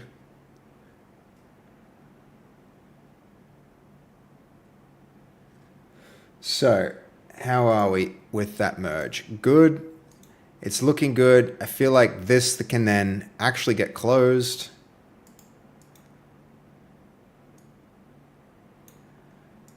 We can get rid of the work tree. Of course, that's not going to work. We need to go there, go there.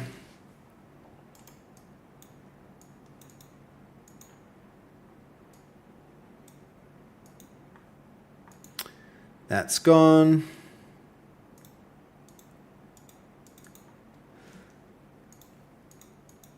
Okay, so one thing I can do here.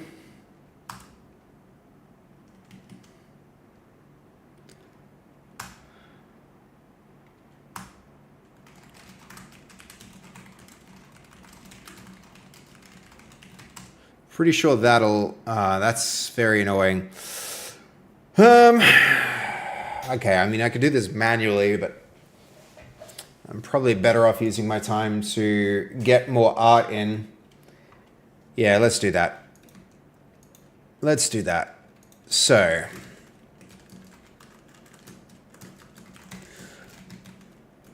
base dot, can run this here. And let's get the granary looking a little bit better, hey?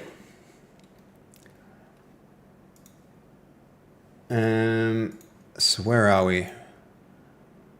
On master, which client is this? Editor smoke tests. Merge there. Do it with a fast forward.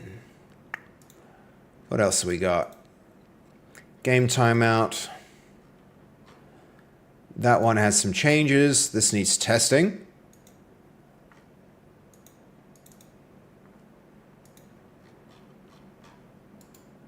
Let's see. Merge there. Again, fast forward. Okay.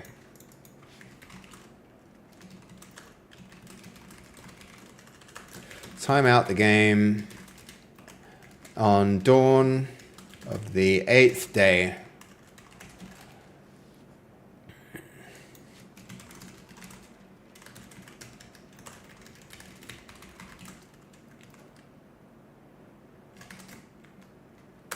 On dawn of the 8th day. Okay.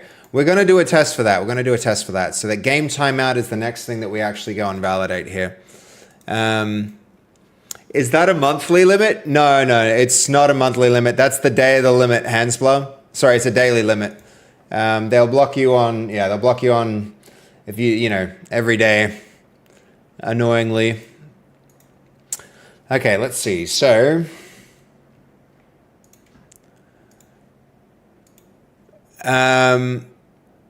from what I saw, I could probably get my event cost back, but I don't know if it's worth it. Hold on, what do you mean, Kakashi? Wait. Hello. How are you, Kakashi? Good to see you. Mr. Jobman, what a free week of Claude Code. I mean, dude, actually, I'd love that. I'd love to try it out. So yes, I mean, the short answer would be yes to that. So when you run out of limits, like, yeah, dude, a week of Claude Code would be really cool. I have been using Codex for a fairly long time, and we've tried Claude with the Claude CLI, but we've been using it through Ollama.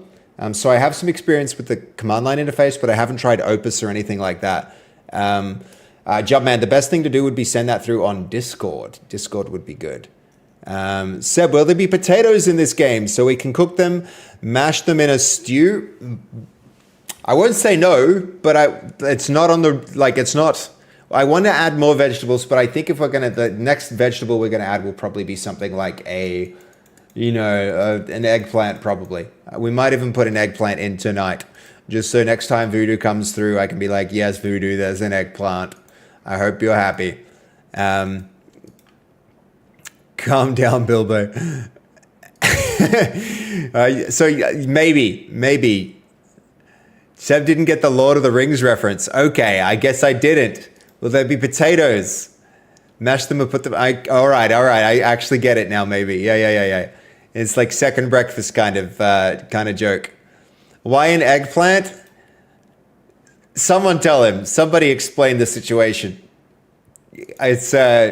maybe I'd not do it. I feel like you guys will do a better job of explaining it to Jacob than me. Okay, so here's some things that I want to get into our dang game.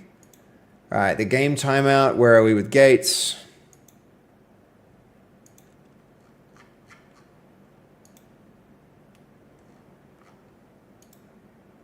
All right, this is the shoulder-based gate motion.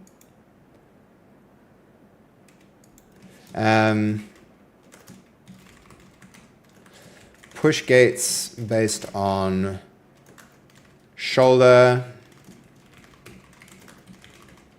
to anchor distance.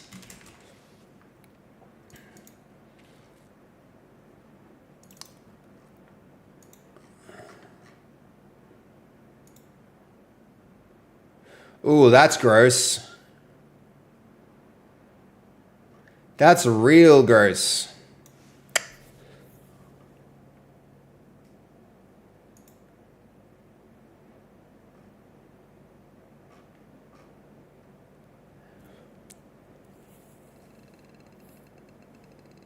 This is now over the network for every carry operation.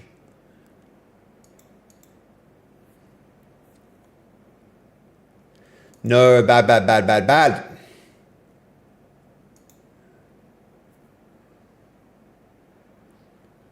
Or is it?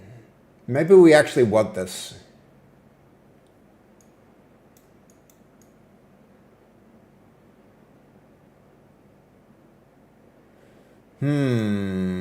Interesting.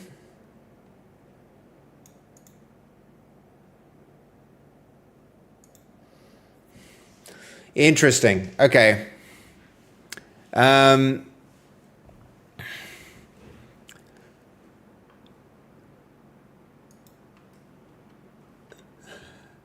Brain instantly went to Bilbo, but legit don't know why. Okay, so Jacob, Voodoo wanted a penis statue, and I was like, no, we're not having any penis monsters in the game, because he likes dicks, as you know, that's his thing. So we decided against that, and instead he was like, all right, we'll do an eggplant. So I let an eggplant statue in the game, and so now he would also like to have a eggplant monster, and I feel like that's not appropriate, maybe, but he's insisting. But an eggplant, like plant in the game, that we can probably do, because that could lead to some memes, right? That could lead to some memes. All right, I'm not so sure about this commit. This commit on Gates is a bad. It's a bad. And I do not want it.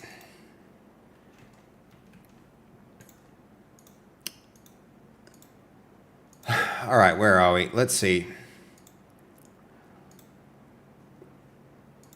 We're going to take that there. And that down. Hello, on the left here, please. Oh, there you go, finally. Okay.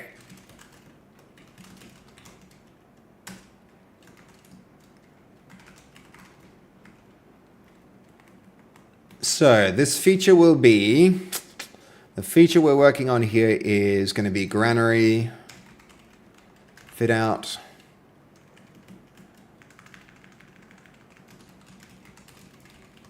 Granary fit out. It's going to go to work trees. We need to make sure that branch exists. So new branch. Granary fit out. Cool, cool, cool. All right, sorry guys, I know I'm running behind on chat here. Eggplants are a good source of vitamin. Yep. Okay, sure. All right. If I know what vitamin letter Voodoo would say they were if he were here, but yes, I caved on social pressure. It's true. It's true. Also, I do think that would actually be a pretty good meme. Hey, Tunas, welcome in, man. How's it going? You're from Argentina? Welcome, welcome. I'm sorry, I don't speak, I only speak English and Dutch, and we try and stick to English for the most of the vitamin. Yeah, that, thank you for speaking on Voodoo's behalf there. DM'd on Discord, dude, thank you. Let me just check if, I got it. It looks like I do have a message here. I'll probably set that all up tomorrow and roll with that. I think now we'll jump in and then I can even try it from the start of next stream and see if I get my friggin' socks knocked off by Gemini instead of what we're getting with Codex here. I expect I will. Do it later. Yo, thank you. I appreciate it, Mr. Jobman. It's really kind of you to do that. I appreciate you. Okay. You're similar to me and not like that kind of humor. It's not that I don't like that kind of humor. It's that, to some extent, I don't like that kind of humor.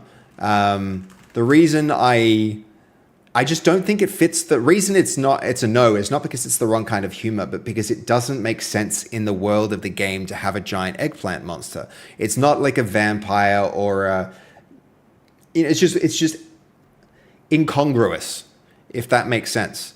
But I do want people to make funny moments in my games because those funny moments turn into clips and memes and they help with the marketing a lot. And also they're just funny, right? So it's not the right setting. That's right, Jacob. So, but if it helps the game in the right way, then I can understand why it makes sense to do it. And it might actually make sense to do it. So, yeah.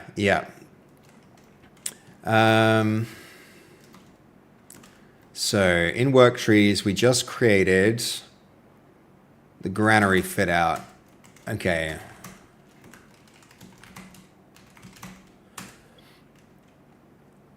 Okay, and this is where we're working. So let's kick that off. So first things first, let's get this object into the game. Let's take its data folders. Here's its model asset. And let's get going. It's been a little while since we've done art, guys. We've been really focused on other things. So cool that we're going to get to do some art again.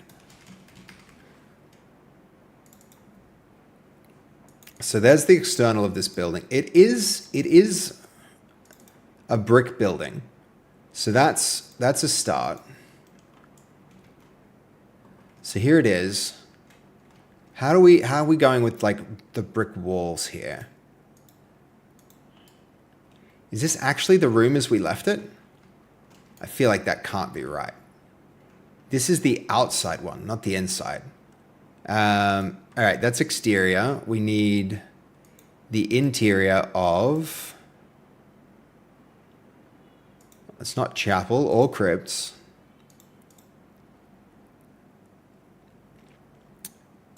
Okay, create new folder. This is going to be our granary.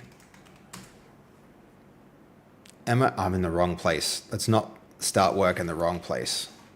That's a bad idea. Don't save there. Nacho. Okay, hold on. Needs to be the right decision for the product. Yes, just letting everyone know I'll be releasing a new Monsters, the Cockwomble update.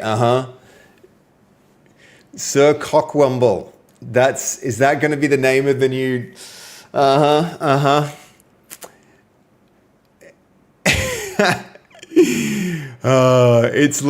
It's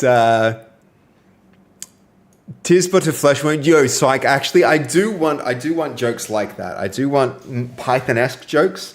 Monty Python had a sense of humor that was never explicit, right? It was always like, it had sex jokes and stuff. There's like the sex education skit, like that kind of stuff. They had jokes about sex, but they weren't explicitly sexual. And I think we can do that kind of thing where, so an eggplant could work, but also an eggplant monster just isn't a reasonable monster. So getting eggplants in, I'm not against it. I'm not against it, but I just want to be careful with how we do it, you know? So not against the dick joke, but I just want to be tasteful with it. If those two things can be compatible, I don't know. Hard to do, I know.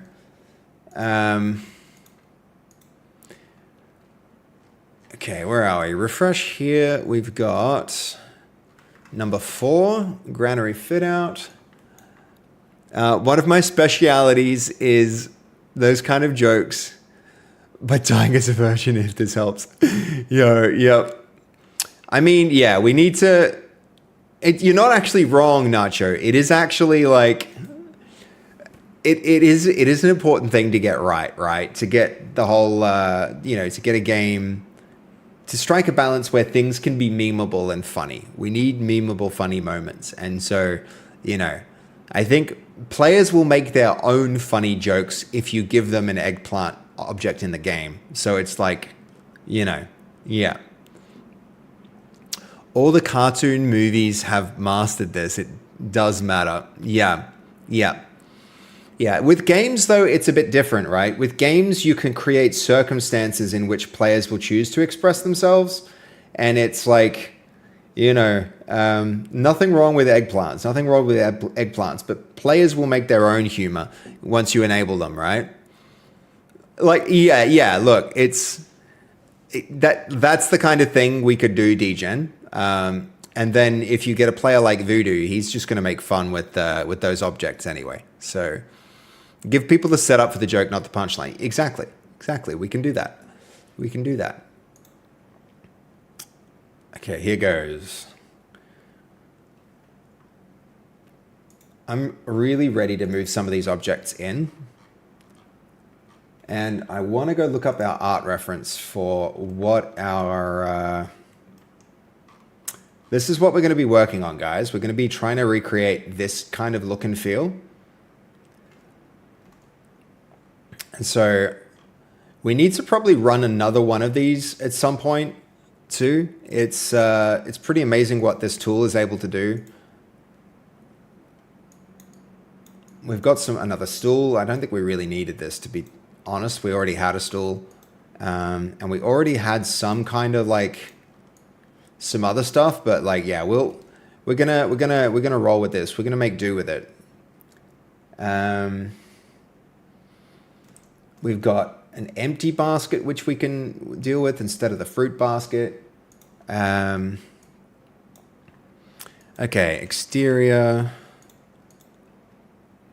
Not exterior, interior. We're going to create a new folder here. This will be our, chapel crypts. This is going to be our granary. Create a new scene here. This is going to be, hold on, we don't need a new scene. We already have a scene. It's going to be the space, right?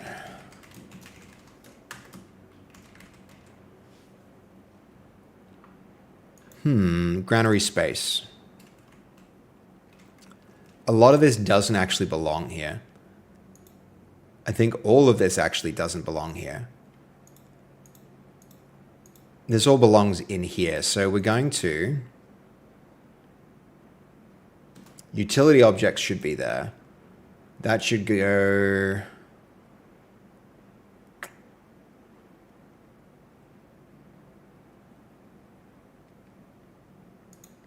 We're gonna stick that there.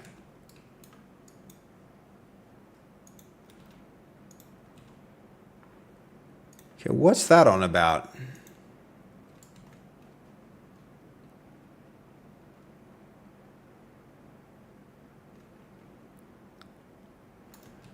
All right, we're going to undo that. Something's wrong here. Let's go look at something like the... we need to go look at our chapel to see its structure, because I'm pretty sure something's gone wrong now. There's chapel environment, which is missing. So interior needs a new... It actually does need a new scene. So that's going to be...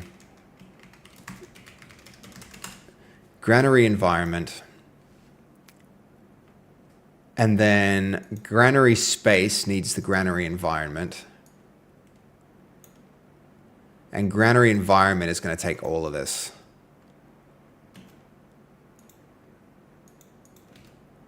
There we go. And now I'm pretty sure we're looking good. But yes, the space should have the door. So if we've moved that in, we need to undo that.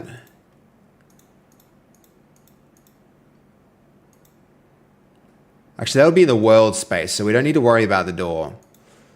Yeah, exactly. Like Lord Farquaad. Exactly. That's like the kind of humor that we can easily do, and we can go a bit further than that too, Psych. I think, but you've not seen this workflow before. It's kind of wild. Yo, what do you mean? What do you mean, Gablox?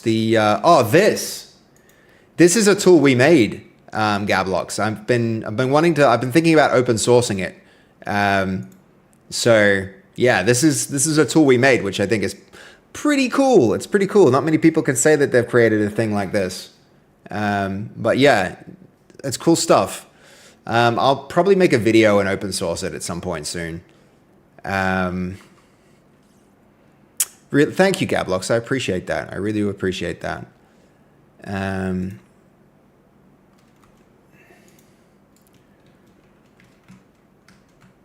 Okay, so if I'm going for, we've got our door here. We're going to essentially, first things first will be, let's start with one of the most iconic things in the room, which is going to be the grain hopper. Create a folder, grain hopper,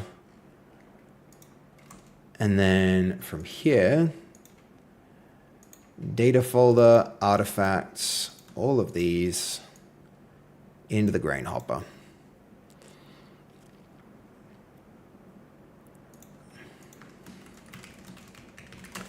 Let's go check out our art tests. Put our grain hopper in there.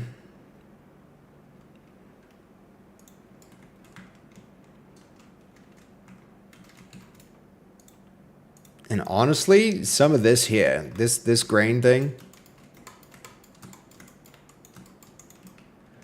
Who remembers the shortcut? There's a shortcut to like select of the multiple objects that exist in a place. All right, Sax, probably need to move to create new folder. Sax, let's see if we can find this in the file system. I'm happy to move that across. That can get a delete. Sax move up into granary.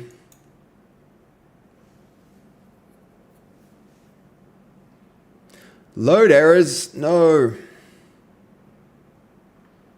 Hopefully it's self-corrected. I think it did.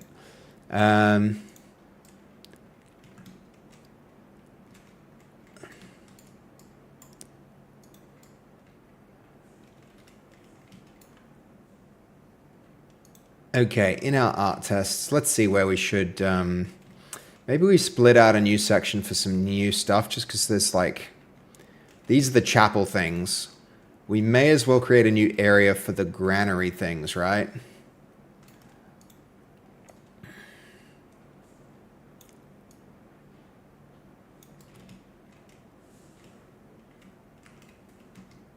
Where do we do that? Maybe we just do it right here.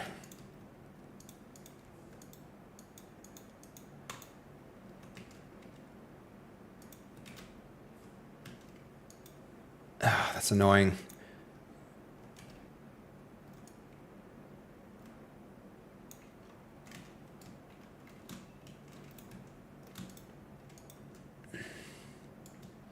Let's not get distracted.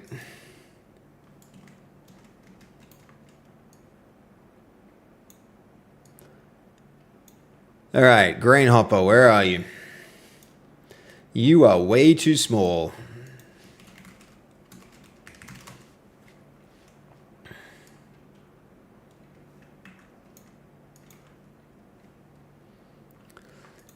You need to be at least 3 times that size.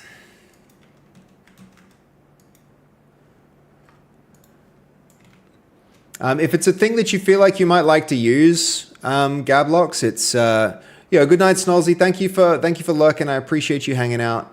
I hope you sleep really well.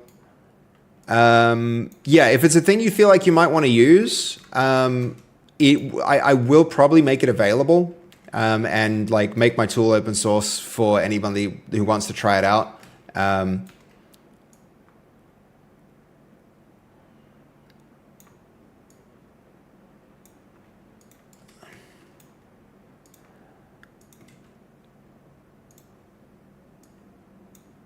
Okay, so this needs to go 0, 0, 0. You sleep well?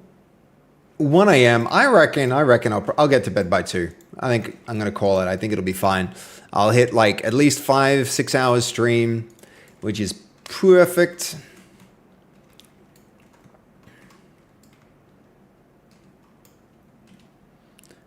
All right.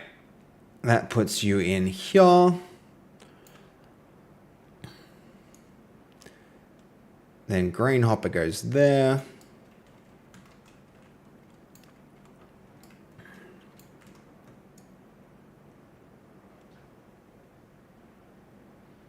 About that.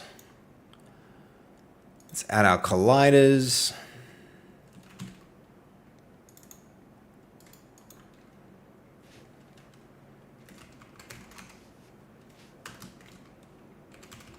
Let's make collision shape. This is going to, of course, be a giant cylinder.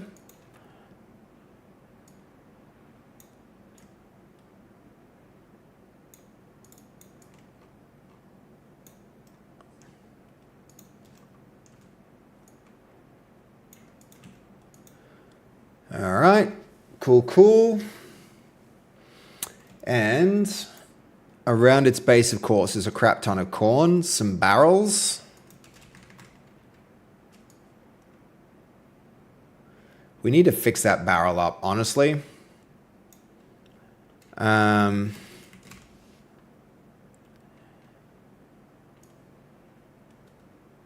sacks.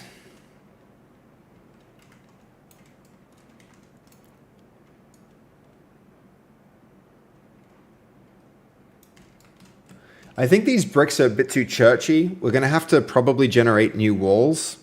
So I think new walls that match the outside walls a bit better might be the way to go. If we go look at these walls, these are not neatly stacked.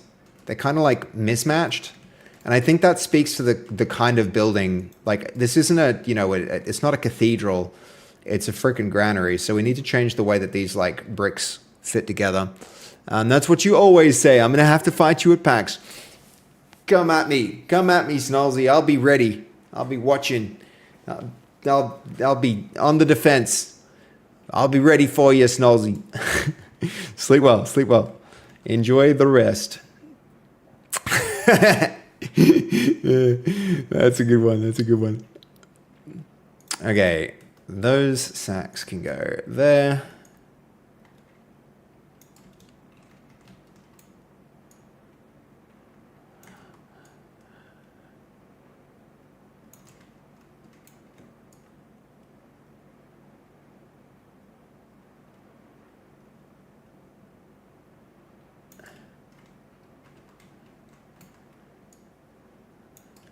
Okay, let's see. I'm wondering if those sacks, if I was smart, I was smart enough to make a collider. We're good.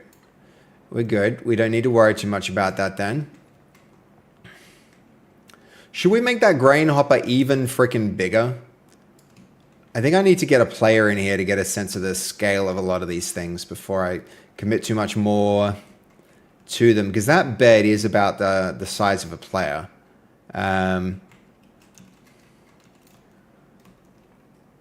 Okay, what else have we got? We've got that cabinet.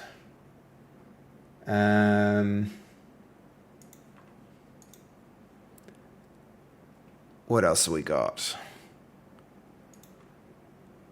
I really actually don't mind this thing. This thing's kind of cool. So let's...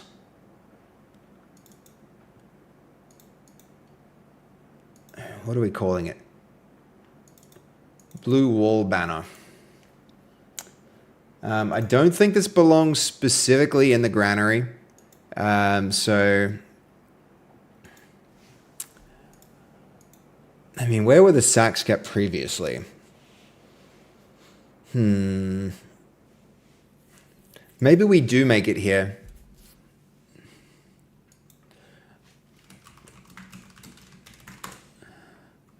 Blue wall banner. Let's go to our art tests. Get it in there first. I mean, you know what? Let's have a look first. Let's have a look first. We'll just run in there. Have a look around before we make any other big dramatic changes.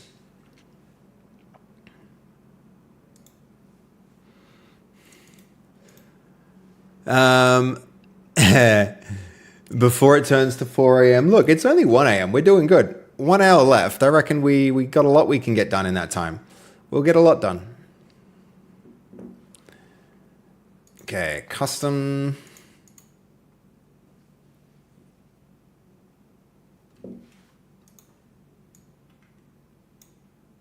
Yo, the arms came back.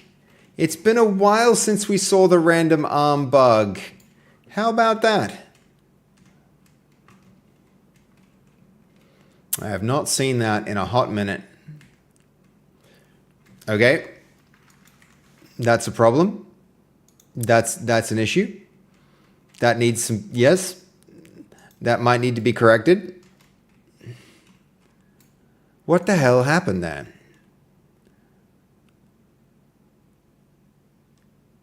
Was this our granary? Is that the external environment or not?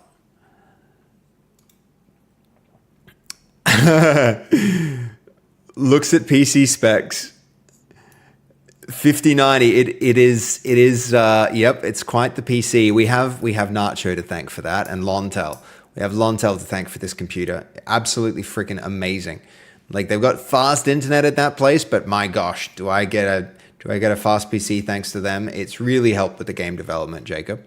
Like a huge amount. Okay, why didn't that work? So we need to go, let's see. Space layout.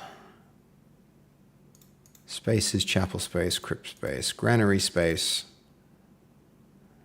Can confirm is, yep, amazing. Okay, space layout. This is the big one. Do the big load.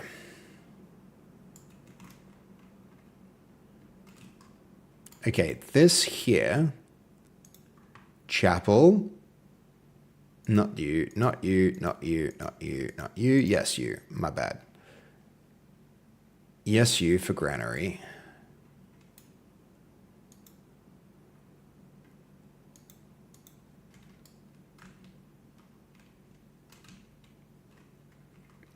Okay, yep, there's the door.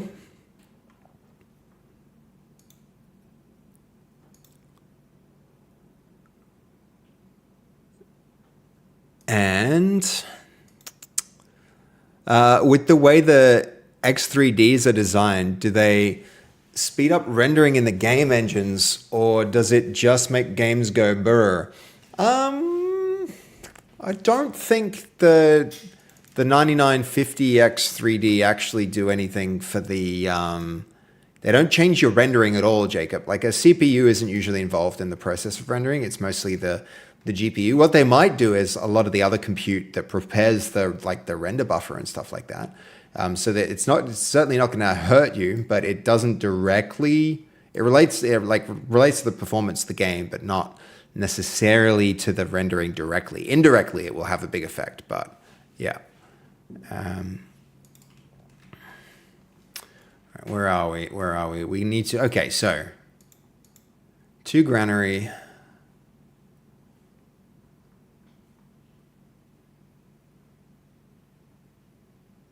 Granary door. Interaction target.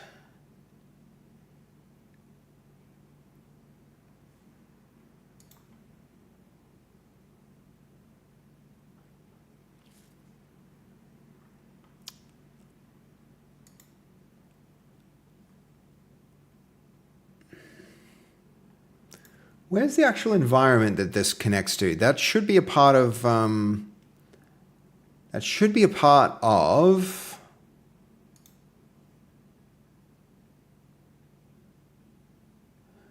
There's the interaction body. There's the door. The room travel trigger. Yeah.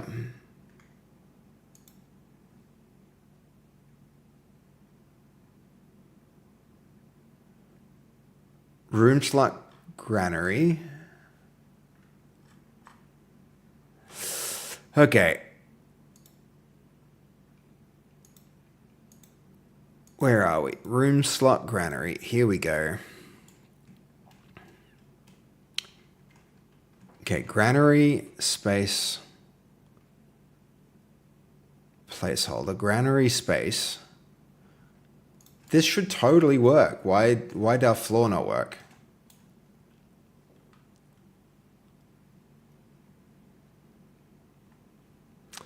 Not understanding. So, chapel space. Let's go check out chapel space. Chapel space.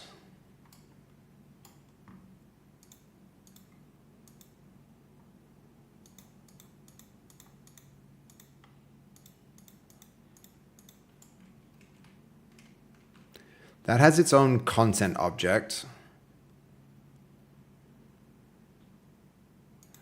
But it also has its environment. I don't know how many environments we have.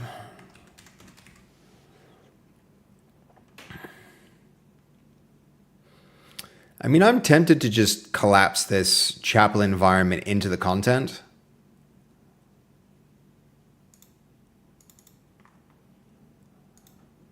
Simplify this whole thing. We don't need the concept of an environment if we... Yeah, let's do it. Screw it. It's a bit scary considering the size of this change, but... Chapel space. Child node, node 3D. Environment.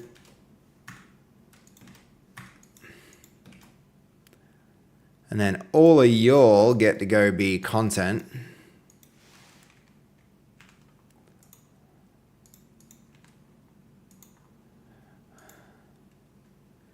Which means granary environment goes to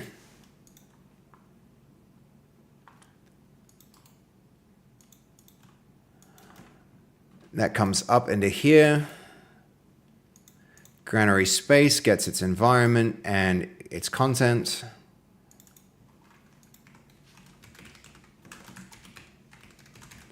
Environment, one more for content.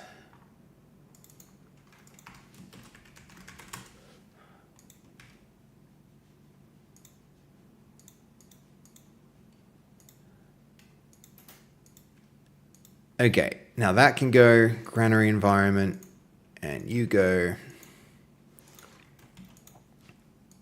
granary environment can get closed because we don't want it anymore. So can chapel environment because we don't want it on. Oh my god. Maybe outside environment also.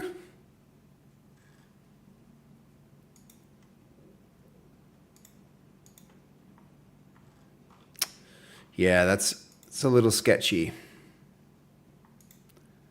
I don't know about making such a big change. I need to find where this is referenced right now. Like how many frames it gets, yeah. But I know there's something specific about X3Ds is the amount of cache or the way that the CPU can access it that causes it to be king for gaming. Yo, that's pretty cool. I didn't even know that, Jacob. I didn't even know that. That's sweet. That's very, very cool. Okay,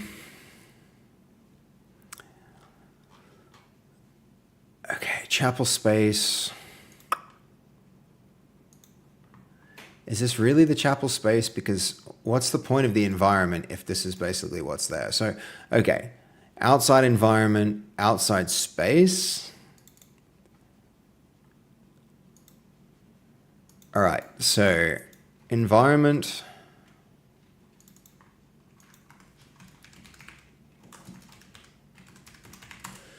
And then we've got space as well. So everything from outside environment is going to come here. Big restructure, big restructure.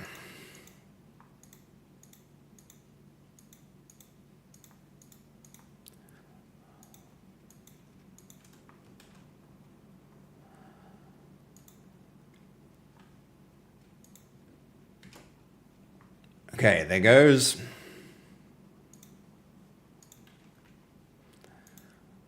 And then in chapel space, what we need to do is separate all those objects that actually, they're already done. That's good. Outside environment actually goes.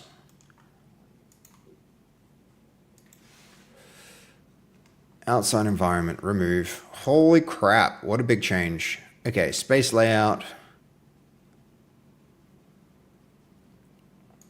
And we've got outside space here. Okay, cool. One thing we need to change now that we're here, all of those different objects, that can go. All those different interactable objects, these crates mostly,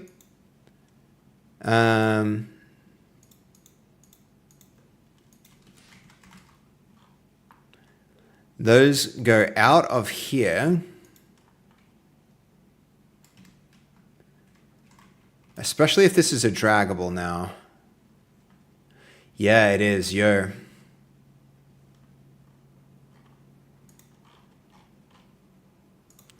They should make it really, really clear where, oh, you actually shouldn't be there.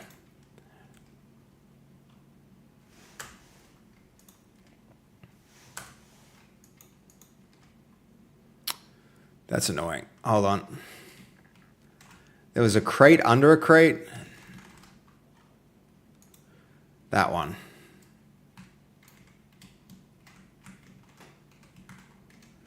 Yeah, you are problematic, my friend. You do not belong there.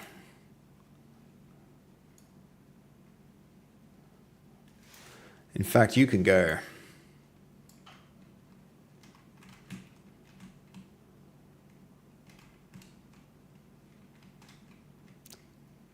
I feel like some of them had their size adjusted right and others just haven't. But okay, that's a start. Hold on. Empty crate. Select all of these. Those go now under content.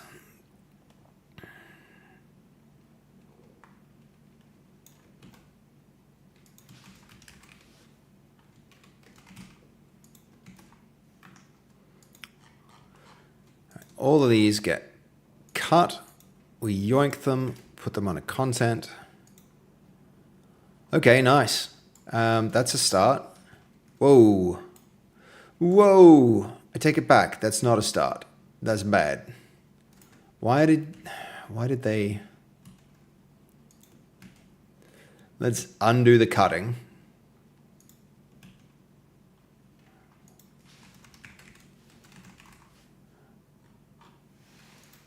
You get to go, because I know you're no good. All of that. Get rid of that. All of that goes way up the top.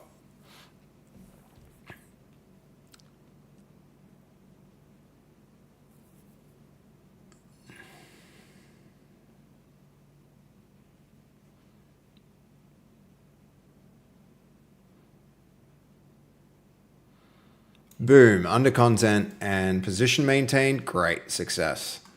Okay. Gotta love a good tidy up. Yep, true dat, true dat. I think I'm doing a little more than, like, it is a tidy up, but there's also some functional changes that I'm making here that are like, yeah, very relevant to, I mean, the corn farms, for instance. I'm creating like actual separations in, how do I explain it? I guess it is just a tidy up, but like I've got standards that I put in place in some parts of the project, but didn't put in place in other parts. And they're going to make it much easier to understand and navigate the project, instead of just being like neat and tidy ups. Like there's tidying up that I could do where it's like, that maple tree should probably be under like a trees thing, and it won't change how I think much about the world.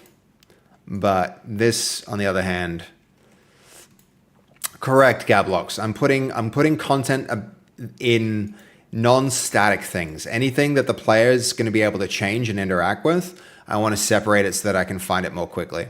What's your suggestion, Jacob? Go ahead.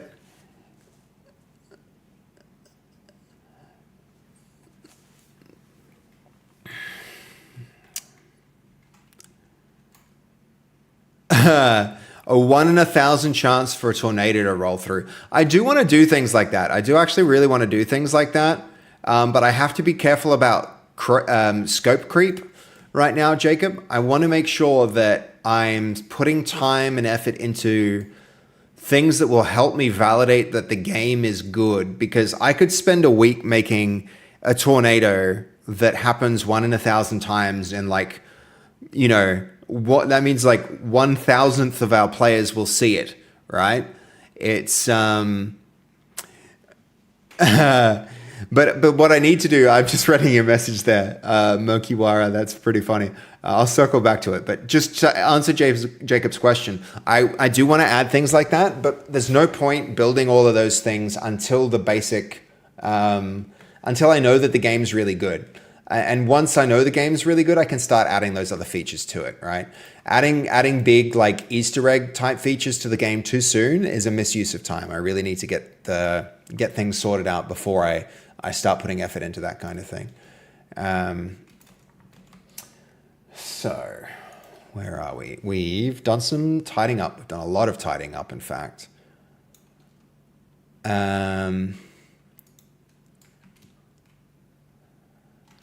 Let's test. What's the end game for the game to be in a good state? It needs to be, I mean, there's a few like big milestones, ACC 85. I think if you're talking about end goal, as in like end goal, it needs to be something like the objective truly is the game makes money. The game, at the end of it, it needs to be at a point where people pay money for it and are very happy with what they get and continue to want to engage in the game and play it and share it with the people around them. That to me would be the base, like the baseline for like a good state for me to be like, okay, I could move on to another project. Or I need to establish as quickly as possible if the game that I'm making is the wrong kind of game and that I shouldn't be trying to do that and I should move on to some other project even sooner than that, or change the project or something along those lines. But there are many intermediary steps before that point, ACC 85. You know, I need a vertical slice, something where it shows all the different parts of the game and proves what it will play like. And I also need to ensure that that's fun so people enjoy it. And before that, I think I need to, once I have the vertical slice, I need to work on making sure that the first 5 minutes of the game are really, really, really fun. I need to have at least 5 minutes of fun in the project. So if I give it to someone to try out, that they they are hooked for at least 5 minutes, and then I want to expand that time out. And yeah. Okay, would you be releasing the game as an early release on Steam so you can start getting cash flow until it's fully complete? Maybe, Jacob. Maybe. That depends. Like, there are lots of different options, like a publisher, and but I do want to try and get it as a demo and then maybe early access. I don't know. What do you guys think? Do you think early access would be a good idea for a game like this? Yeah, I'm definitely open to people's opinions on it. Man, this is so funny when your hands are out in T-pose mode like this, like we're seeing here. Okay, what was I actually doing? I was actually doing that. Okay, now this is working.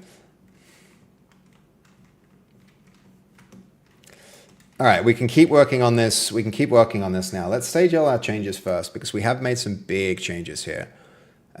Granary fit out. Okay.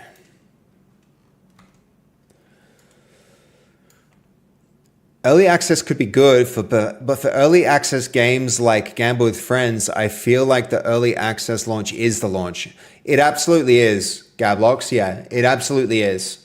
And this would be that kind of game. It really would be that kind of game too, you know. So it's a scary thing, but will it be a finished product in early access for testing or an unfinished product? I think it needs to be a finished product in early access,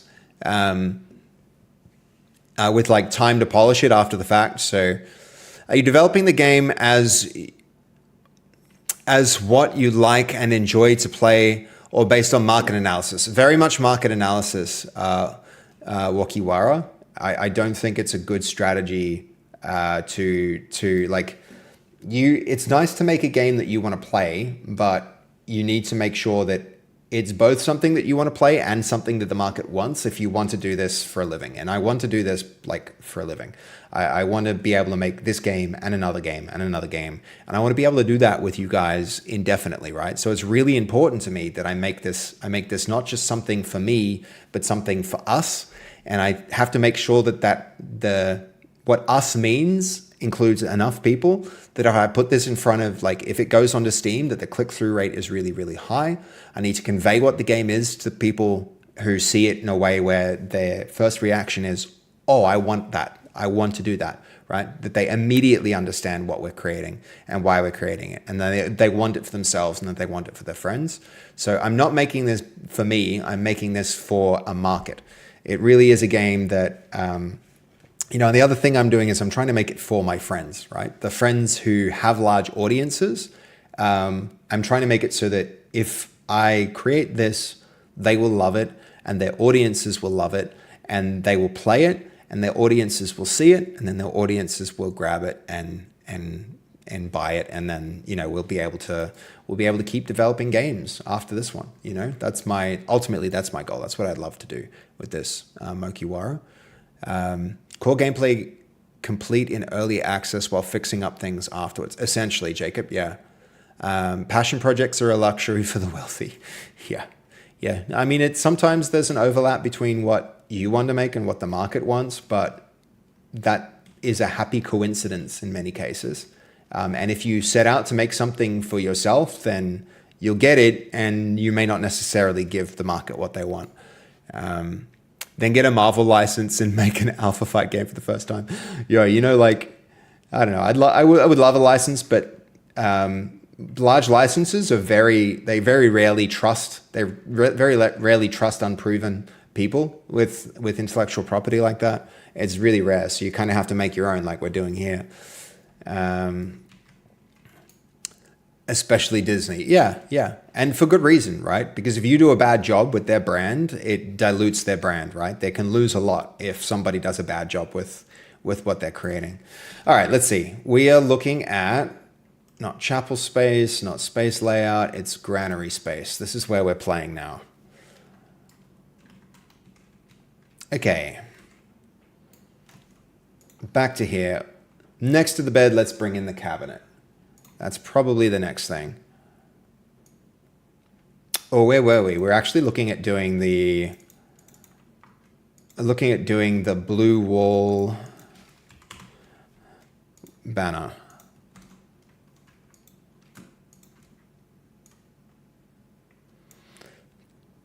And sticking that on the art test. I'm just going to use a restroom real quick, guys. So I'll be right back.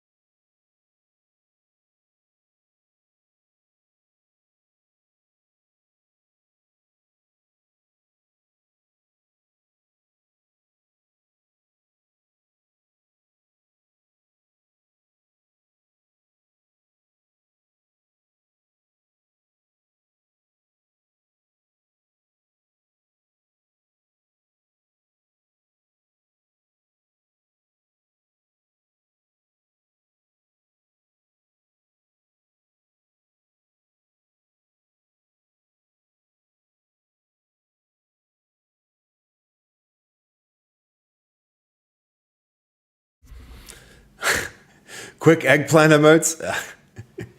Guys, you crazy. Sorry to bother you with questions. No, absolutely. No, that's what we're here for. That's what we're here for, Mokiwara. Don't say that at all.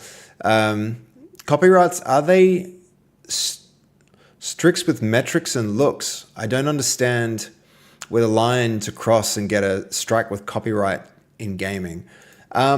It's not so. There's a difference between copyright and trademark. They're very, very similar things. Copyright is the thing that you apply to intellectual property to say that it shouldn't be replicated, where trademarks are applied to brands. So the thing that you can't really copyright or trademark a game formula. Like they're very notoriously hard to enforce. It's like a great example would be Fortnite. Fortnite is a billion-dollar, multi-million, if not billion-dollar intellectual property. And it's based on a game format. Like the reason it's called Fortnite is because the original game, you used to try and save the world by building a fort during the day and defending it from monsters during the night, right? And that's very different from the Fortnite that we all know, right? It's a completely different game. What happened was while Epic Games was developing that, PlayerUnknown Battleground, PUBG, came out and was like a revolutionary format, right? The PlayerUnknown, the guy that created the format, did it as an armor mod, and it was so fun that he was like, this is a great foundation for a game. I'm going to make a completely new game on Unreal Engine and build it from the ground up and launch that. And he did. And it went amazing. And so Epic Games, who created the Unreal Engine itself, were like, you know what, let's stop doing this game that we're doing where you build forts and defend it against zombies as a co-op game, and let's implement a completely different game mode based on exactly what PlayerUnknown is doing with PUBG, right? And they did. And it was really successful. And there was, I think, even some kind of dispute about it, but the courts rule, and they always have ruled, that you can't copyright or trademark a format for a particular game, right? So you could go and make another game like Fortnite, another battle royale, right? Because what happens is something that you would like. I'm sure PlayerUnknown would like to say you can't make battle royales. They become a genre, right? But where it becomes where there is risk is when you create something where a reasonable consumer would confuse it for a different thing. So that means if you create something where a person sees the game and thinks when they purchase it that they're purchasing it from a different person, now you're infringing on it. And a person has that thing trademarked, now you're infringing on that trademark, right? So it's not so much in games. It's not so much about copyrights. Copyrights aren't the thing that are usually enforced. It's trademarking which is enforced. So it's yeah, they're different. They're different areas, and that's where you have to be careful, right? And there are all sorts of exceptions to that as well. You can, you know, like parody. Parody is a great example where you can make a game that makes fun of another game, and you can then use parts of their brand in a way where there's ambiguity as to the confusion of it, because you're using one as a sense of humor, like for another thing. Yeah, exactly, Mokiwara. The Pokemon and Power World thing was exactly that, right? Is Pokemon is saying they you know, they tried to sue them because what they were doing was too close. And essentially, the reason they failed to be successful in that lawsuit was because Power World, you're not going to look at Power World and accidentally think it's Pokemon. They just took the formula and changed it in a way that was, you know, distinct enough from the original, but had all of the elements of the original, right? The gameplay components of Pokemon were what were carried into Power World, but the trademark itself is not enforceable against Power World because they don't reuse any of the branding, any of the Pokemon, and any person who knows Pokemon and plays Power World isn't going to accidentally think that they're buying a Pokemon game. They know they're not buying a Pokemon game. They're just buying the principles of Pokemon, the game mechanics that make Pokemon great in a different packaging, right? So it's, yeah. I mean, I hope that gives you, like, answers your question, gives you a detailed explanation of, like, where the line is for that kind of thing, because it's a hard line to understand and an easy line to cross in the wrong way if you don't understand it. But that's essentially the distinction, right? That's essentially that's where the difference lies between those two things. Yeah. I mean, like, I know this quite well because, like, we consulted a lot. We got a lot of legal advice before we created the last game that I made, which was On Point. And On Point is inspired heavily by arcade shooters, right? We look at games like Time Crisis and Point Blank, and we said, you know what, we want to create we love those. We absolutely love those games, but we want to go and create something like it, right? And we were able to do so without any problems because what we copied was the format of the game, right? The shooters were, you know, it's a arcade shooter, right? It's an arcade minigame shooter. It's like a carnival style minigame system. So it's like WarioWare or anything like that. And that core thing was what we were allowed to do. But you can't do anything in a way where you represent yourself as somebody else. You can be similar to something which exists, as long as you don't create such a strong similarity that people will accidentally confuse one product for the other. That's the end of, like, you know, there's the distinction.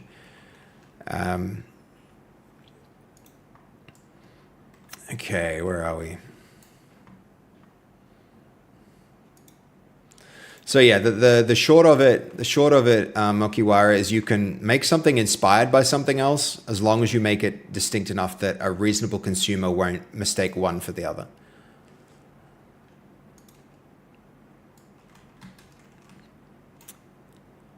Okay, Blue Wall Banner.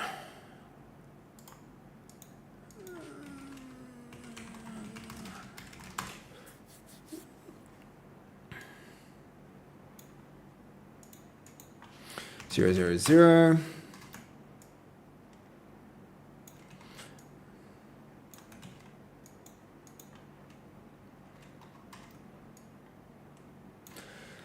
Okay, let's import and change the scale to like 222. I feel like this is a smaller banner than that one, but still a large banner, so that's probably appropriate size.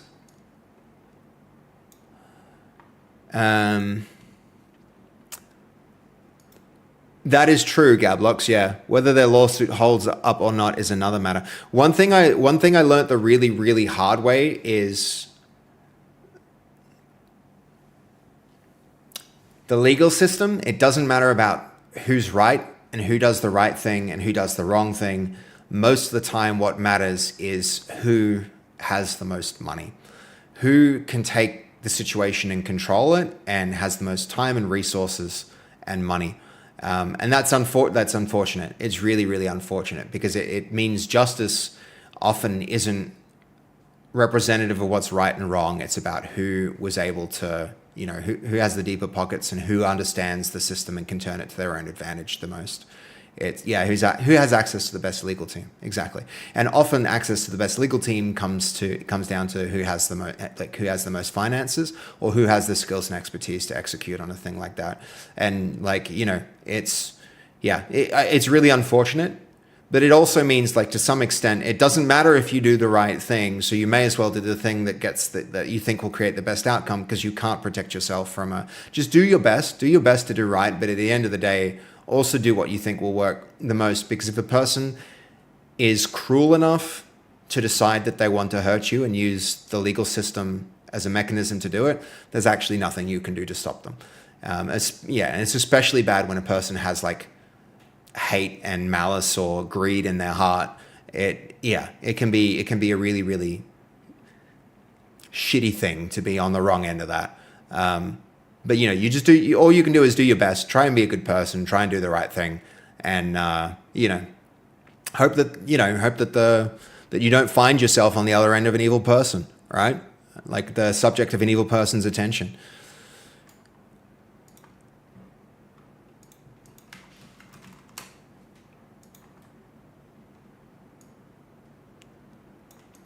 Okay.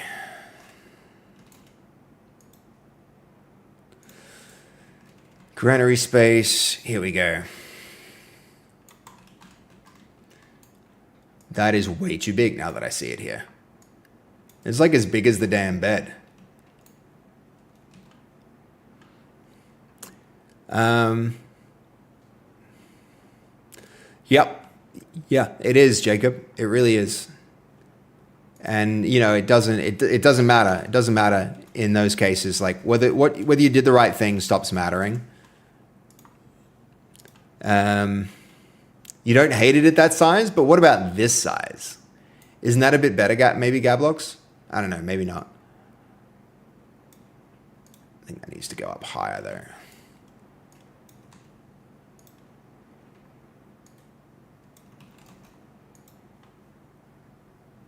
It was designed to be a bit smaller than that.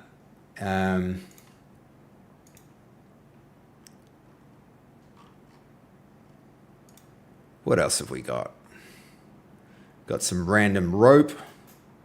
Don't mind it. Got a broom. I feel like if I bring this broom in, well, when I bring this broom in, we need to make it a holdable object, which will be interesting. I think ladders are an interesting one as well. If I bring a ladder in, and this one's definitely an if, I need to make it interactable. I believe strongly that the right design principle is that if you create an object that a player believes they should be able to interact with, you must make it interactable. So things like this, I'm actually tempted to like remove the objects from the shelves and then like generate it again without those. We do need shelves though. We definitely do need shelves. Yeah, this one's for sure going in. All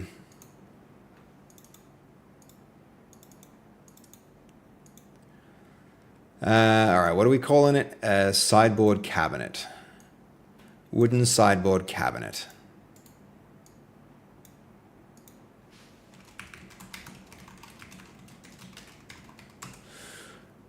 Do you have a shader on items that are interactable? I think the shelves should be okay so long as they're high enough. Yes, I do, Gablogs. I do have a shader on those objects, and when you walk up to them, they highlight. But I don't want people to look around and be like, oh, I want to interact with that thing. It's one thing that is just one of my pet peeves in games, and one of my design principles that I'm going to try and carry through this game as much as I possibly can is like whenever I'm going to like make a promise to a player where if an object seems like you should be able to interact with it, I'm always going to deliver on that promise. And that's, just part of my design philosophy. And it makes it more difficult. It makes it way more difficult to do that.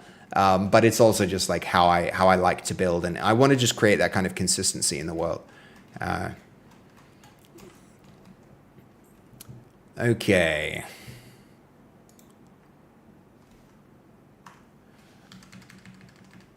Sideboard cabinet.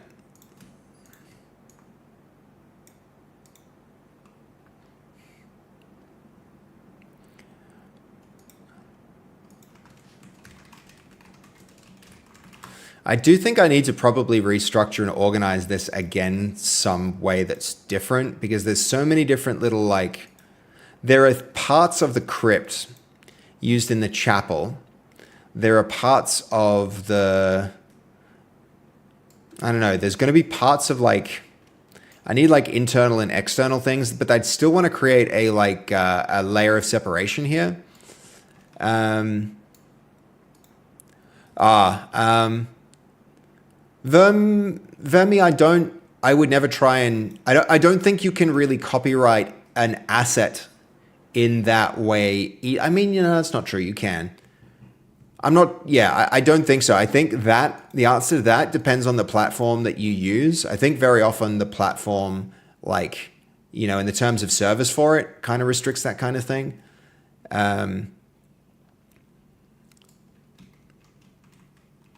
Okay, where are we?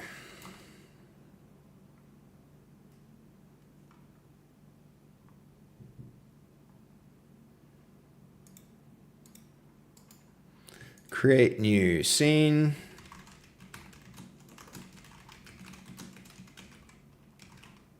Sideboard cabinet.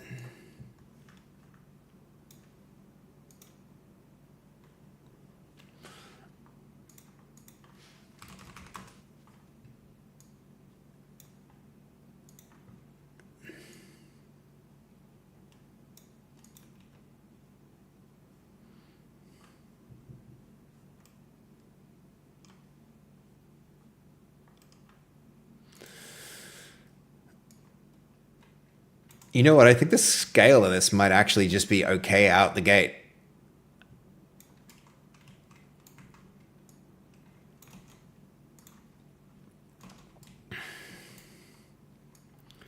Put it beside the bed. I feel like we have a table already.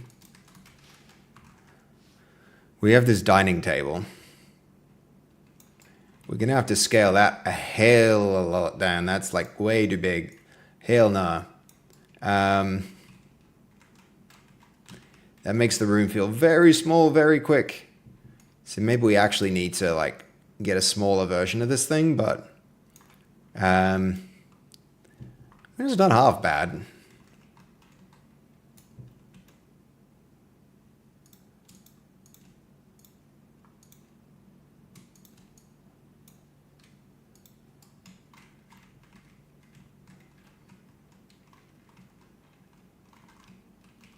I mean, its size is too big, right? Yeah, I kind of need to do that everywhere then. Which is the nice thing about authoring this way, guys. I can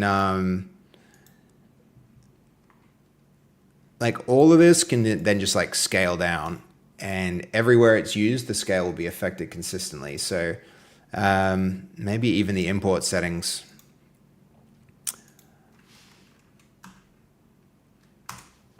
I'm scared to do this, but let's go. Let's do it. Okay, and now here, if I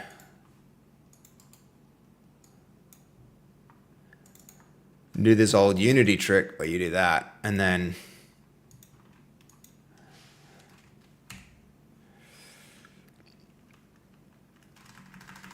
one third, one third. Sorry, that's 2/3, 0.666.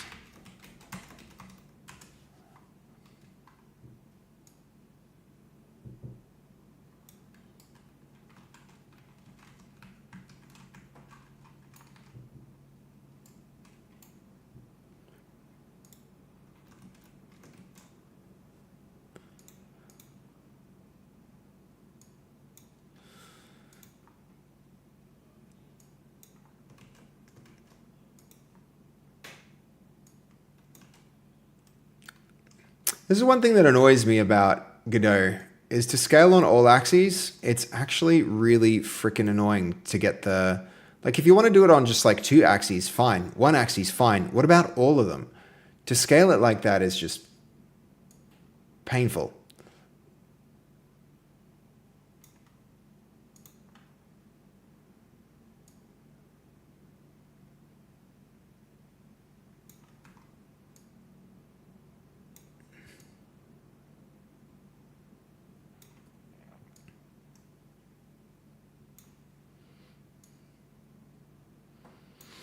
There we go. And then I should be able to do that while preserving the scale. No, I didn't do that. You shouldn't scale colliders down. So I was hoping that by putting it as a child and then changing it and then unchanging it, I would get rid of that, but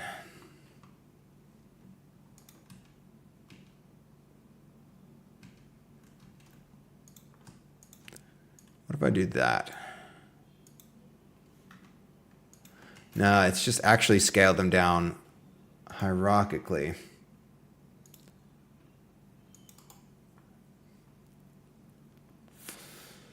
All right, we have to do this, take a different approach. That can go. Do you need to scale the model and not an object instance? Okay, hold on. If you like to create your own character and use... Be right back. I need to get ready to go down to the courthouse. Jacob, what are you going down there for? Do you need to scale the model and not an object instance? I have scaled the model by changing the import, but I do need to... I don't want to...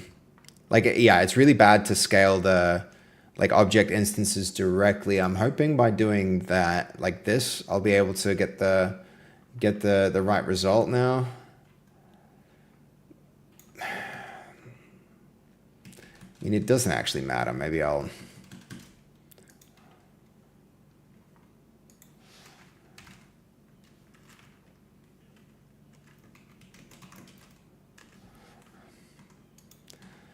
We'll see if it creates issues. Probably not. Maybe, but probably not.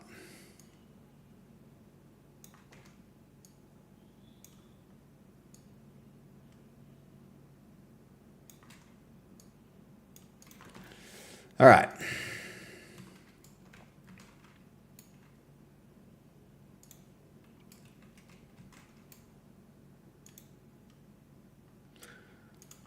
What's happening there?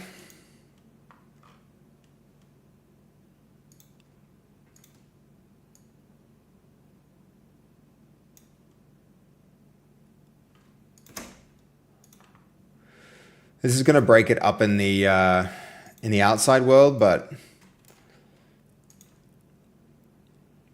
yeah, let's go validate, because I'm pretty sure now the other usage of this, which was around here, oh, it's still okay. I don't mind that. That's all right. That's workable. That's workable. Okay.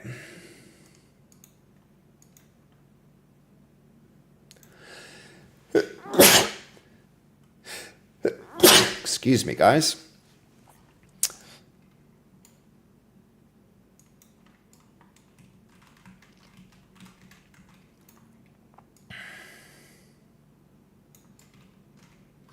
Is that too small now?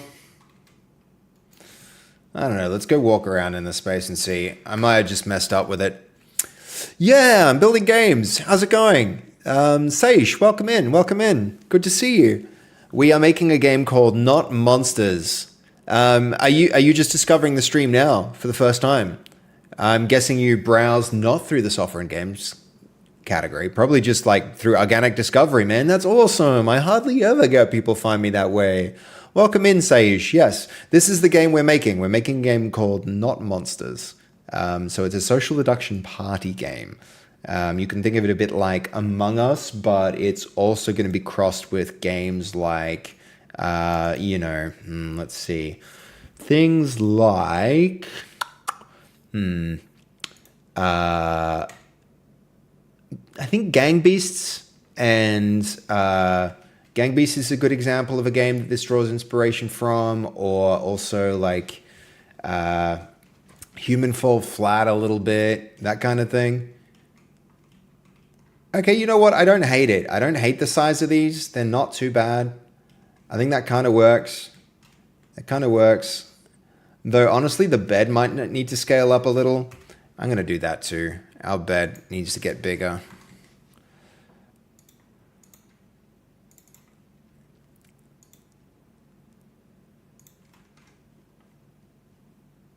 Let's see, transform. Have you seen many game development streams before, Saish? It's this is the process, and everybody does it a little different. But I think it's a really interesting thing, and I think people who haven't seen it before tend to get a lot out of just like seeing how the sausage is made, so to speak. Because it takes a lot of hard work to make a game, like an incredible amount. And many people don't realize until they see it happen. Every little detail, every little thing needs to be considered, The world doesn't just come together. You got to make it all. And yeah, that's what we're doing. At the moment, we're building a granary out. This is the place where the farmer starts when they enter the game. Okay, let's see. So this is this guy's home, the farmer's home. You have to excuse his arms being out like that. I think I know what the problem is, but I don't have time to fix it right now. First time to download Twitch and come on game development and saw my stream. That's awesome, man. That's really cool. I'm glad you found us. And yes, yeah. So we are doing game development. We're making a game. So this one is not Monsters. So essentially, the idea behind this game is you play with your friends and you talk to them with voice chat, and everybody has to work together in this town to find the monsters among them. So it'll be up to like 15 people in the game, and so your friends will be some of them will be working with you, and actually all of them will be working with you, but some of them will be secretly trying to sabotage you without getting discovered, and they'll be. Their job will be to murder you because they are secretly monsters. And so some villagers will turn into monsters in the game. Oh, excuse me, hiccups. Okay, let's see. This needs to get bigger. Transform.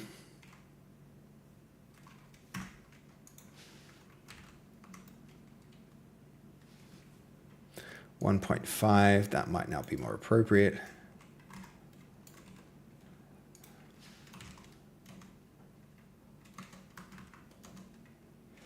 Yeah, I think 1.4 is probably a good scale.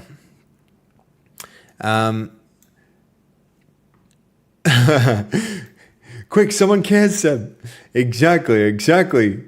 Saish is here. It's a new person who we haven't seen who cares about the game. It's nice, isn't it? You're back now. Welcome back, Jacob. Welcome back. Okay, where are we? The other thing that we had here, which will be useful. So we've got that cabinet in. Oh, dang it. I closed it and I didn't mean to do that. We're going to have to rerun. Scare you will get rid of your hiccups. Do I have hiccups right now? I don't even notice. I didn't even notice I had hiccups. Okay, we do want to bring some rope in. That's a kind of cool prop. The shelves are a kind of cool prop. I should get rid of the stuff on them. I'll put them up high. The broom's a cool prop. I do want people to be able to hold it. You're heading to bed, Goldie? What is it? 2 a.m. It is 2 a.m. Actually, we should be heading to bed too. Pick it up tomorrow. Let's see. Thank you for the reminder, Goldie. Who else is live?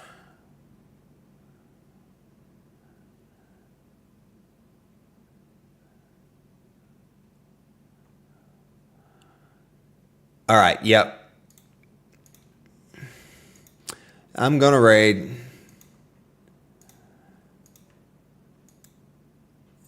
Ooh, Devil Pestily. Is Pestily live as well? I don't think Pestily's live. Dev's live, yeah. Actually didn't notice her initially. You know what though? I think today it's going to be someone we haven't raided in a long time. Got some good work done. Pestily's not live.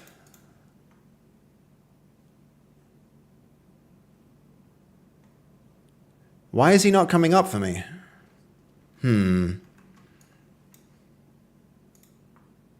Yes, he is. He is live. I see it. I see it.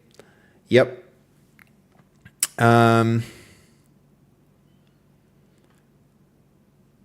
Okay, so we are going to raid someone different, actually.